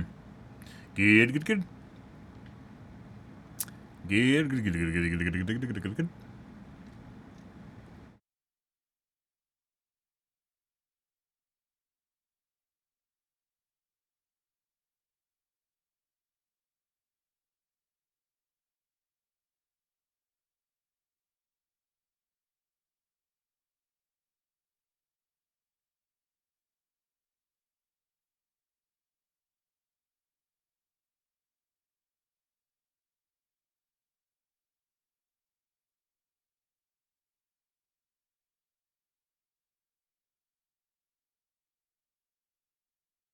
Alrighty.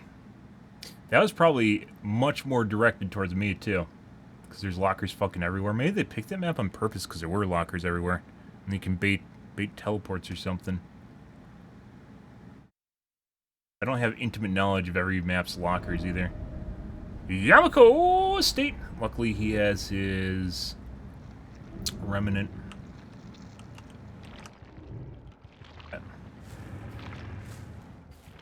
We gotta check Kill Shack.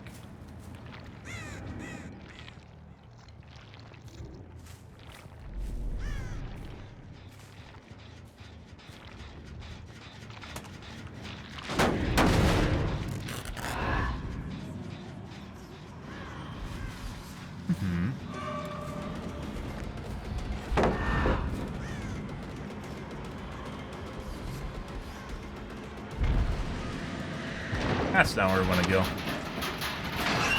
Okay.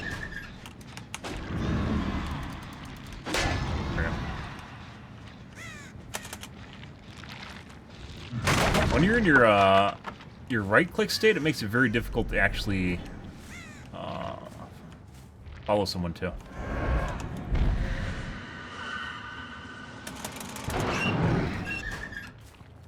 Here, that's locked though. Means they were over here. Oh. Guys.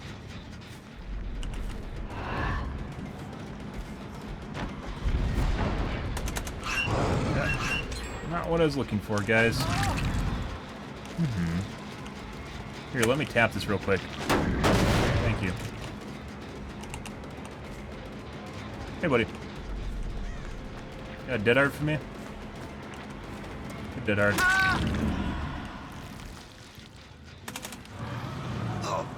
Idea is you have to put them near a locker, but not close enough where it blocks the locker, huh? I know there's lockers in these things. Excuse you, game.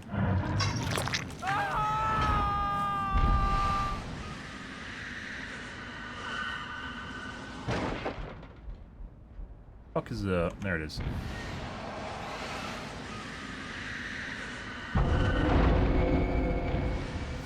Should be coming over here right now, by the way.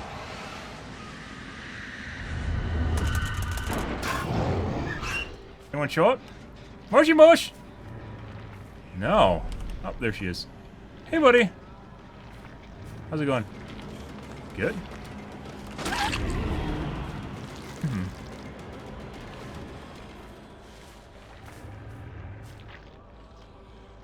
Left. Oh. Just do Gen Squad? Why would you do this to me?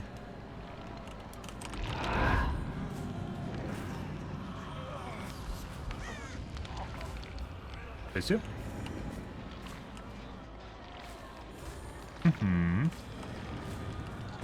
There we go. Beautiful.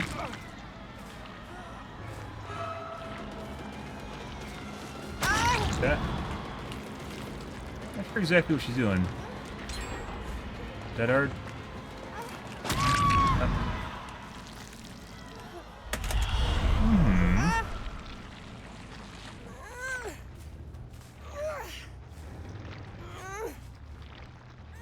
Definitely lower MMR, just do gens. They didn't form a competent rescue squad for him. Then his first hook, we'll see. Okay.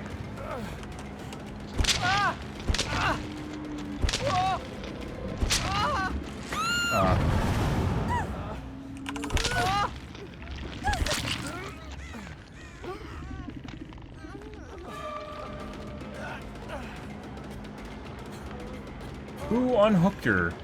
Where is our Felix, my guy? What is she doing? Okay.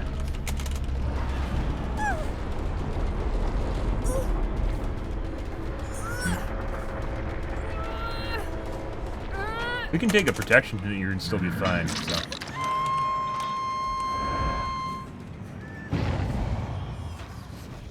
I just hit control and it didn't let me teleport. I know exactly what that means. I use control to teleport, right? Okay. Where's the guy now? She more than likely has DS still. Mr. Felixson! Ah, I see. Huh?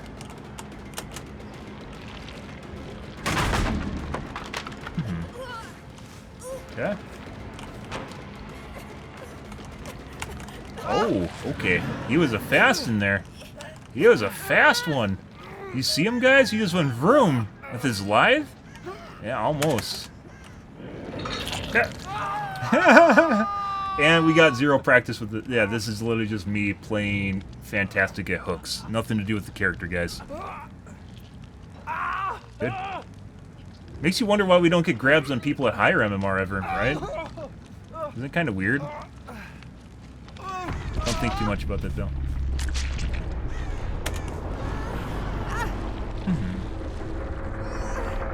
And I don't think we'll actually make it to the hook. Yeah, we're just going to drop her. We can't make it to the hook, so... Actually, we might have been able to make... No. That was a grab. No, she wasn't a grab. That was just a knockdown. Comp corner they go.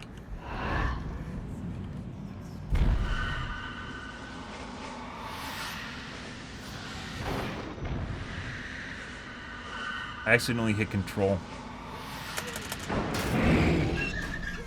Wait, control takes you back to... Why does control not work?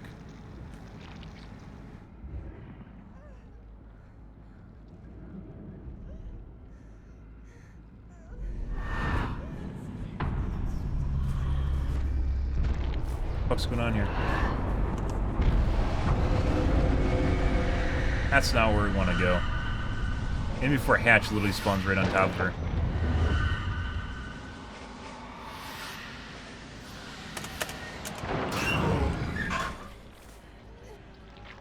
Did not.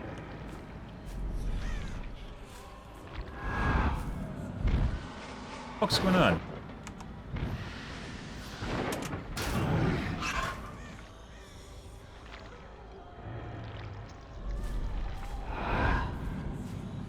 No, control is teleport.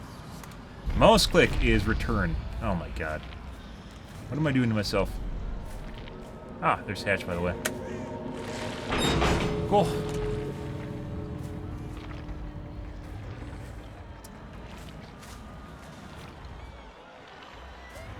Hey, buddy. Time to die.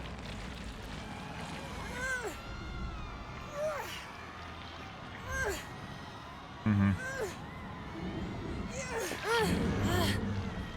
He has a key somewhere? I don't think so.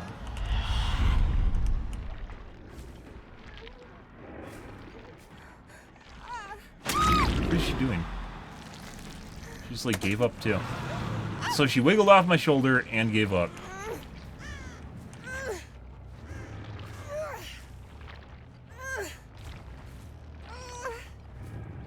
Not sure exactly what that's about, but I think she thought that was a dead spot. I thought that was a dead spot too. Returns you to where you were. In the direction you're facing? Or is it the direction when you return?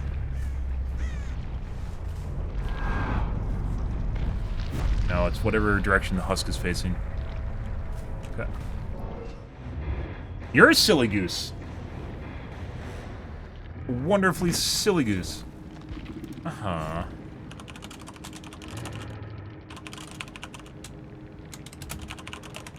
Key chatter fucking sucks. Don't buy Corsair keyboards. BT, DS, BT. DS. Secondary meta, we have Prove Thyself, Hemos. Lovely med kits. Prove Thyself, Adrenalines, Irons. Yep. And then we just shut them down at the hooks. Good. Good, good, good. Okay, I gotta take a piss again, guys. Or just a piss, I guess. I'll be right back. Oh my god, Ice Phoenix! Long time no see, BS! Oh my god! Oh my god, it's Ice Phoenix, guys! Oh my god! Oh my god! Be right back.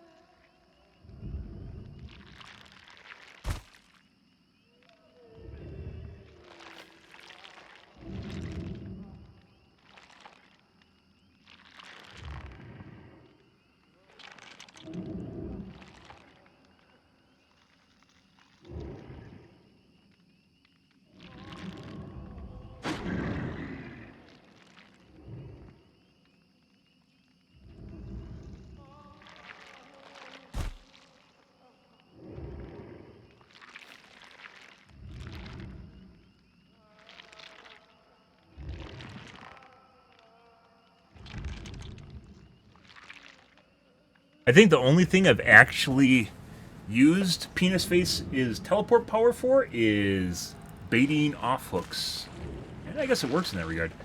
And we're actually... I think we're at full BP. I don't know how much we're getting per game. I think it's still 100,000-ish. Because more people are still running flans, so... let's dump our points right now. Into Cannibal, who's our backup killer for the new meta that's coming out. Yay, Cannibal! Yay, Cannibal! I know. You guys are super excited.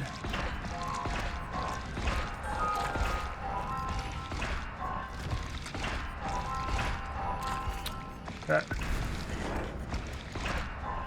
We did shut that down. Yes, we did.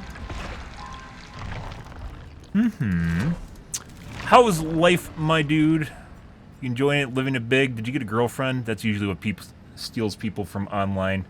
They get a girlfriend, and then all of a sudden they're like, yeah, man, let's go and do stuff in life.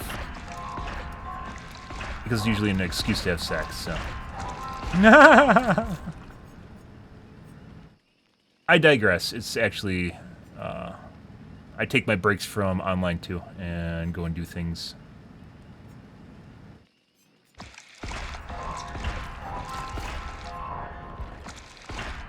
Yeah. Yeah. It'll happen. That'll happen. And then they have kids and squirt them out, and then you'll never see them ever again.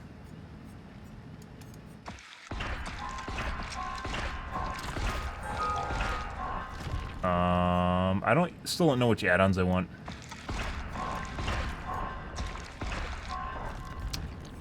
Let's see.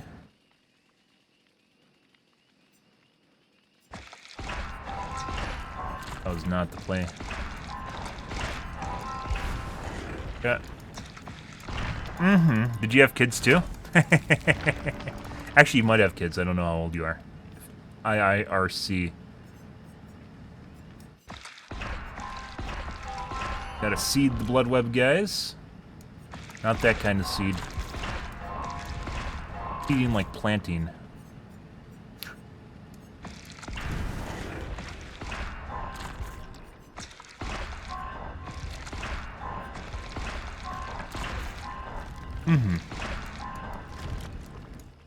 Ah! Yes, you're Ukraine. Idwin's in there too. Idwin, I think, actually has a real life. So, he's a normal person. So, like, he has to watch me probably before work, is my guess. Uh-huh.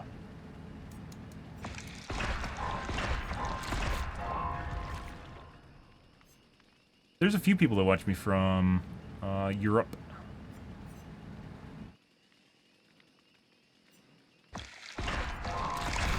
Yeah.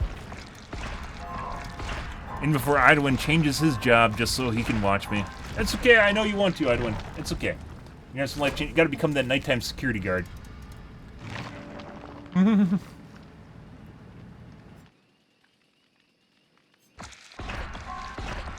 still don't know which add-ons I'm looking for.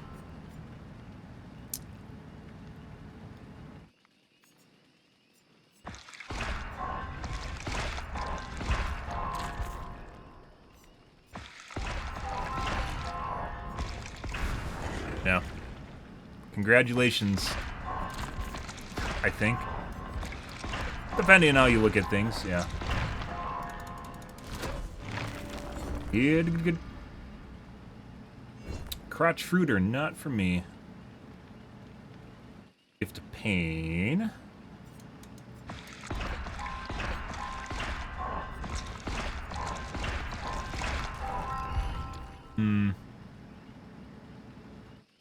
So basically, until you get the perks that you want, you gotta keep getting yellows. And then if you can't get yellows, you get purples. Because it weeds out the purples from the pool.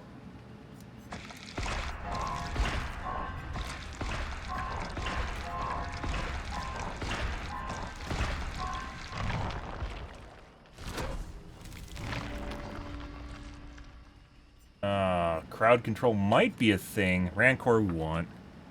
There's coup de grace on Cannibal. That'd be kind of sad.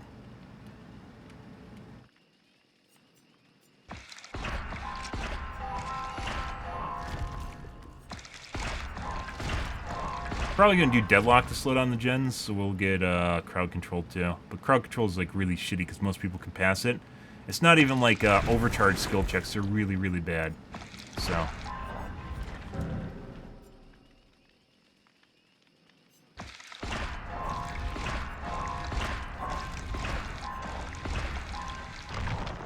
Yeah. Now you don't need to worry as much. Yeah. Or it's not even an issue because you don't care anymore. Yeah, that's also sad. Ages come and go. Oh. Is that rank? Oh, that was Rancor. Whoops. Stuff you cared about when you're a young lad doesn't really matter anymore.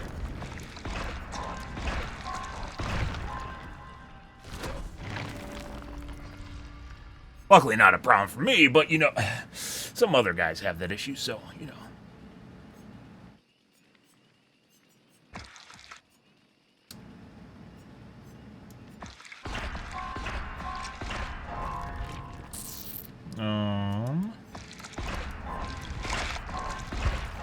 I really should be looking for add-ons that I need right now. I'm not. Well, I'm kind of am. I still know what I need. I think I'm looking for speed add-ons, but I'm not sure on that. Need Bamboozle for sure. My Rancor. Mad Grit might be needed for the new meta with the endurance blocking.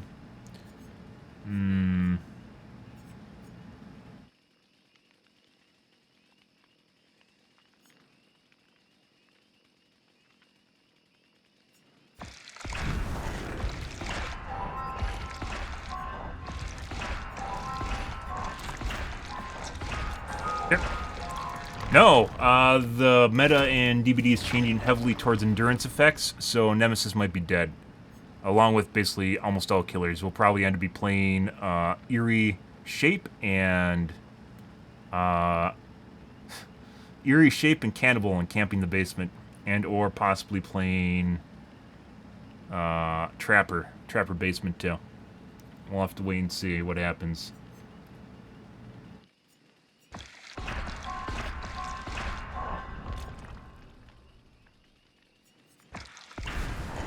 Yeah. BHVR basically got rid of hook camping. They got rid of... And by the way, there's some people that say hook camping is going to be more prevalent now in the new meta. It's not. There's endurance effects up the wazoo. How the fuck you like, someone takes like 4 hits off the hook? What are you supposed to fucking do about that? 5 hits? What are you supposed to fucking do about that? And then just like a 80-second BT. Yeah. And then they got rid of regression meta, and then slug meta is also basically dead. So... basically, it comes down to, like, camping dungeons and using something that gets around the specialty meta, which is, like, Shape's, kill ability.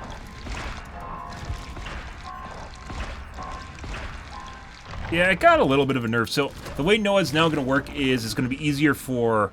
NOAD, I seem to have the problems when NOAD activates for me, usually something really wrong happens in the game, and it either usually explodes instantaneously, or the squad always knows I have it, and they'll just leave. Like, basically like Blood Warden. They'll just know, and they'll just leave. But normally, the way that it works is they have to go searching for it, and it has an expanding radius now where you can find it. You'll still be able to get the last second slug, so if it comes down to the last generator and gets powered and there's like 2 people, you'll probably be able to kill both of them, but if there's like 3 or 4 people left, you're probably fucked regardless. You're probably going to get it down, it'll get you a hook, and then you're basically shit out of luck because people will be able to find it right away. Beyond that... I do want fire up. Beyond that, it's not super nerfed. Then again, Dead Hard also did not really get nerfed, so. Dead Hard, it just means that you have to use more skill to actually land it. If you actually land the Dead Hard the way it's intended, it's basically identical or better than the way it was before. But if you don't land it, you basically don't get any speed boosts, so. It's a 1 second instead of a half a second window now.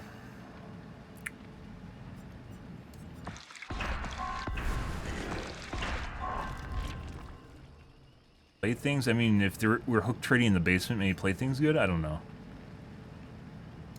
Whatever.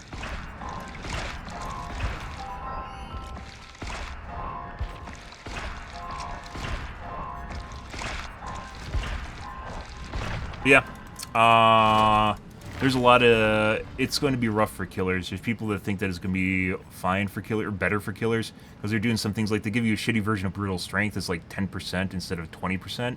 10% to basically all your actions, and then you have like 2 stacks of STBFL, which is jack shit. That means jack shit in the grand scheme of things. And then nerfed STBFL on top of it inadvertently because of the way the game calculates effects. What am I doing?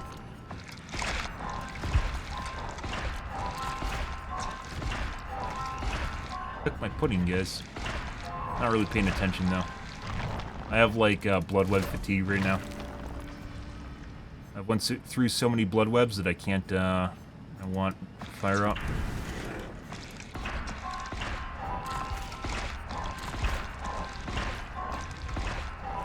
Can't put in the effort anymore into them.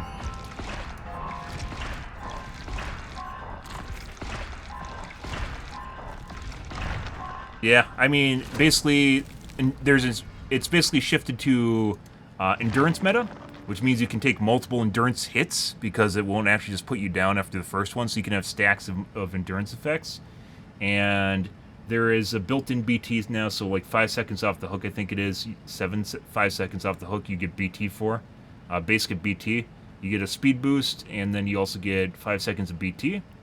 And then that's built in. And then there's off the record, which also gives you an endurance effect off the hook, which is basically like original BT. Only it lasts for 80 seconds now. Yeah, so it's a huge deal, and basically that doesn't mean that guy's going to fuck off and hang on to his 80 seconds. That means he's going to body block you no matter what. And then, of course, they have DS on it. I don't know why people say beat... I don't know why they're saying that off the record is going to replace DS. You can have DS and off the record and the built-in BT. So, off the record replace BT. This is basically the way it is, and you'll still have BT because you get BT off the hook. So, yeah. Can replace anything. BT is just not going to be common, but people are probably going to wait out 15 seconds because it will still be there, and there's going to be still fuckers running it. They won't get the memo. And as such, you're going to have to wait out 15 seconds regardless. Okay. Alright, let's play a penis face game. See how this goes.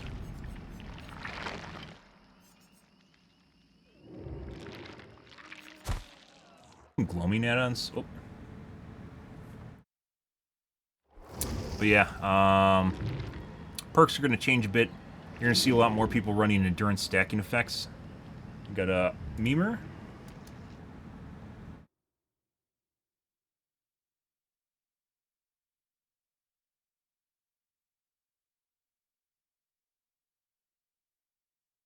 Okay. Next game.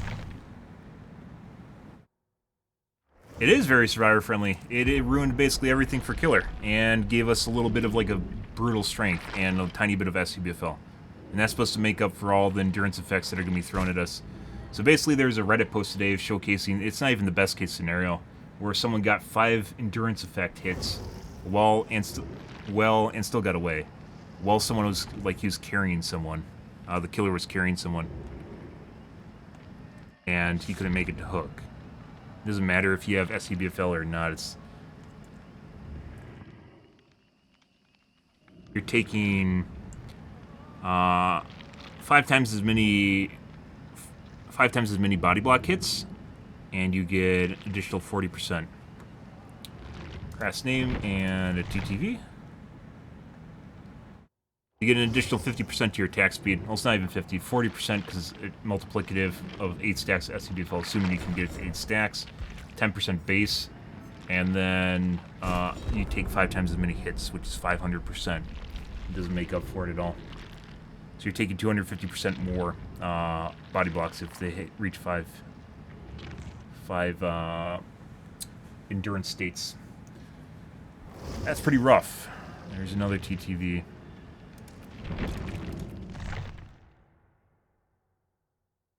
They are very survivor friendly. We'll have to wait and see. I haven't went on the PTB. There's no way you can figure anything out from the PTB.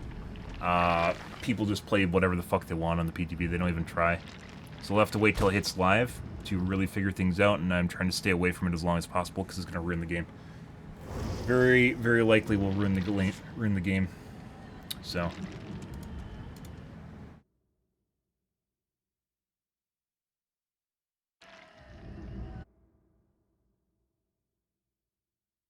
Christ.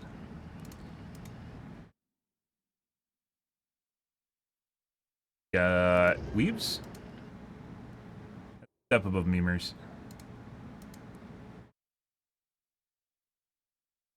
One more. Can't be too picky late night games. We're going to start running into, I'm trying to stay away from degenerate games, but probably going to run into them. As a killer that I've barely played.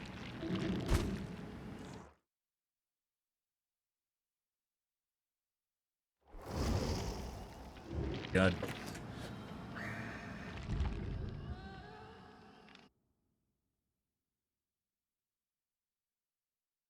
This is actually a TTV.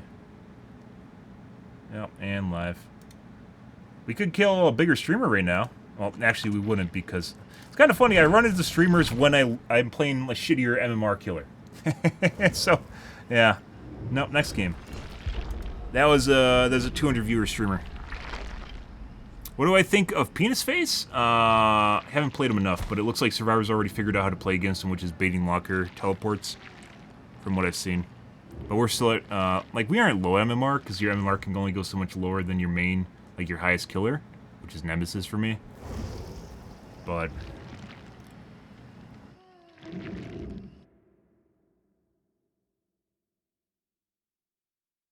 yeah.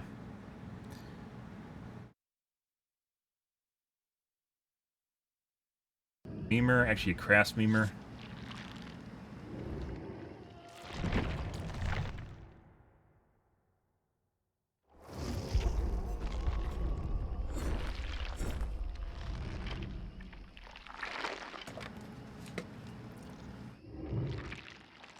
Only reason I'm doing it is because the queues are so fast, guys. Only reason.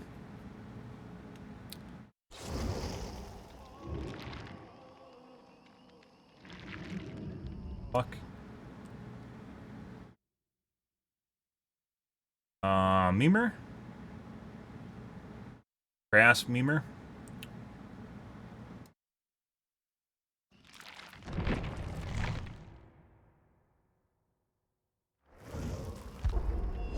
Generate hour, guys. Your game quality seems to devolve greatly.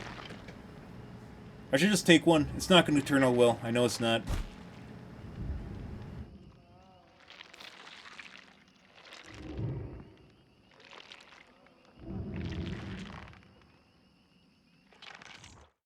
Getting fucked by RNG? Did the... Did the skill check little arrow spawn in the wrong spot and give you a fast one? Oh my god. Jesus Christ. Fuck off, game.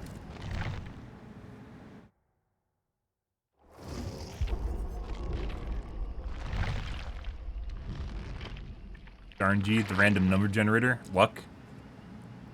Which can be good or bad.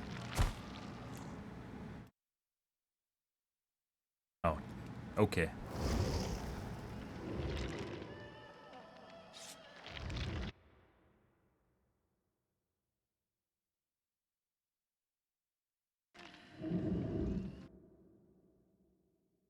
And a vac ban. Next game.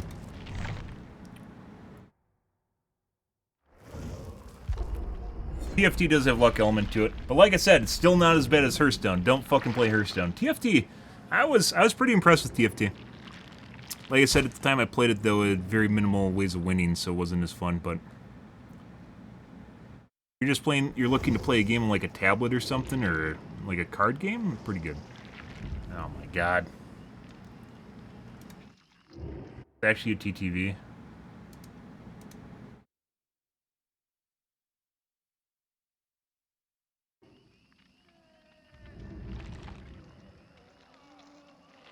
On here.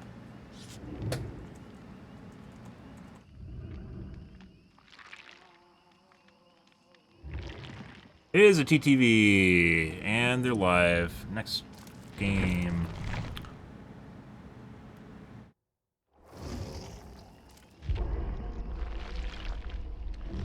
Yeah, so it's like a 2v2 or teams of 2. I forgot how many people are in TFT, like 12? 8? It starts out with a lot. People get whittled out pretty fast, though, at the beginning.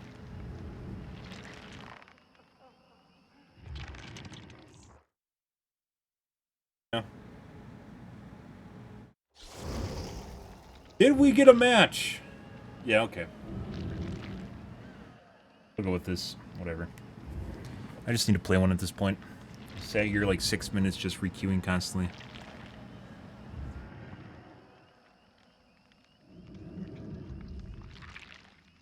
That'd be pretty cool. I think, like, Hearthstone I played a little bit as kind of like a side game, but it always, like, it's really not fun when you play Hearthstone and have to play the pre-built game mode against people with, like, their fucking Ragnarosses and shit.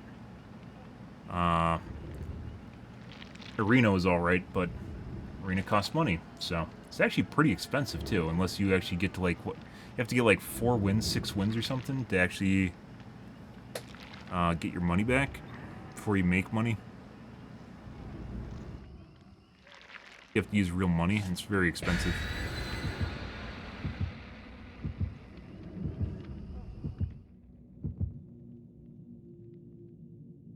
Alright guys, what do we get? Cam off. Okay. I was see if we got like a Haddonfield and I literally just lose my shit.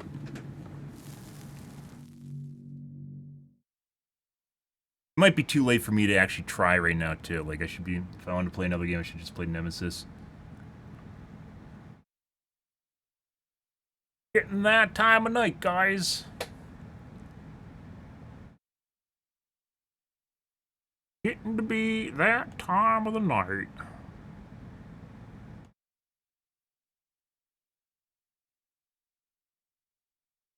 Hmm.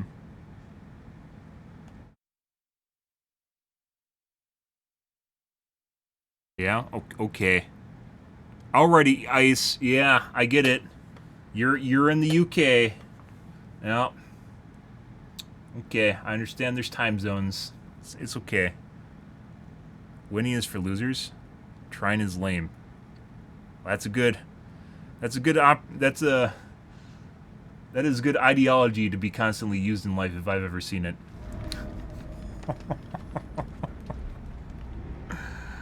Just use me, please. Okay. Let's go break her cuck door or try to go over there. We're gonna teleport over there. Let's see. Pull his teleport. Buddy.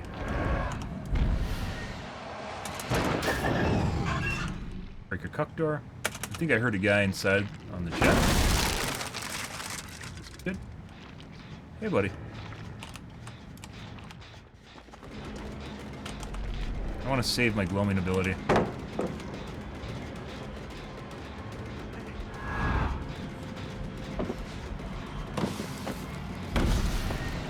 What the fuck? It's not control, you piece of shit! She's still fucking vaulting! It's space, or it's mouse 1. How the fuck did I do that? Let's try this again. Please. I got her good. That was intentional. Uh-huh. Let's try this again, okay, Zarina? Just wait for me. I need to practice. No, I can't play it the normal killer way.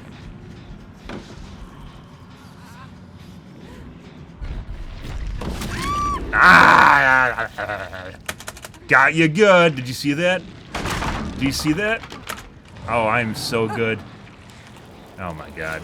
He fucked up. Look at the ceiling. Okay. Bye. Uh-huh.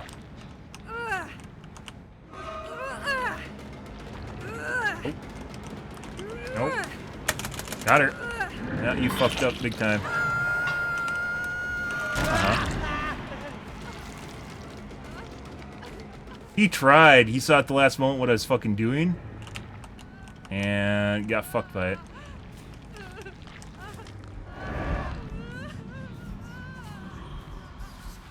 Party.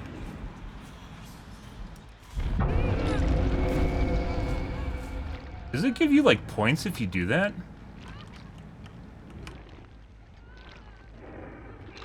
Eh. I guess.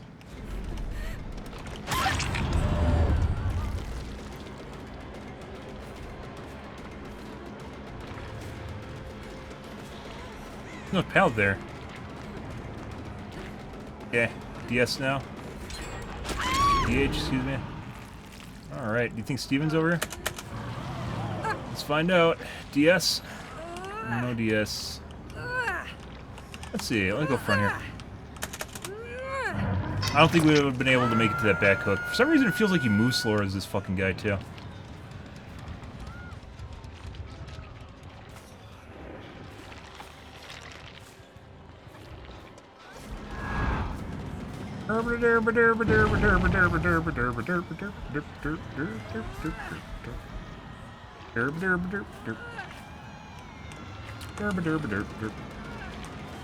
No, she can't come back.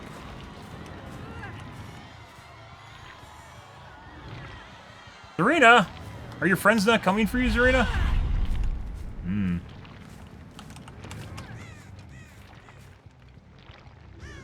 Oh, there she is.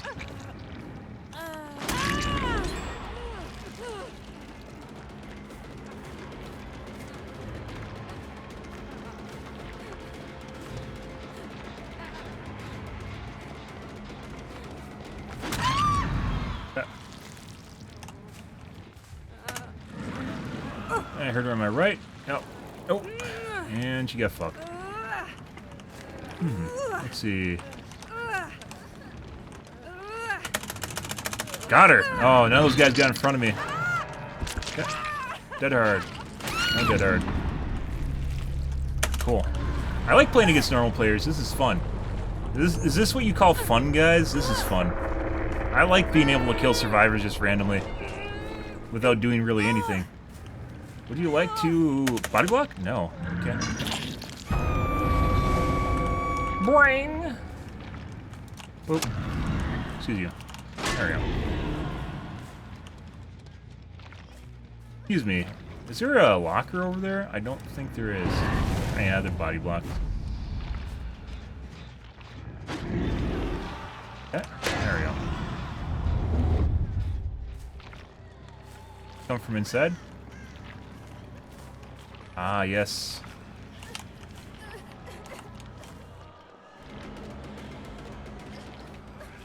They see really well? I don't know. What happens if I leave a husk here? And then I run away. Ah! Ah, the trade! Yes! So good. Here, let me do this to you too. There you go. And now we don't care. Okay. Hey, buddy.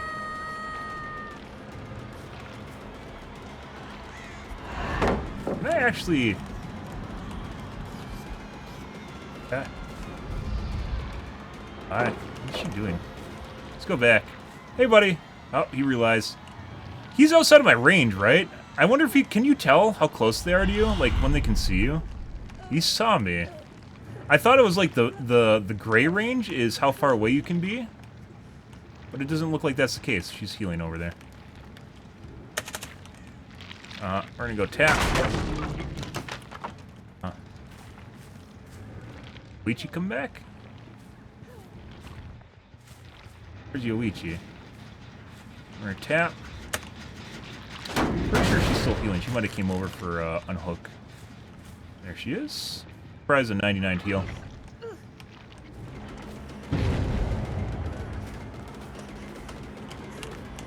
I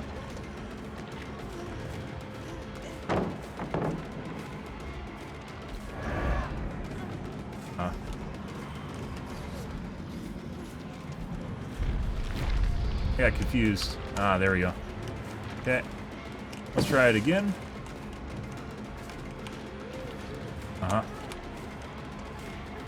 Okay, let's do here. Like that.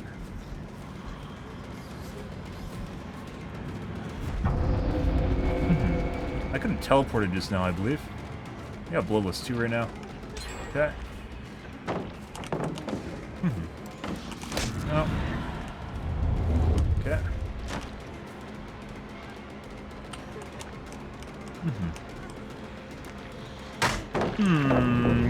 Very weird.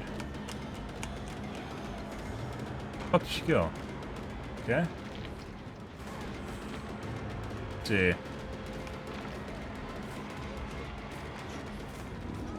Another pallet? Huh. Try this. No. That was actually the play just now. Let's try it again. Yeah. I think she still has dead hard too. There we go. Yeah. Why can't I fucking pick her? Fuck off. They're on a different gen behind me. I don't think they're on the one over here. Yeah. Pretty sure they're over here. Yes, they are. Yeah.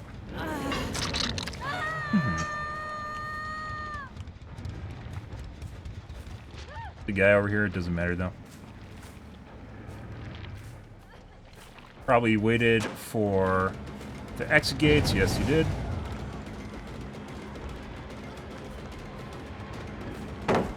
No, I gotta break this.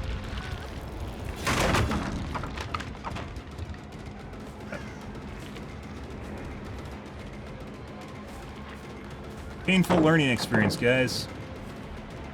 I'm just gonna break.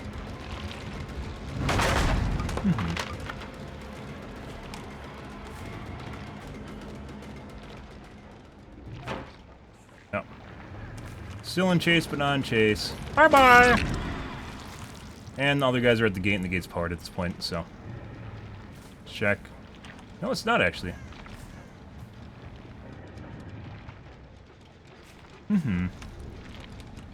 The other guy is wandering around, still. I should really just double back, which is what we're gonna do. Yeah. They just picked him up because he's next to my Noah totem. Hey, buddy. Yeah, she went for my Noah totem.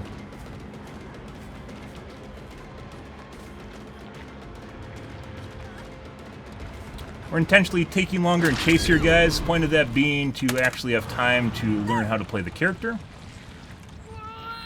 And unfortunately, I'm pretty sure we won against someone that's cheating, which just made everything worse. Okay, we're just gonna hook her right here. Okay.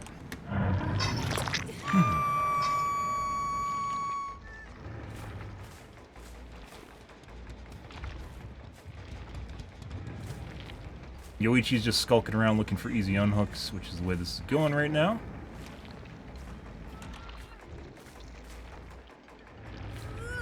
Let's see. How can we do this? Let's go over here. Like this. Then double back. Can I just hold this forever? I think I can. That. But you can't see like fucking anything doing this.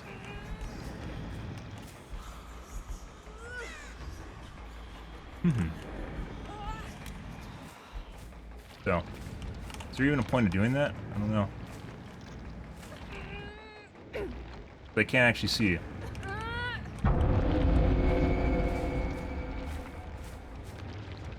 Oh. She can't make that. I don't think Yoishin's position either. Nope. She's fucked up big time. That's a mistake, my duder. Is he on the handle?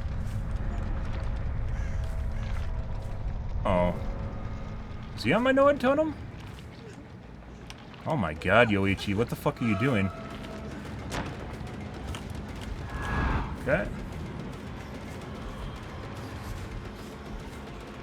Hi.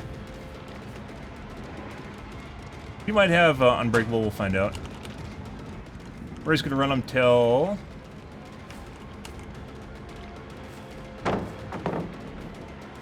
Bloodlust.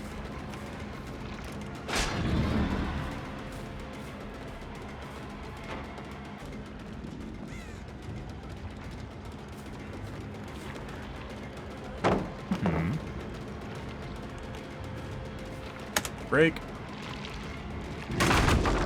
Yeah. W key. Go for pickup now. For some reason, I just lost chase.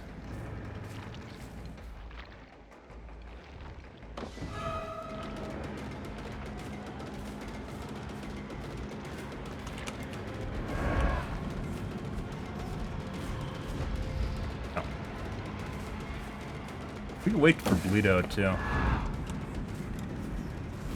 Huh? No, we gotta leave. No, there he is. I can hear it behind me. And that's the end of him. And they're all dead.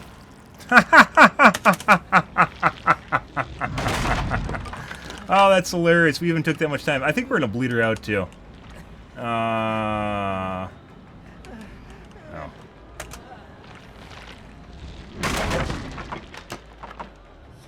No, that's just a random voice in my head. Yeah, we're gonna bleed her out. Very stressful, by the way.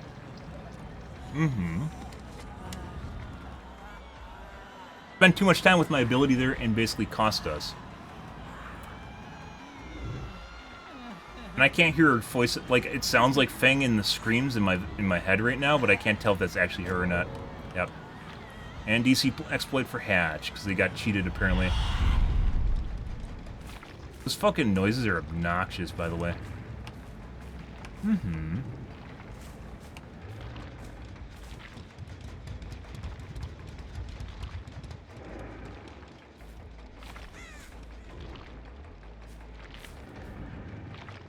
RNG for Hatch. Nope. And now we bleed her out anyways, because we aren't going to risk adrenaline with a full handle pull. Good stuff.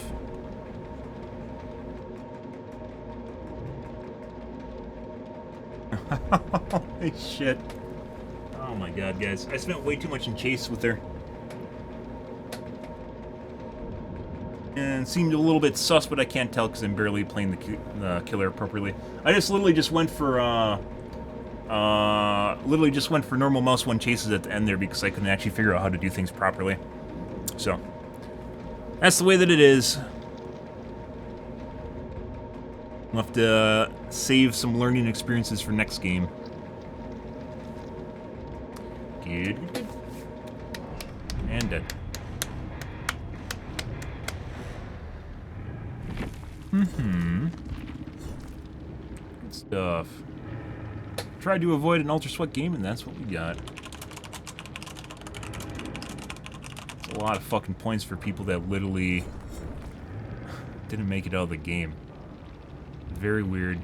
This is what you normally should be seeing for people that left. They could have been toggled at the end of the game too, but once again, I was just trying to get people down, and I don't have a full handle on the killers, so. No adrenalines, by the way.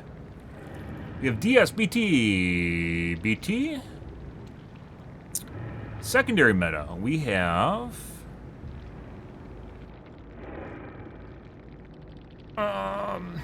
Unbreakable. Adrenaline. Built to last, but has a flashlight. Worthless. Who was the Fang?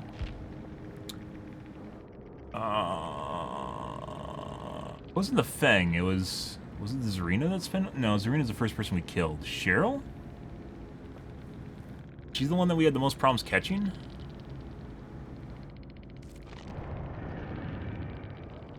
Guy. It's also like it's the second guy we killed was Cheryl, right? No, this is the...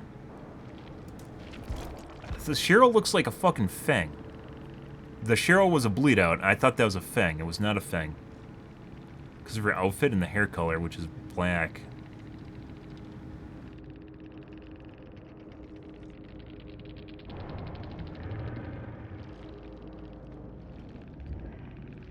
And a Fang we killed on the hook in the corner.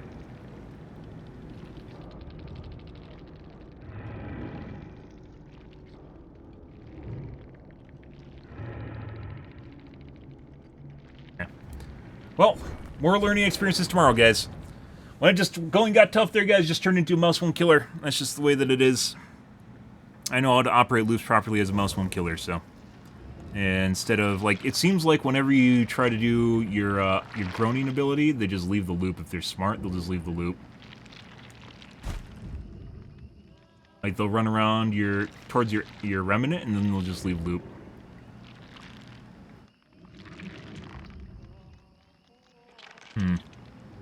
Lessons never try it. Wow. That is the sound of a defeated heart right there, if I've ever heard one, Cuddly. Yeah, can't let the world get you down, or it just uses you. It uses you anyways. Tries to chew you up and spit you out. Cud from a cow. Moo. Okay. Alrighty, guys. I am out here for this evening, guys. Tomorrow will be more Dead by Daylight. That was a learning experience at the end there for sure. Yeah. I spent a little bit too much time fucking around, and then they just pounded all the gens. Fucking weird. Took too much time with that. I think it was the Fang I was in chase with. It was either Fang or Cheryl. Yeah, most of those guys weren't hard to catch, though.